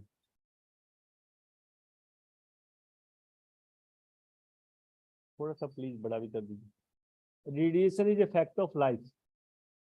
ये देखिए आप, लाइफ स्टाइल में हमारे जेनेटिक से आता है, हमारा इन्वायरमेंट से आता है, मैन मेड रिसोर्सेज है, देन टेरेस्ट्रियल रूट है, ये सब से हम डोज ले रहे हैं।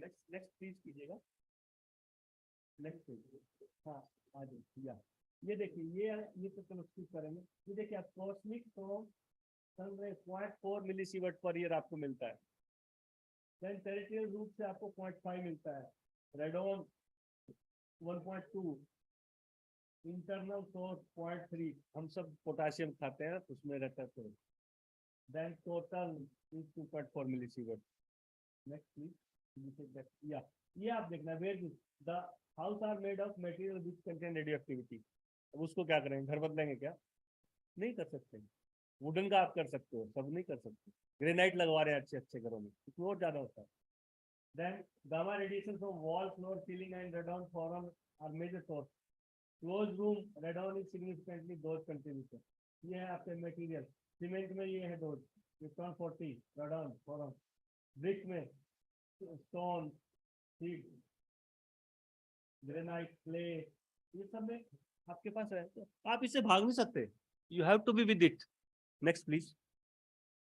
ड्रिंक जो दूध पीते हैं हम उसमें भी है, पी रहे हैं ना हम, सबसे कुछ नहीं होता क्योंकि इसकी लिमिट इतनी हमारी बॉडी से ज्यादा है। देन वी हैव राइस में भी है, लीफी वेजिटेबल में भी है, पर ये इतनी कम है, इससे डरना का नहीं है। जो हमें एमपीपी से मिल रही है वो तो और भी कम है। Next please. देन ये आपका अर्थ के ऊपर, ये तो चलो स्किप करते हैं इसको अभी। Then these are the sources where natural radioactivity in soil. Country India में 400, चाइना 440, जापान 310, यूएस। तो ये सब शेयरिंग करने का मतलब मेरा आपसे इतना ही है, it is always everywhere, we are living with it from ages. कुछ एडिशनल हम नहीं दे रहे हैं एनपीपी के ऑपरेट करने से, एक्स्ट्रा कुछ भी, इट इज मार्जिनल। आप अगर इनके परसेंटेज निकालोगे हो सकता है 2 डेसिमल के बाद जाए। That is the only idea sharing this. ठीक है सर, आ जाइए वापस। That is another radionex perspective 0.1 millisievert, देन 0.05, total limit is 100। Next please. So these are the sources, these are basically NPP nuclear power plant. Sir ने सुबह cover किया था हमारी facilities of DAE. This is only nuclear power reactor. Narora में हमारा नरोरा बुलंदशहर के पास है, 2 रिएक्टर हैं 220 मेगावाट के। उसके बाद राजस्थान कोटा के पास है एक जगह रावत भाटा। रावत भाटा में 6 रिएक्टर में से 1 डीकमीशन है, 5 ऑपरेशन में है, 2 अंडर कंस्ट्रक्शन है। फिर उससे नीचे चलोगे, मैं ऊपर से चल रहा हूँ, नीचे की तरफ चलोगे, सूरत के पास एक जगह है व्यारा ककरापार, वहां पे 2 रिएक्टर 220 मेगावाट के चल रहे हैं, 2 रिएक्टर अंडर कंस्ट्रक्शन है। उन 2 में से एक अंडर कमिश्निंग है, जो आज सुबह शेयर किया था आपके साथ, 80% कैपेसिटी पे चल रहा है। 550 मेगावाट एक रिएक्टर। अच्छा, ये मेगावाट का आपको फिर आइडिया है बॉम्बे की टोटल रिक्वायरमेंट कितनी, आइडिया है किसी को? बॉम्बे की रिक्वायरमेंट लगभग 4000 के आसपास होगी, और एक ही रिएक्टर प्रोड्यूस कर रहा है अच्छे से। So you try to feel that part. लगभग 4000 जो मैं कह रहा हूँ, हो सकता है पॉपुलेशन थोड़ी कम ज्यादा होगी, 4000 10-20 इधर उधर हो सकता है, टिपिकली एवरेज बात कर रहा हूँ मैं। हरियाणा की टोटल कैपेसिटी लगभग 3000 के आसपास रिक्वायरमेंट है पूरी स्टेट की। So then we move to Tarapur. Tarapur में 160 मेगावाट के 2 रिएक्टर हैं जो अभी रिफर्बिशमेंट में हैं, लेकिन ये रिएक्टर आप समझो 69 से चल रहे हैं। इनके साथ का कोई रिएक्टर अब दुनिया में काम नहीं कर रहा। वो हमारी आदत है ना, हम तो छोड़ते ही नहीं, है ना। तो अभी भी उसको रेडी कर रहे हैं। It's great pride. हमारे इंजीनियर साइंटिस्ट जो है, हमारे मटेरियलिस्ट जो है, वो सब उसको अभी भी रिफर्बिश करके चला रहे हैं। फिर वहां पे 2 540 मेगावाट के हैं जो 5 साल में कमीशन हो गया। That was the record at that point of time. Then थोड़ा नीचे चलेंगे, गोवा के पास काकरापार जगह, वहां हमारे 220 मेगावाट के 4 रिएक्टर चल रहे हैं, 700 मेगावाट के 2 अंडर कंस्ट्रक्शन है। फिर थोड़ा नीचे चलेंगे, हमारे ईस्ट कोस्ट पे काकरापार, कल्पाकम मद्रास, वहाँ 220 मेगावाट के 2 रिएक्टर हैं, और एक 500 मेगावाट का prototype fast breeder reactor under construction है, और एक fast breeder reactor test reactor 40 megawatt का है। And that is the only site in the world where all 3 types of reactors are working. Thorium based भी है वहाँ plutonium based भी है, वहाँ नेचुरल यूरेनियम बेस्ड है। फिर नीचे कुडनकुलम में 1000 के 2 मेगावाट रिएक्टर चल रहे हैं, और 4 अंडर कंस्ट्रक्शन है। उसके अलावा हमारी कुछ साइट है, माही बांसवाड़ा, चुटका मध्य प्रदेश में, अभी लेटेस्ट एक कोवाड़ा इन आंध्रा। तो these sites are coming up. लेकिन जो मैंने आपको बताया पहले, वो सब जगह काम चल रहा है। तो आप लोग अगर उस एरिया के हैं तो you can have a idea and you can move there also. Then ये देखो, ये तितलियां घूम रही हैं रिएक्टर के पास। हमारा एक आवर फ्लाइंग गेस्ट के नाम से हमारे सीएमडी ने रिलीज किया। आप सरप्राइज हो जाओगे, वहां पे जो बर्ड्स के हैं, मैं एक्सपर्ट नहीं हूं भाई उसका, वो देखते हैं वहां ऐसी फ्लाइज मिल रही हैं जो कहीं नहीं है, जो गायब हो गई हैं। वहां पे ऐसे बर्ड पंछी मिल रहे हैं, ऐसे रिहैब। ये राजस्थान 2 है, ये कायगा की साइट है। Then nuclear power, a public sector enterprise is under Department of Atomic Energy. That is our job. Design, construction, commissioning, operation. So ये सब है, इसको मैं छोड़ के यहाँ आता हूँ. ये हमने कवर कर चुके हैं. The mission of the company, ये तो to develop nuclear power technology and to produce nuclear power as safe. सबसे पहले safe, environmentally winning and economically viable source of electrical energy to meet the increasing electricity need of the country. That is our objective. ये मैंने आपके साथ share किया. अभी ये हमारे अभी projects under construction and planning में है सब. Summarizing, NPP design is based on established safety principle. Operating experience feedback goes into design. The country has a practice of reviewing major events to decide what enhancement are required. हम लोगों ने जहां भी कोई problem आता है पूरी दुनिया में, उसके एक रिपोर्ट आता है, उसके बेस पे हम इम्प्लीमेंट कर चेंजेस करते हैं. That is a review process. ये नहीं कि एक बार बन गया तो बस जी हो गया, अब नहीं कुछ करेंगे, नहीं. You have to move with time. वक्त के हिसाब से जो चीज पड़ेगी आपको करना पड़ेगा. Then we have regular training drill, simulator, table top exercise, preparedness for emergency situation. अभी बोलो वो कंटेनमेंट भी चला गया. आपने सर इतनी बात बोली 4% स्टीम जो है वो भी चला, तो क्या. Then we have a preparedness for emergency situation. और उसमें हमें है कि परमानेंट रिलोकेशन किसी को नहीं करना. ये ऑब्जेक्टिव है अभी नए जो कोड एंड गाइड्स हैं जो हमें बोलते हैं कि आपको ऐसा काम करना है. Then they say that there should not be a permanent relocation. Based on experience, expertise, and PhD award, safe design with additional system and feature, design extension condition are addressed, safety margin are confirmed by deterministic safety analysis and probabilistic safety analysis. Then series of 700 megawatt. Now here is for you. Why you join NPCL? क्यों भाई मैं क्यों आऊं? Then you can be get opportunity of interaction with leading industry partners for India. You can get competitive pay package and social security. हमारा जो fresh engineer आता है लगभग 1 लाख के करीब की सैलरी है उनकी. डिपेंडिंग, सबको अलग अलग साइट के अलाउंस है, वो सब एक अलग पार्ट है, वो मिलेगा आपको. But it is an opportunity. Get opportunity of international exposures. आपको डिफरेंट लोगों के साथ कौन क्या काम कर रहा है. अब ऐसे थोड़ी हम यहीं बैठे बैठे थोड़ी सब पता लग जाता है. You need to go through the literature. Then, oh sorry, be part of coveted and reputed department of Government of India. Then be the part of growing organization. Choice what suit you the best. हम सबके cadre भी change हो जाते हैं, work area भी change होता है. अगर मुझे लगा कि सर मेरे को तो यहाँ काम में मजा नहीं आ रहा, चेंज कर देते हैं. बहुत सारे लोगों के डिपार्टमेंट चेंज हो जाते हैं. Then join, being unique and having policy of safety for NPCL heavily in competency building of its employee. अगर employees competent रहेगा, he will be happy. उसकी फैमिली पीछे, अगर आप सोचो, अगर आप रिएक्टर साइट पे काम कर रहे हो, टिपिकल बात कर रहा हूँ, 10-15 किलोमीटर के करीब आपका साइट होता है रिएक्टर से, और पीछे से फ्लड आ गया, बाढ़ आ गया, तुम तो छोड़ के भाग लोगे अपने घर की तरफ. पहले तो भाई बच्चे देखने हैं. हमारे एम्प्लॉय ऐसे नहीं करते, उनको पता है पीछे बैठे हैं, सब कुछ सुरक्षित है, तुम रिएक्टर संभालो. कायगा में लोग 10-10 किलोमीटर पैदल चल के भी चले जाते हैं. That type of commitment people है, क्योंकि पीछे की टेंशन नहीं है उनको. टाउनशिप्स हैं, टाउनशिप में आप देखोगे अच्छे घर हैं, सब फैसिलिटी दी है. बच्चों के लिए भी पढ़ाई के स्कूल हैं अच्छे, CBSE based. Then presence across India and provide opportunity to young engineer to choose initial job location based upon their training performance as per declared vacancy. Merit based promotion, मतलब ऐसा नहीं है कि मैं चीफ इंजीनियर तभी बनूंगा जब chief engineer की पोस्ट खाली होगी, या जैसे आपने देखोगे बाहर के बैंक का मैनेजर तभी बनूंगा जब बैंक के मैनेजर की, ऐसा नहीं है. मेरिट बेस्ड प्रमोशन है. आप मिनिमम 5 ईयर में ही प्रमोशन पा सकते हैं. Technical and managerial upgradation. There are multiple inbuilt intervention training at various design making level in premier institute of India such as IMIT. There are also corporate sponsor higher education program. Durjesh sir ने बताया ना सुबह कि मैं तो GET आया था, फिर ISC बेंगलोर चले गए, फिर IIT बॉम्बे से PhD किया. So opportunities are there. So everything is taken care.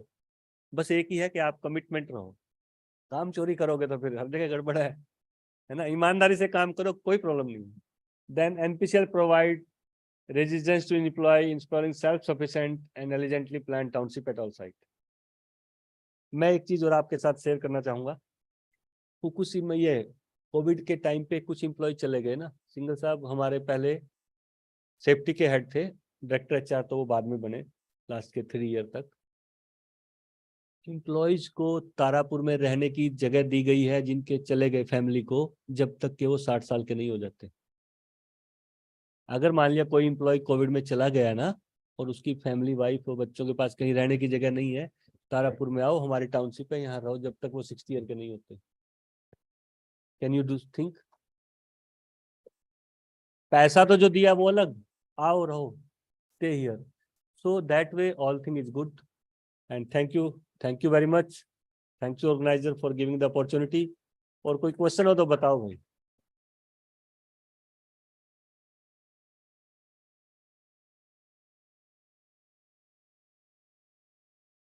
ठीक है जी, thank you.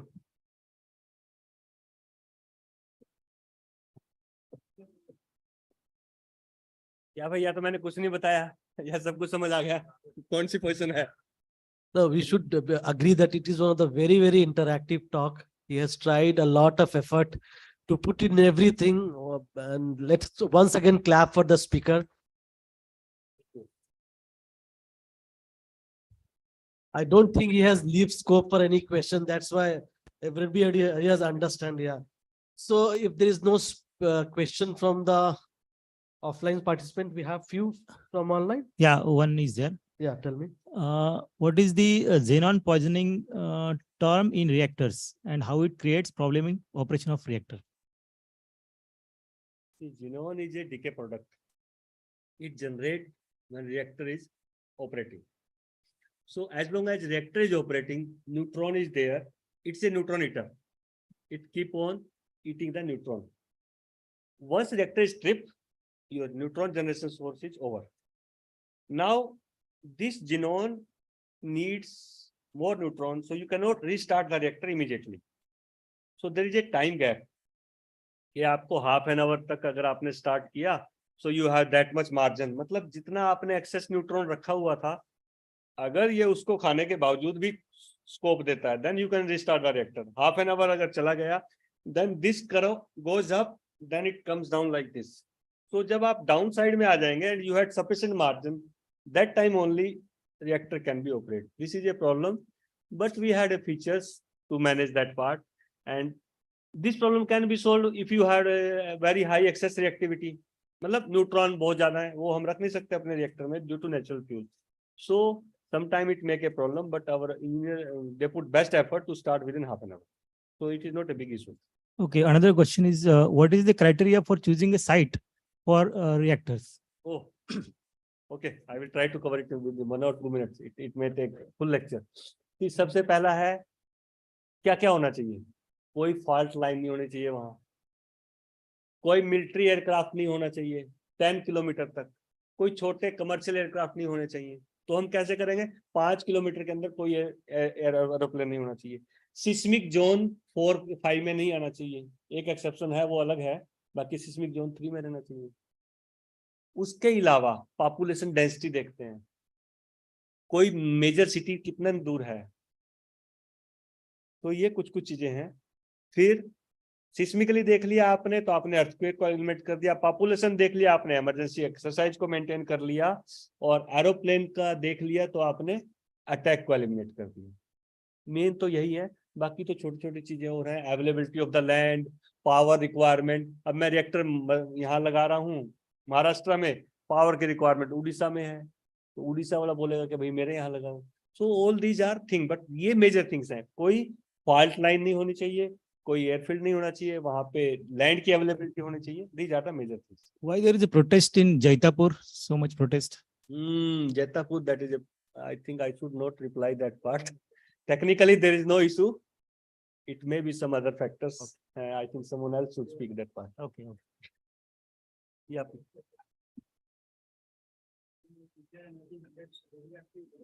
So why we can't use hydrogen based electricity? Yeah, it's going on.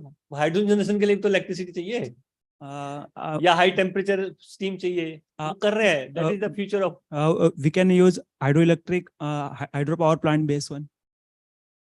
That concept sometime it could be used कि आप जब peak load में hydrogen से use करके hydrogen generate करके hydrogen को स्टोर करो. But my dear friend, there are few issue.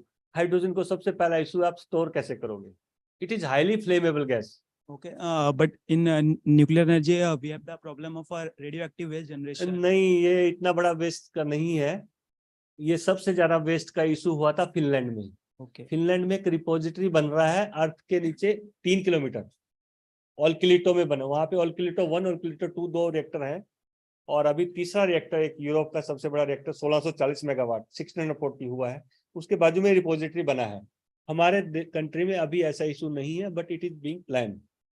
Okay, और वेस्ट का टेक्निकली स्पीकिंग इशू नहीं है. और इंसिनरेटर जो आ रहे हैं, एडीएस लगा रहे हैं, उसमें वो केयर करें. अभी इतना बड़ा इशू नहीं है. Okay, sir. Thank you so much. Thank you. Okay. So if we don't have any more question, let us thank the speaker once again. And it's our pleasant duty to give a moment of appreciation from organizer. I would request Dr. Mohit Tyagi to please hand over the memento from ONUS 2023.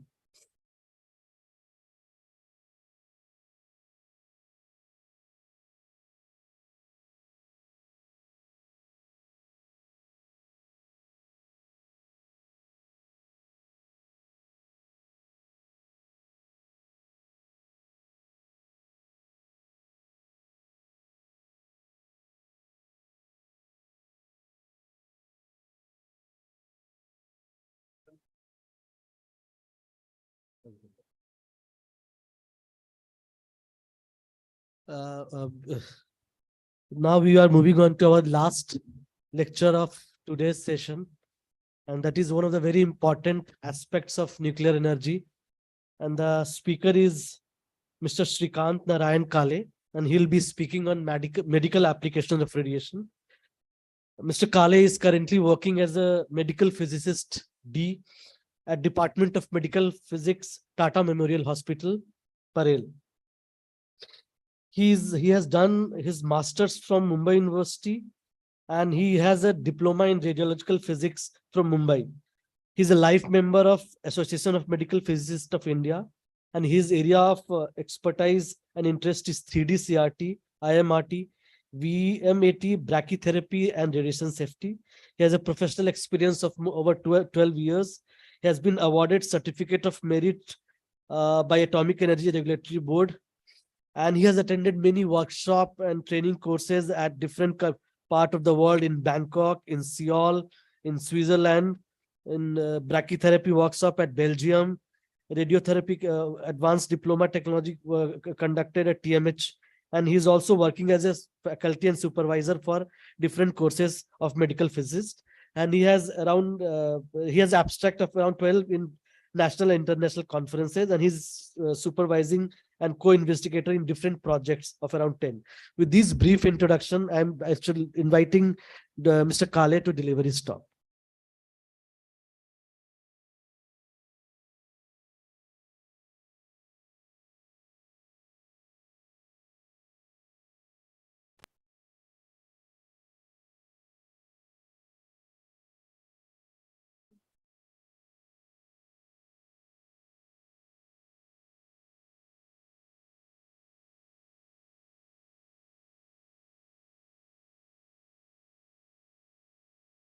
Good afternoon, everybody. Thank you very much. And first of all, I thank the organizers, INYAS, Indian Nuclear Society, and Nehru Science Center for inviting me as a speaker. So at the end of this session, I would like to talk on the medical applications. A lot has been talked before regarding reactors and all other research applications. So in this slide, you can see these are different types of machines that is related to radiation. First is a Bhavatron that's already discussed in the morning. This is a linear accelerator. This is a brachytherapy machine. This is a CT scan. And again, this is a PET scan. So these are the different types of applications of radiation in the field of medicine. And I was asked to talk more on the career prospectus. What are the careers available in the medical field? So many people are not aware what kind of career and what are the applications and what will be the roles and responsibilities of particular professional and under certain medical applications. So as we know that in case of medical science, there are many applications, but related to radiations, I will going to talk only two major applications. One is imaging and other is a therapy. Apart from that, there are many applications where science graduates can pursue their career. Now I will start with some of the basics of physics, where the radiation in the search of atom or in the search of radiation, how the radiation has arrived in our life. So the search was in the search of atom, the first experiment was started with Rutherford's famous alpha scattering experiment. So this has given some basic model of the atom. And these were the outcomes of the model, that atom is like something like nucleus is at the center, and the new electrons are revolving around the nucleus. Now further investigations, further research has happened, and we are moved close to the structure of the atom, the constituent particles, namely electrons, protons, neutrons. So such particles will collectively form our atom. Now, when the radioactivity or a radiation arises, one has to first know how the radioactivity has arrived. So in case of radioactivity, as we know that atom has nucleus, and nucleus has that is protons and neutrons. So ideally, you can see that this is a famous Segre chart, which talks about number of protons and number of neutrons in the particular nucleus. So this is the ideal line where the number of protons and neutrons in the nucleus are on the same number. So this is also called as a line of stability. When they are same number, the atom is supposed to be stable. So as you will see that the number of protons increases, that is the atomic number increases, the nucleus tries to move away from the stability. So this creates the origin of a radiation. That is a radioactive decay. So what is a radioactive decay? It is a spontaneous changes in the nucleus of unstable atoms, that is atoms not having equal number of protons and neutrons, that results in the formation of new elements. So that could lead to a radioactive decay, which was invented by Henry Becquerel in 1896. So this gives major 4 types of radiations, basically 3 types. First is alpha particle, beta particle, it may be a positive beta or a negative beta, and a gamma ray. So all these type of radiations are used for the treatment of different types of diseases. And this is a nuclear fission, and this has been well discussed in the earlier session, so I will not go in the details, but I want to highlight here that in this, what are the fission products? So fission products are collected, they are segregated from the nuclear, that is nuclear power plant waste, and some of the radionuclides are recovered, like cesium-137, it may be a ruthenium-106, or iodine. So this type of radionuclides are used for the treatment of different types of diseases. Now coming to the radiation, so naturally question arises, what is the radiation? It is any form of energy traveling through any medium. So there are basically 2 types of radiation. One is ionizing radiation and other is a non-ionizing radiation. So both type of radiations are used in the medicine for the different types of diagnosis as well as treatment. But I will like to focus only on the ionizing type of radiations. So what is ionizing radiation? It is basically energy transmitted as a particle or a waves. And ionizing radiation has sufficiently high energy to dislodge orbital electrons, thereby producing ions. So we'll talk about alpha, beta, gamma, neutron, and X-rays. So these are the high energy radiations. Apart from that, there are many radiations that are also used in the medicine and other applications. Now this slide is also repeated because what are the applications of this radiation in the different fields? So that has been discussed before, like a food, preservation of food, water resources, fuel substitutes, national security, regarding the environment, industry, technology, and ultimately the electricity is a major application. So I would like to discuss today whatever in the healthcare, what are the applications that are in the healthcare. Now coming to the radiation, as we know that and as we discussed in the morning, whatever applications of radiation in any field or any type of applications that needs to be regularized or it should be regulated, because that may involve, if they are not used in the proper manner, they will give a due risk to the human being, member of public or environment. So whatever applications in the medicines are also under the regulations. So these are the regulatory agencies. There are two types of regulatory agency. One is IAEA, that is a international regulatory agency, nothing but International Atomic Energy Agency. Apart from that, there are one more national agency, that is regulatory agency in the radiation, that is Atomic Energy Regulatory Board. Now coming to my topic, what are the medical applications of radiation?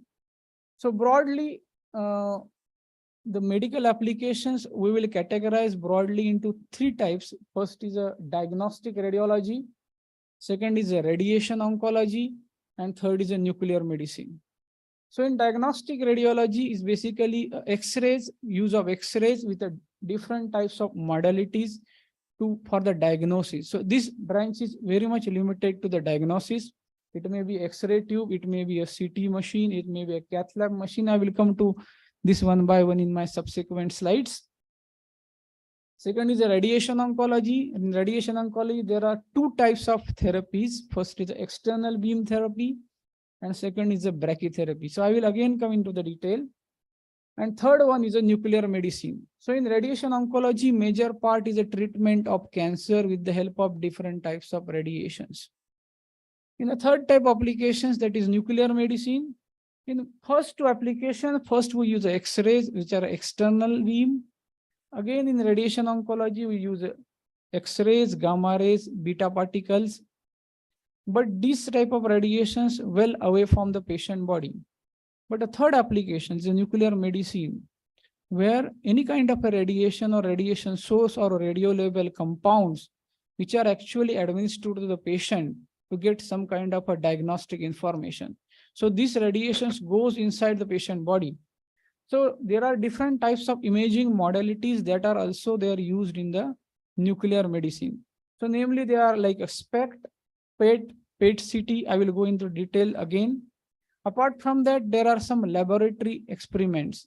From that laboratory experiments, we use some radio label molecules. That means a normal pharmaceutical compound or molecule which is labeled with any radioactive atom.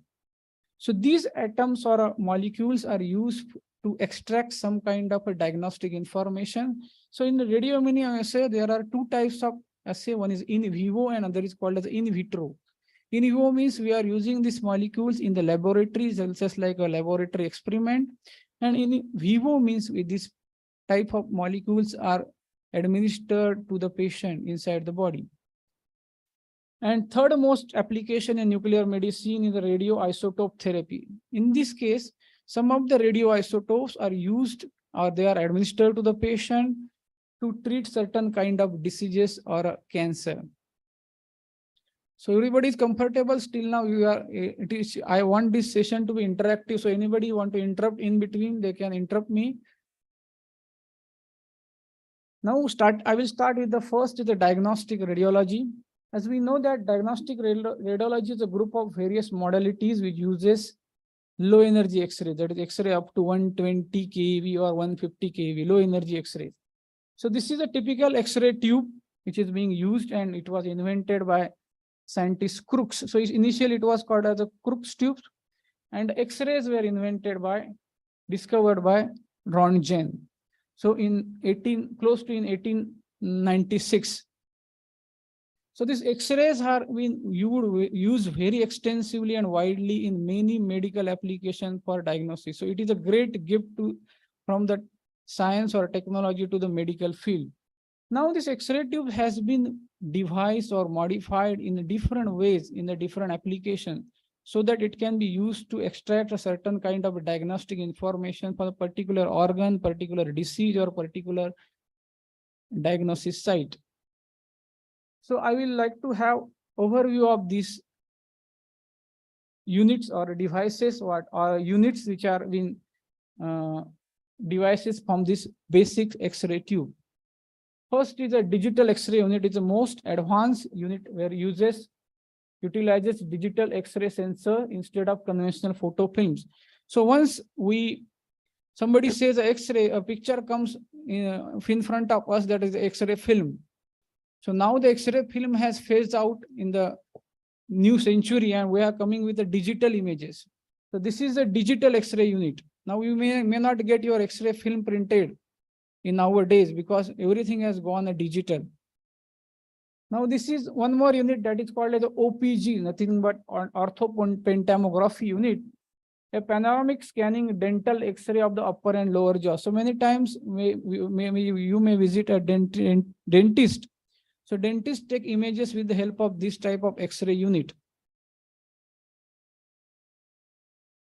Next is a mammography. It is a very important device. So mammography is a unit which uses very low X-rays, that is less than 20 keV.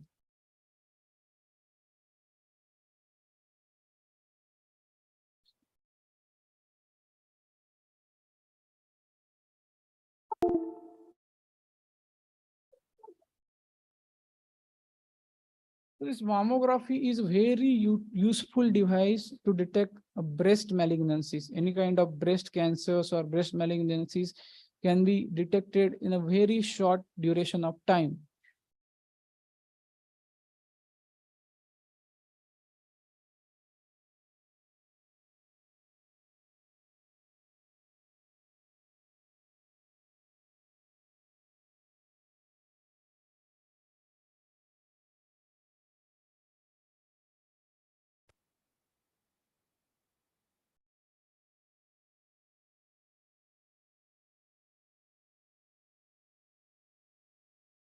So this is a typical mammography unit. You can see where the breast examination can be done, and it's a very useful device. Next is a C-arm. You can see this C-arm is a C-shaped device where X-ray tube is at one end and a detector is at one end. So this device is used in most of the surgical operations as guiding and seeing the anatomical structures. So these are the wide application is orthopedic, urology, gastrointestinology type of examinations, as well as many types of surgeries.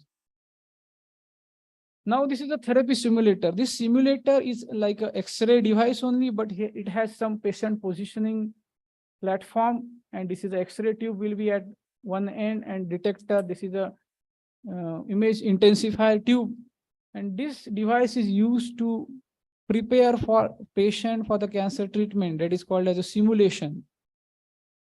Then a computer tomography.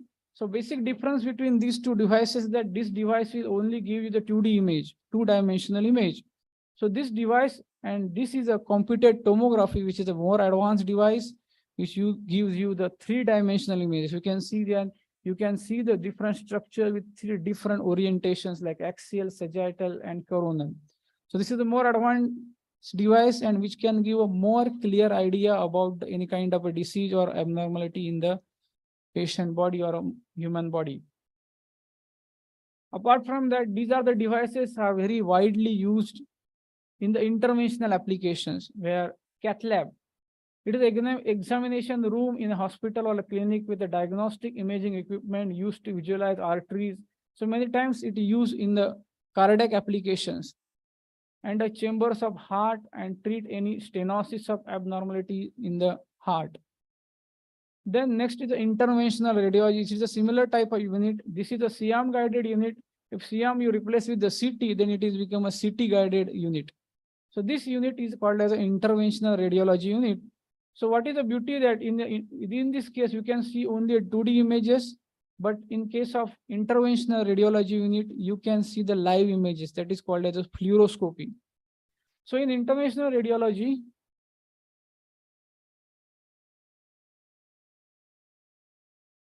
suit where biopsy, diagnosis, or therapies are precisely guided with real-time fluoroscopy, that is live imaging.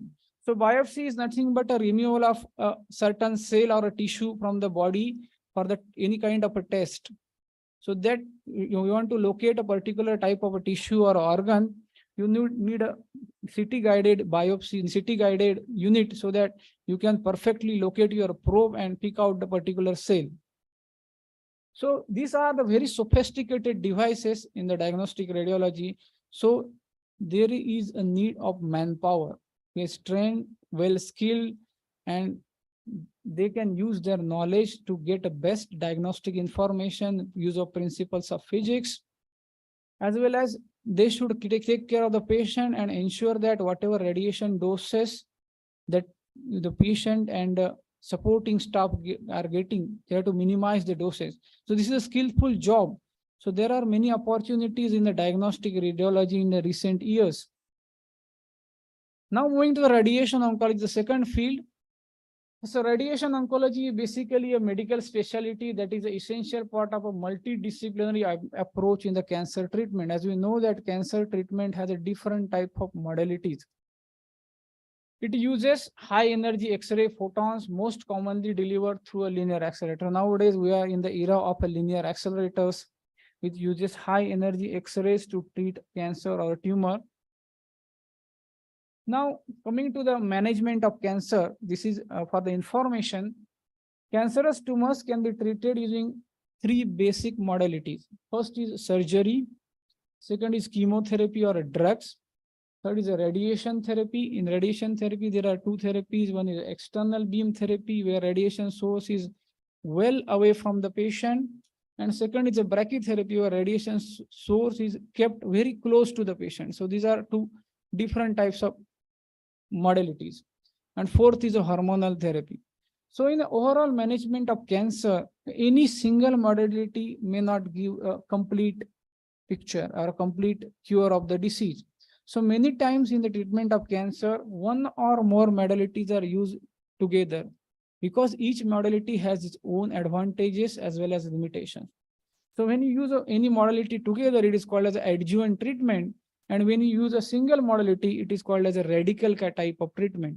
But nowadays, cancer treatment has gone more adjuvant, where two or more modalities are used together so that you can ensure that eradication of cancer cells very effectively. So most of the times in the 40% of the cases, we use a radiation therapy nowadays. Now, what is a cancer? So cancer cells grow in the form of tumor and then start spreading and then disturbing the normal organs. So any abnormal cell division that could lead to cell division, that is called as a cancer, and it may have a potential to migrate in the different parts of the body, that is called as a metastasis. When it is located at a single part, it is called as a benign, and when it is moved to the whole body or any other part of the body, then it is called as a malignant. So naturally question arises how this radiation interacts with the tumor. So basic biological principle, that is the radiation kills the DNA of the cell. So in case of radiation killing, there are two mechanisms. First is called as a direct mechanism, where radiation directly interacts with the DNA. And other mechanism is called as an indirect effect, where radiation generates certain kind of free radicals. And these free radicals ultimately kills the DNA of the cancer cells. Now, once again, there will be a question that whether the radiation only kills the cancer cells or it kills the normal cells also. Yes, it also kills the normal cells. But the biology of the radiobiology of the cancer cells or normal cells are different. So this is a famous chart which can justify the therapeutic importance of radiation therapy. You can see this chart. On the left hand side is the tumor control, and this is a radiation dose on the horizontal axis. There are two sigmoid curves, and one curve is called as a tumor control, and other curve is a tissue damage.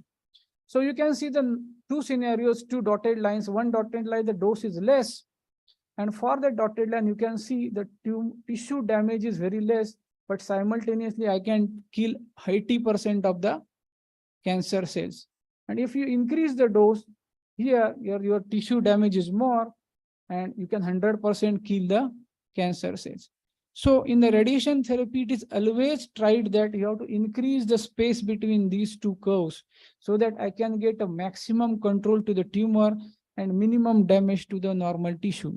So always a dose, whatever radiation dose is delivered to the patient in the radiation therapy, it is not under single shot.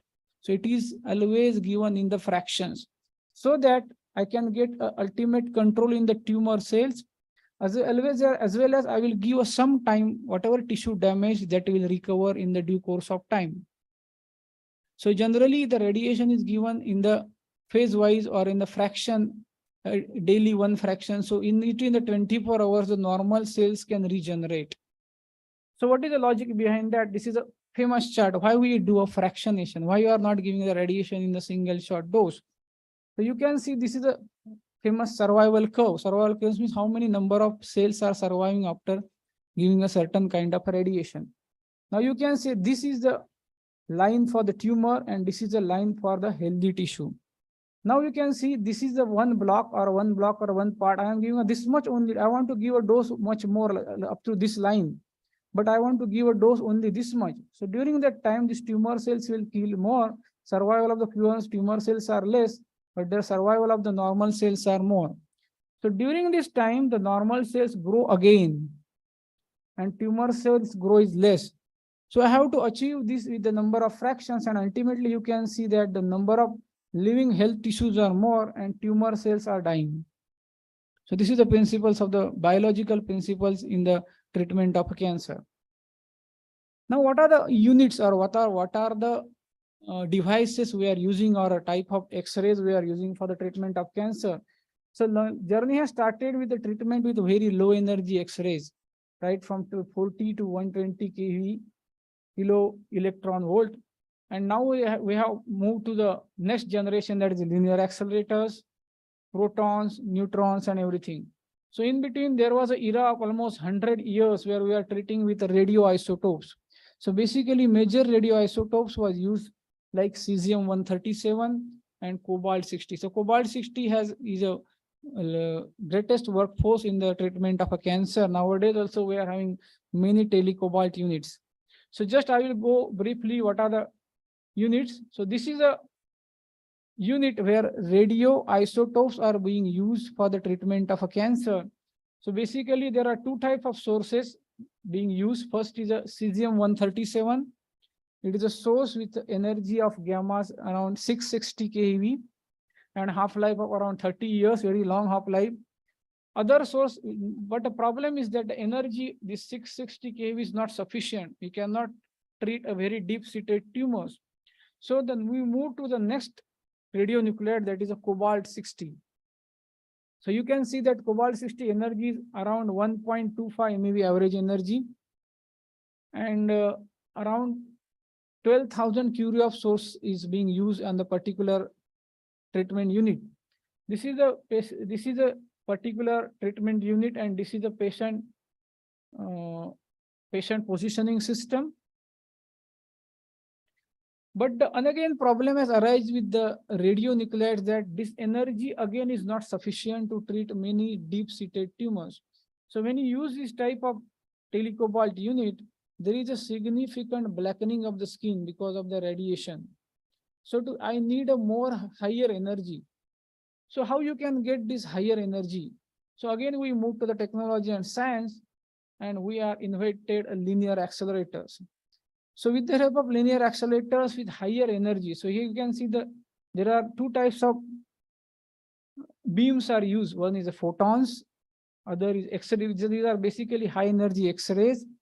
And second is the electrons. Electrons means negatively charged particle.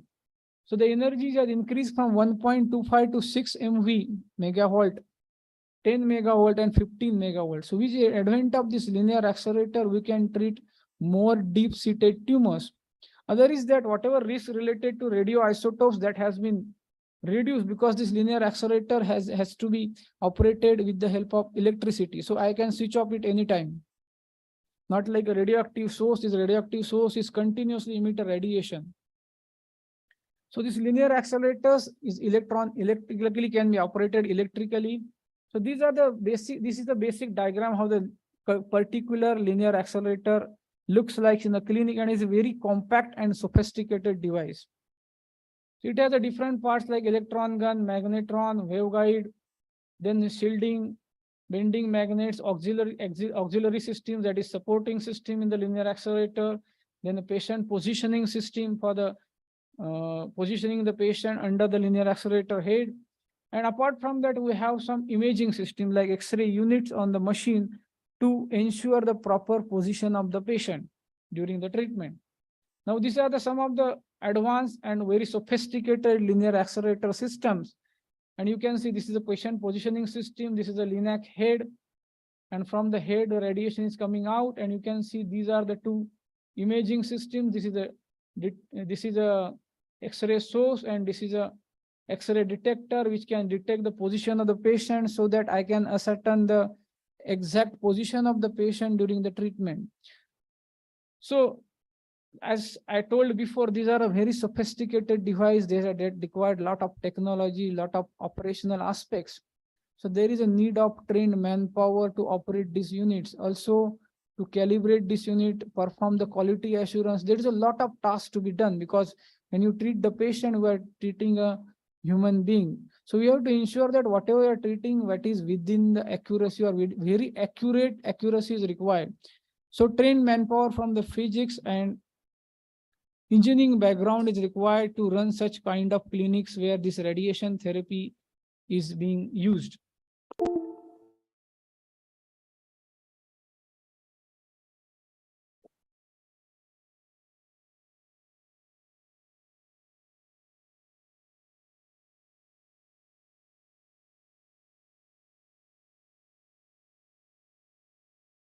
If anybody has any question in between, they can ask.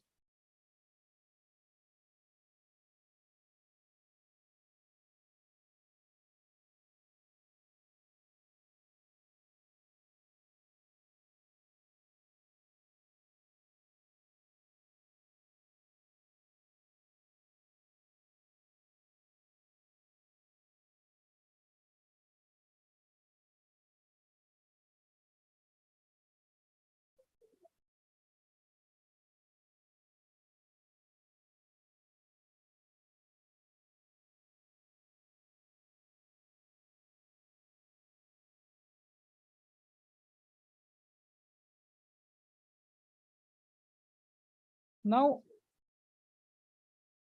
this medical linear accelerator, as I told, it is a very sophisticated and very accurate devices. And there are a lot of advances, and we can treat a tumor very effectively and very closely with the help of linear accelerators.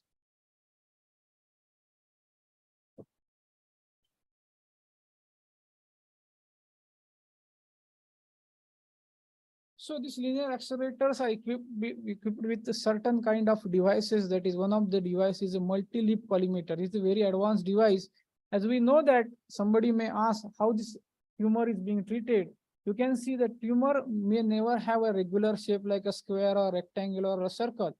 So how to confirm this tumor? So this type of collimators are available in the machine, where I can closely confirm the tumors, and I can selectively targeted, I can do a targeted treatment to irradiate this tumor.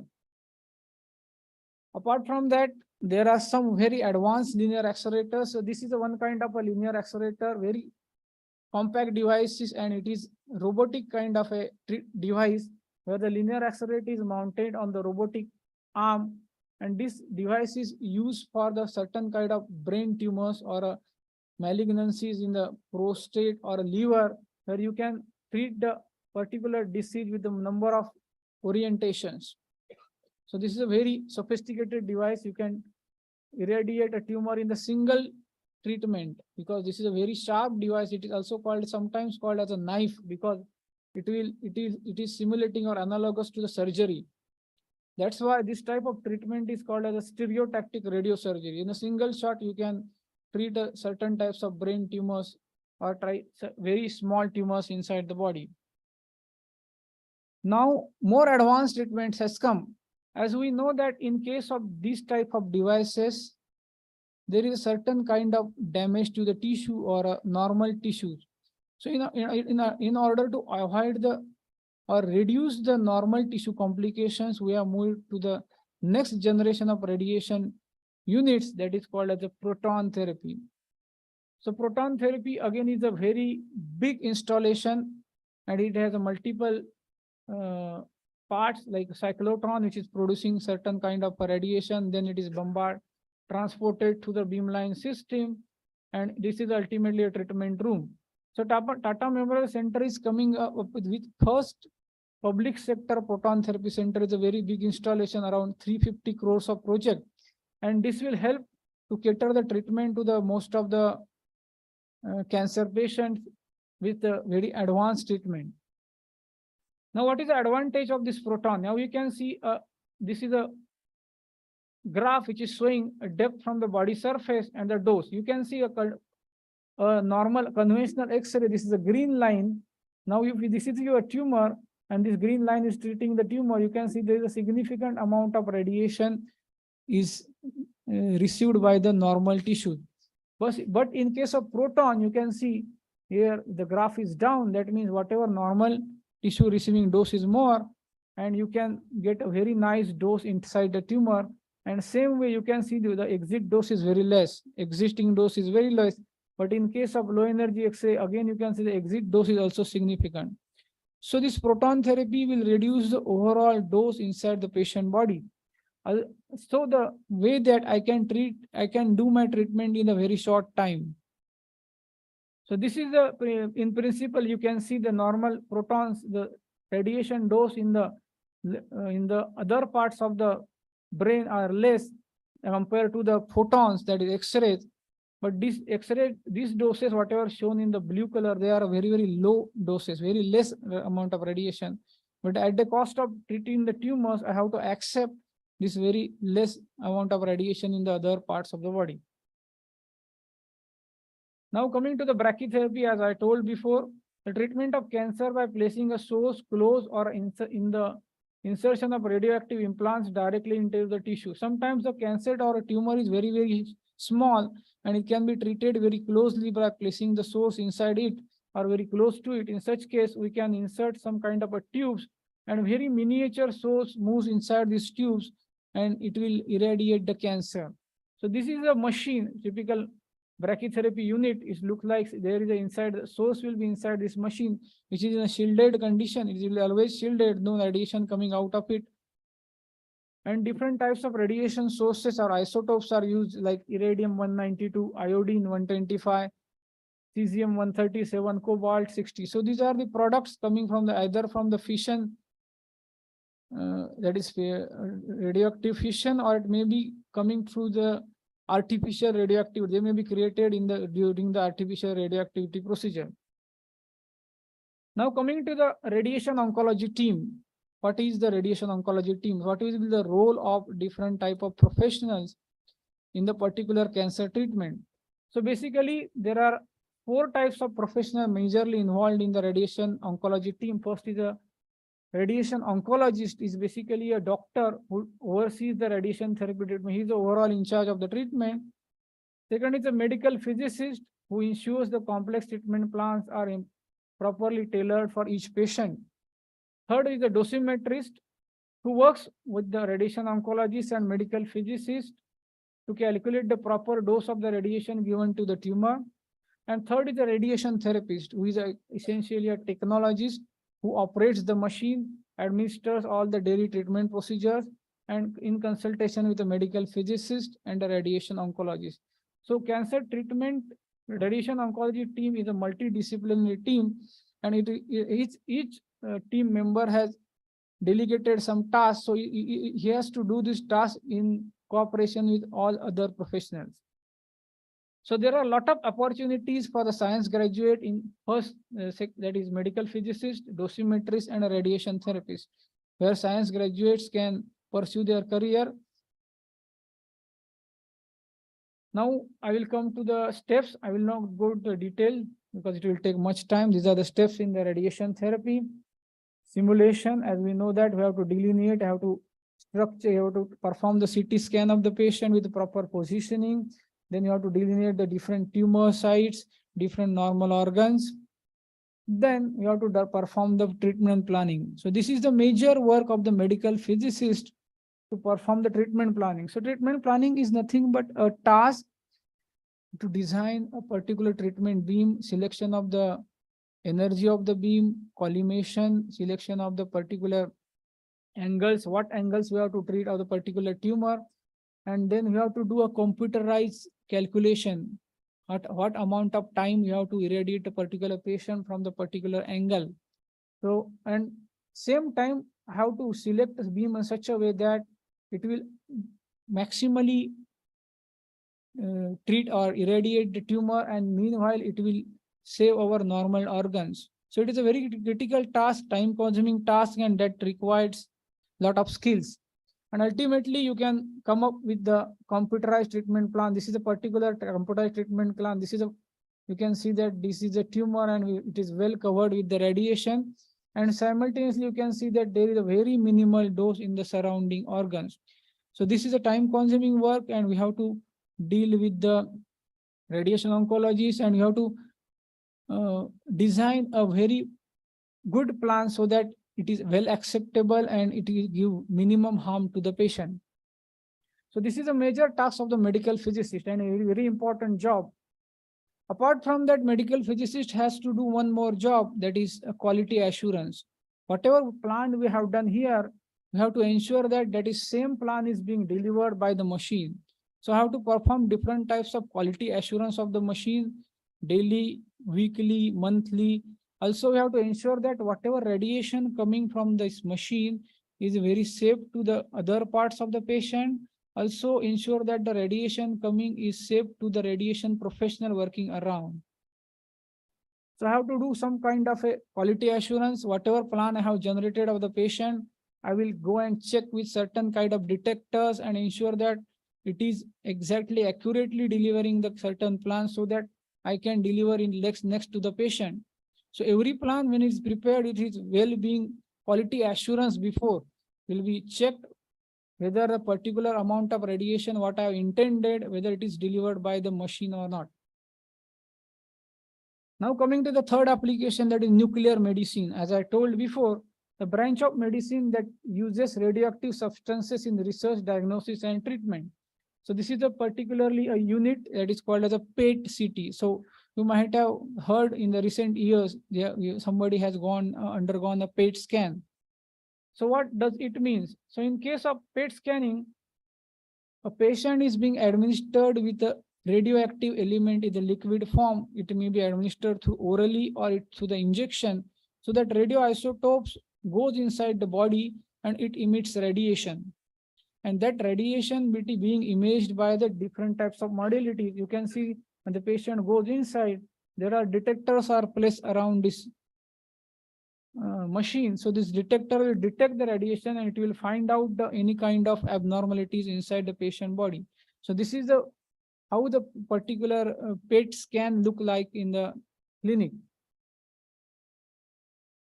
Now, apart from that, as already discussed in the morning, there are some radiopharmaceuticals. The pharmaceuticals nothing but a chemical compound which has some pharmacy standards. So when we replace one of the atom of that pharmaceutical with radioactive atom, it becomes a radiopharmaceutical. So this radiopharmaceutical will act as a tracer. Tracer means an agent. So its agent will go inside the patient body and it will help me to do certain kind of diagnosis as well as a therapy. So different types of radionuclides use. A major use is a technetium. Technetium is stacked with the different radiopharmaceuticals and being injected in the patient body. And we can image the patient and you can get a certain kind of a diagnostic information. Apart from that, there are some therapeutic uses like cesium-153, lutetium-177. Apart from that, iodine is widely used for the treatment of thyroid type of cancer. and iodine is administered to the patient. It is getting arrested in the thyroid of the patient, and the radiation coming from the particular iodine will irradiate the patient, and cancer is being irradiated. So these are the different types of radiopharmaceuticals which has a different application in the different types of diagnosis. So when the radioactive material is tagged or radio labeled with the different types of radiopharmaceutical, it is specific to the particular organ like brain, liver, bones, kidney, and all other. So different types of radiopharmaceuticals are available in the market. Now in PET scanning, a similar type of scanning, what will happen? A positron emitter. So this is a positron emitter elements, that is F18, C11, that is carbon 11, nitrogen 13, oxygen 15. So this is basically a beta emitter. So these compounds are tagged with some radiopharmaceutical, and that is orally administered to the patient. So once it's orally administered, this beta particle will interact with the electron in the patient body, and it will emit 2 photons. So this is a classical example of Einstein's mass energy conversion. So these particles are converted into energy, electromagnetic energy. So from the patient body, it will release 2 photons which are emitted exactly opposite direction. So some people may have studied about pair annihilation.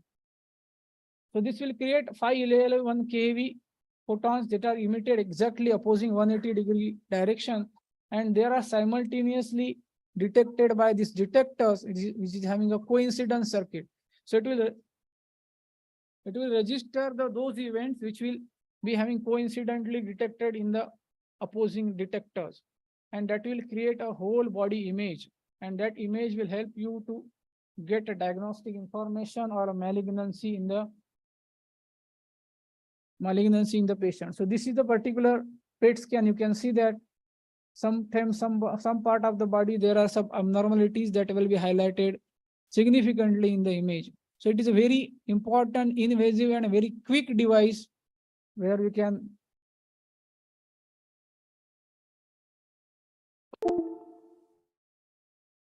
this device comes under nuclear medicine. And one more modality which is widely used to generate these type of radiopharmaceuticals products, it is medical cyclotron. So whatever positron emitters, it is F18, carbon, these are produced to the medical cyclotron. It is again a very sophisticated device, and you need this device in your clinic to generate these types of radioactive materials. Apart from that, there are more scanning units, that is SPECT-CT. SPECT, it is nothing but a single photon emission computed tomography. It is again a diagnostic unit. Apart from that, when you connect the SPECT with the CT, this is a dual energy machine. Dual unit means SPECT as well as one CT scan is there. So it is a combination, it is the hybrid imaging unit. So 2 modalities are together. That's why it is called as a SPECT-CT. So you can get a more concrete picture of the diagnosis. Now this is the PET-CT is installed in the Radiation Medicine Center. It is basically a nuclear medicine center of Bhabha Atomic Research Center, and it is a part of in the Mumbai Parel Tata Memorial Center, one of the building. This is installed, and you can see that this can give a very nice information about the. Basically, this is used in the case of cancer metastasis. Means many times cancer is so when it is spread to the different parts of the body, you can detect with the help of PET. Now coming to again, whatever devices I have shown, these devices, most of them are imported. Now, in order to cater the treatment to the mass, that is in the India, as we know that there is a lack of very much less number of infrastructure in case of medicine. So in order to cater the treatment to the each and every part of the country, so DAE and other units have come up with some indigenous devices.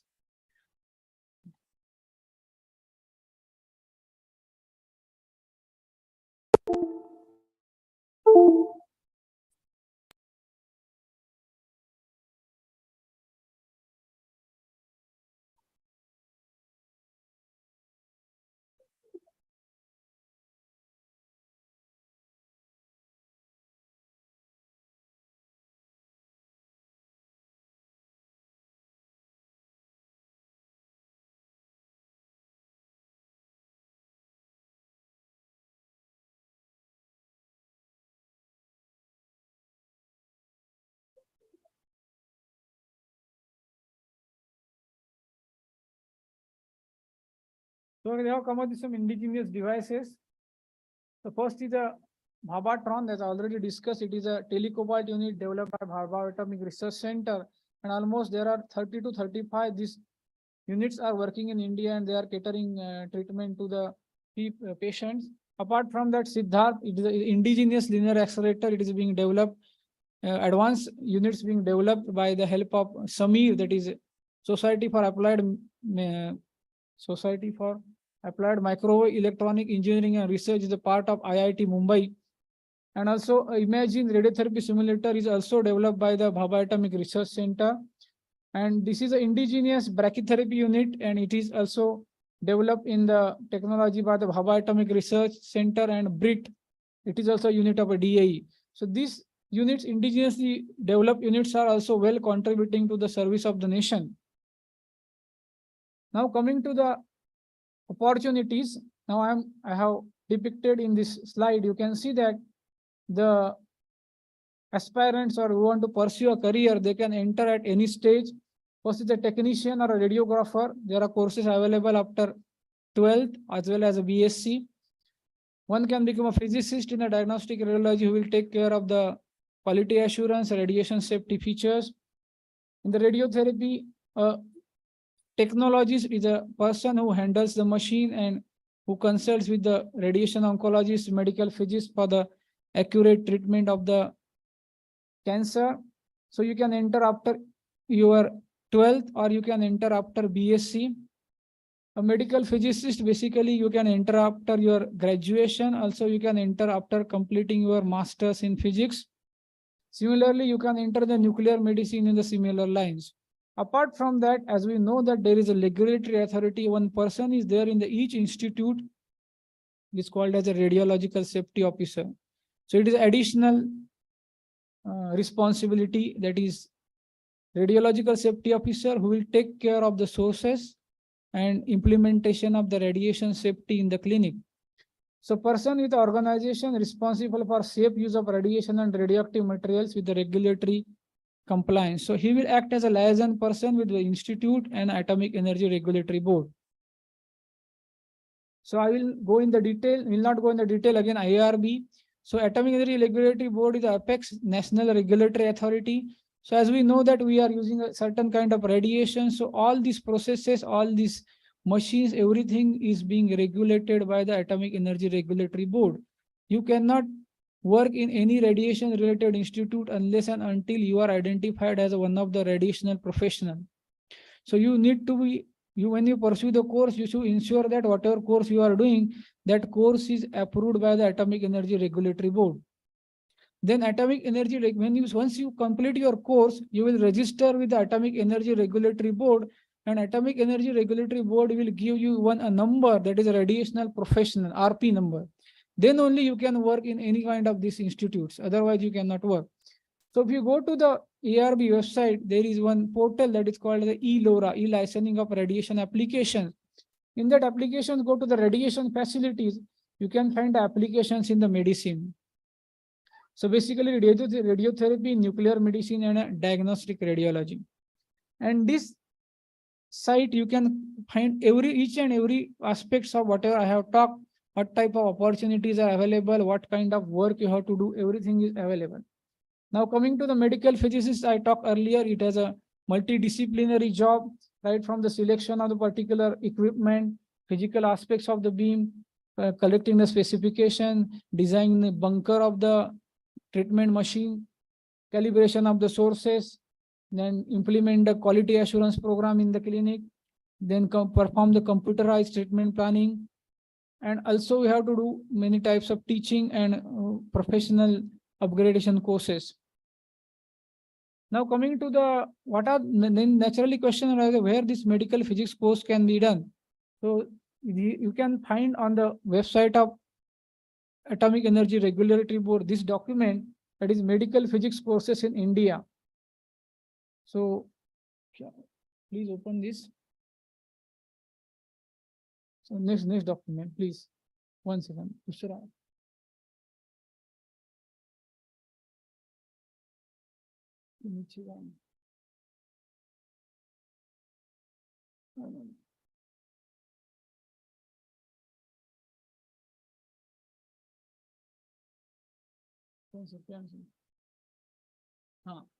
So you can see that medical physics courses in India. So scroll down. So you can see each and every aspects where these courses are being run, what is the syllabus of the courses, and what are the prerequisite qualifications you can see. So if you go to this document, you can see everything, radiological safety officer, what are the qualification, kind of test you have to do, go down. And also you can see the courses that are being approved by the Atomic Energy Regulatory Board. नीचे आइए थोड़ा और नीचे. So this is the syllabus, what we will learn in the particular medical physics course. And in wait. Now you can see the list of medical physics courses. So these are the courses being approved by the Atomic Energy Regulatory Board. You can see some courses are the MSc courses. That means you will get a degree of MSc in medical physics. And some of the courses are diploma courses, means you have to first do your MSc in physics and then pursue this course, that is diploma in radiological physics. Come down. So total almost 20, I think 26 institutes which are offering this course. And it is very demanding course nowadays because cancer centers are also very increasing and there is a large demand of medical physicists in the India. Next, second document. Now the question arises, when you do the course, where you will work.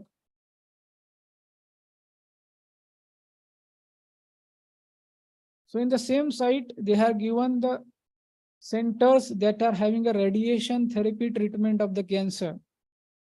So there is a comprehensive list in each and every state, each and every city. You can see. Allow. Guru.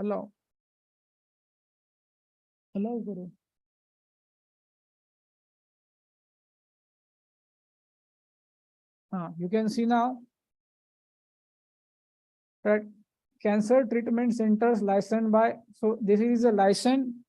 There is always you have to take a license from the Atomic Energy Regulatory Board to run any center with the radiation. You can see that there are n number of centers, close to 350 centers in India where you can pursue your job in each and every state. Go to Maharashtra. So each and every state, they have given the institutes where you can work as a medical physicist.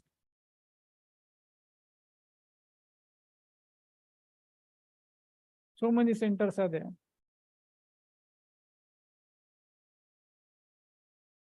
So in Maharashtra, so you can see the Tata Memorial Hospital, Nanavati Hospital, Bombay Hospital, Jaslok, Hinduja, Nayar, so all are there.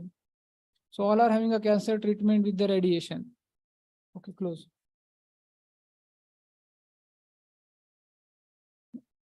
Next, responsibility of radiological safety officer. So it is again a job. You can get a job as a radiological safety officer also, apart from the medical physicist. If you qualify the exam of the Atomic Energy Regulatory Board, then you can be appointed as a radiological safety officer in the one of the clinic. So he has a different responsibilities. I will not go in the detail. Apart from that, as discussed in the morning, Homi Bhabha National Institute. It is a university of DAE. It is also conducting some of the courses. One is a diploma in radiological physics. It is a very oldest and first course in the medical physics in India. Now it is they are running almost 60th batch. 60 साल से ये course चल रहा है. So diploma in radiological physics is a very prestigious course. Apart from that, you can see one more course is MSc in nuclear medicine and molecular imaging technology. It is a nuclear medicine course. Third is MSc in hospital radiopharmacy. What I had told before, the radiopharmaceuticals, how to prepare them, how to do a quality assurance. The new course has been started 2 years back by the Bhabha Atomic Research Center, Radiation Medicine Center. That is MSc in hospital radiopharmacy. Next. So this is a typical advertisement of this year diploma in radiological physics. Those who are completed their MSc in physics, they can apply this course. And you can see the last date is 19th May. Still applications are invited. And the beauty of this course that you will be trained in the BRC. There are very eminent and very talented, very educated. There are many lecturers and guides. So it is very comprehensive course. Apart from that, in this course, you don't have to pay any fee. So BRC will provide a stipend. Apart from that, accommodation as well as transport. One of the beauty of this course in the BRC that you will get opportunity to do your internship at any of the Tata Memorial Center units. So you will have a hands-on experience in your internship in the Tata Memorial Center. Apart from that, one recent advertise is Bharatiya University is in the south. It is also inviting applications for MSc in medical physics. Still advertise is open. Now, as discussed in the morning, DAE has come with one more course in the medical physics with the need of the medical physics courses at NISER, Bhubaneswar. So these courses has recently started with the similar lines with whatever course running in the BRC. And this is also very good course, is a very good educational institute of the DAE, NISER, Bhubaneswar. So still, I think this advertise also still on.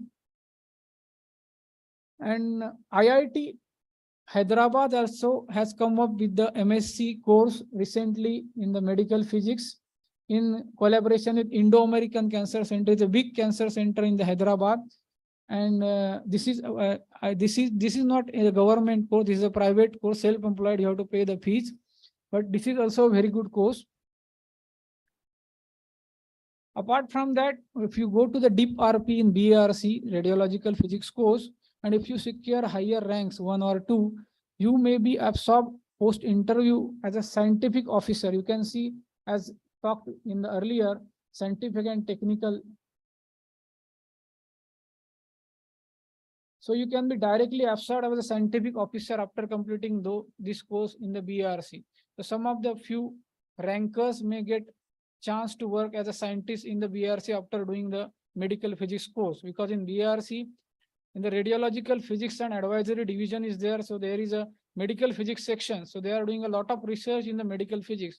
So you can be a part of that unit after completing your DIP RP course from the BRC. As we know that this is a slide, as you can see in the end, you can see there is a lot of need of these professionals, medical physicists, radiotherapy technologists, as well as radiation oncologists.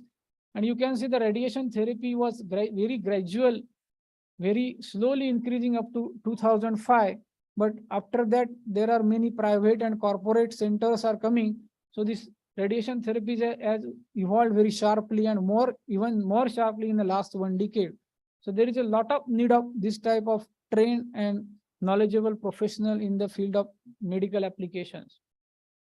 So this is once again that a radiotherapy technologies, it is again a profession where they will handle the computerized system in the radiation therapy. They has also very important role. Last me click kijiye. Okay. So there are many courses are available in the radiotherapy technology. So this is also given by the Atomic Energy Regulatory Board, where you can pursue the radiotherapy technologies courses. So those who can pursue after 12th also, they can pursue this course. Those who want to pursue after BSc, there are different job requirements. They can pursue after BSc also. So there are n number of institutes. They are conducting these radiotherapy technologies courses. And there is a very lot of demand of these radiotherapy technologies right now in India. Quick close. Again, for the nuclear medicine, many types of courses are available. You can log in into ARB website and you can see these are the list of courses and what are the institutes which are providing you a job. Apart from that, Tata Memorial Center is a Grand in Aid Institute, as talked before, and it is a comprehensive center for service, research and education in cancer, and it is in the 80th year we are serving as the nation. So we are also running some of the courses for generating a manpower for our center as well as over the India. So we are running some courses, that is MSc in nuclear medicine and molecular imaging. It is the same course of the nuclear medicine. Apart from that, 2 technologies courses we are running, that is advanced diploma in medical imaging. This is a basically course for the diagnostic radiology, and it's a very nice course you started 10 years back, and a very nice response, and they are getting very good jobs. Second is advanced diploma in radiotherapy technology. This is basically a course related to radiotherapy technologies who is working in the cancer treatment. So these are advertised are still on. So somebody want to apply for that. This is a advertised for advanced diploma in radiotherapy technology. And this is being conducted at Tata Memorial Center. Last date is 19th May. And eligibility is BSc with 50% marks in the physics. You have to undergo one CET, that is common entrance test. There will be an interview. After that, you may be selected for the course. Again, there is a stipend for this course, 12,000 stipend, accommodation, as well as you will get a transport facility. One more course, similar lines, medical imaging. This is a diagnostic course, still advertised is on. And last one is a nuclear medicine. This is a master course, master in nuclear medicine and molecular imaging technology. This is still on for this year. And this is, you can pursue after BSc in physics, chemistry, mathematics, any kind of branch of the BSc or BSc above subjects. And admission procedure is same. There will be a common entrance test followed by interview, and we will be, you can pursue this course. Again, there is a list of what are the courses. I will not go into detail. Thank you very much.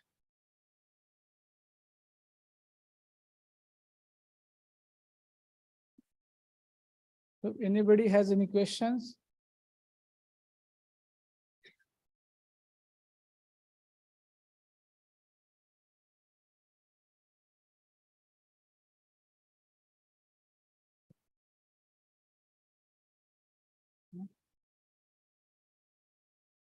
Anyone having question?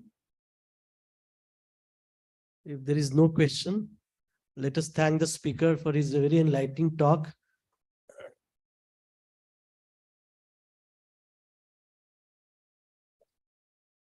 On behalf of organizer, I would request Dr. MGR Rajan, former head RMC, to please give a memento from organizer to the speaker.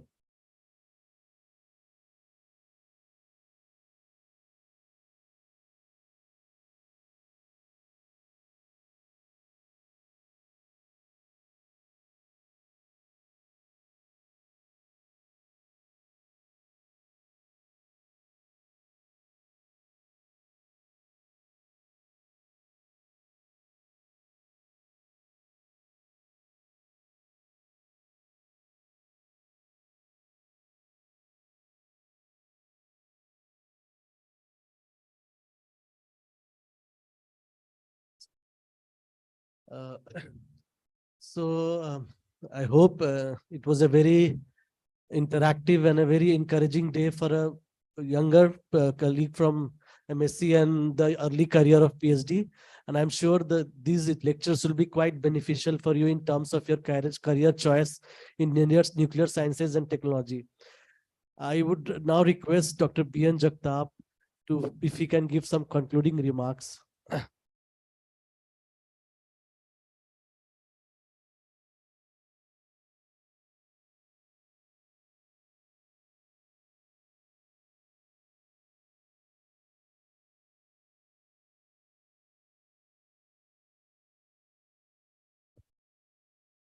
Thank you very much for inviting me here. Well, my young friends, you surely must have enjoyed this full day session. Towards the end, even the machine got tired. And you have retained your enthusiasm. Very nice. Well, it reminds me what one incident maybe 40 years ago, I was one like you attending a one-day session on advanced laser technologies. And towards the end, people stopped asking questions. So the last speaker wondered, why are you not asking questions? So I was young, naughty young man. So I said, there is one reason for that. Before your talk, we were in the ground state of knowledge, and now we have gone to the excited state of ignorance. You know, at the end, it creates so much of confusion that you end up in the excited state of, but that's important, that you keep rolling over all that you have heard here. you will attain the excited state of knowledge. There are few takeaways from this workshop. Number one is the imminent danger to the humanity, that is the global warming. We know that there is a red line. The global temperature, average temperature cannot rise beyond 1.5 degrees Celsius. And as of now, it is 1.1 degrees Celsius. So window is very small.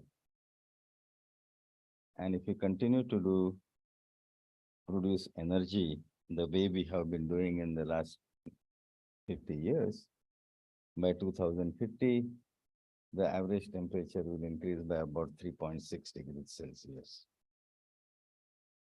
And therefore, it is predicted that the large portion of this energy has to come from renewables and nuclear energy. Renewables are fine, however, that's an intermittent source of energy, whereas nuclear energy is a large source of energy which can give large base load. So on that base load, all those fluctuations of the renewable energy can be handled. So world is in fact thinking in terms of about increasing the nuclear contribution by 4-fold by 2015. So that's the first takeaway. Second takeaway we have is that we are now working in the generation 3, generation 4 nuclear reactors, where the safety standards are very, very high. So somebody quoting something from the Chernobyl, which is the generation 2 reactor, and sticking that thing to the generation 3 or 3 plus reactor is absolutely wrong. We have now the very, very high standards of safety. The third takeaway is that nuclear science and technology includes everything: physics, chemistry, biology, maths, computer sciences, mechanical engineering, chemical engineering. So everyone has a role to play. And that what you have seen here, right from agriculture to medicine, nuclear power generation to high-tech engineering, everything that is handled in the nuclear energy program. So every one of you has an opportunity to work. And what are the possibilities of the career options in the Department of Atomic Energy, Nuclear Energy Program? They've been discussed.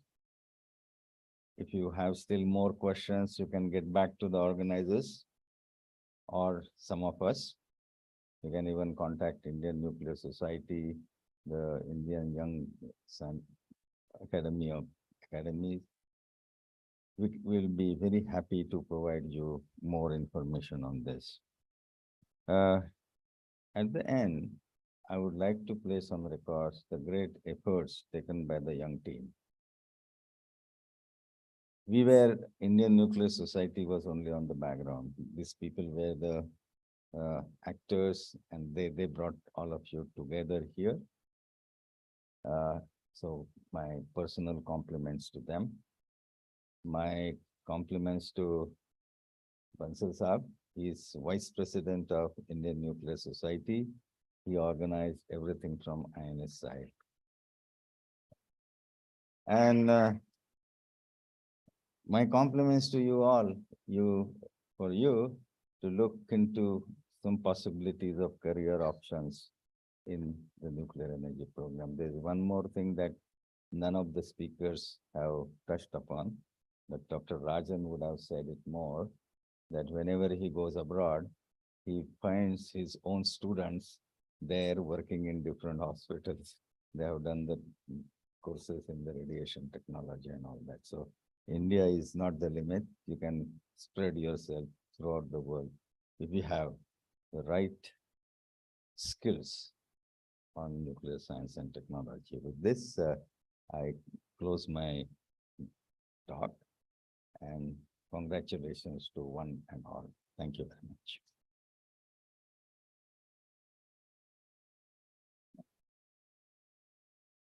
So, on behalf of organizer, I personally am very blessed to offer this floral bouquet to one of our senior and my guru.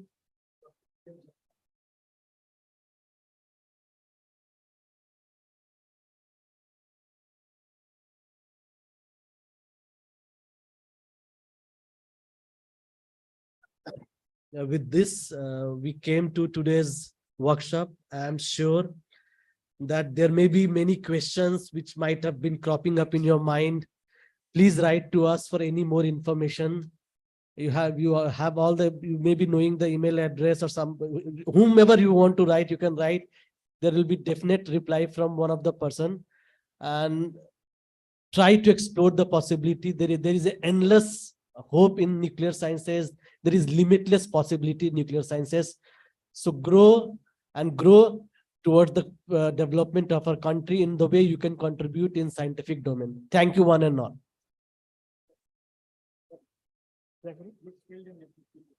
And I would request everyone to please give a feedback of today's workshop. It will be good and encouraging for us. Thank you.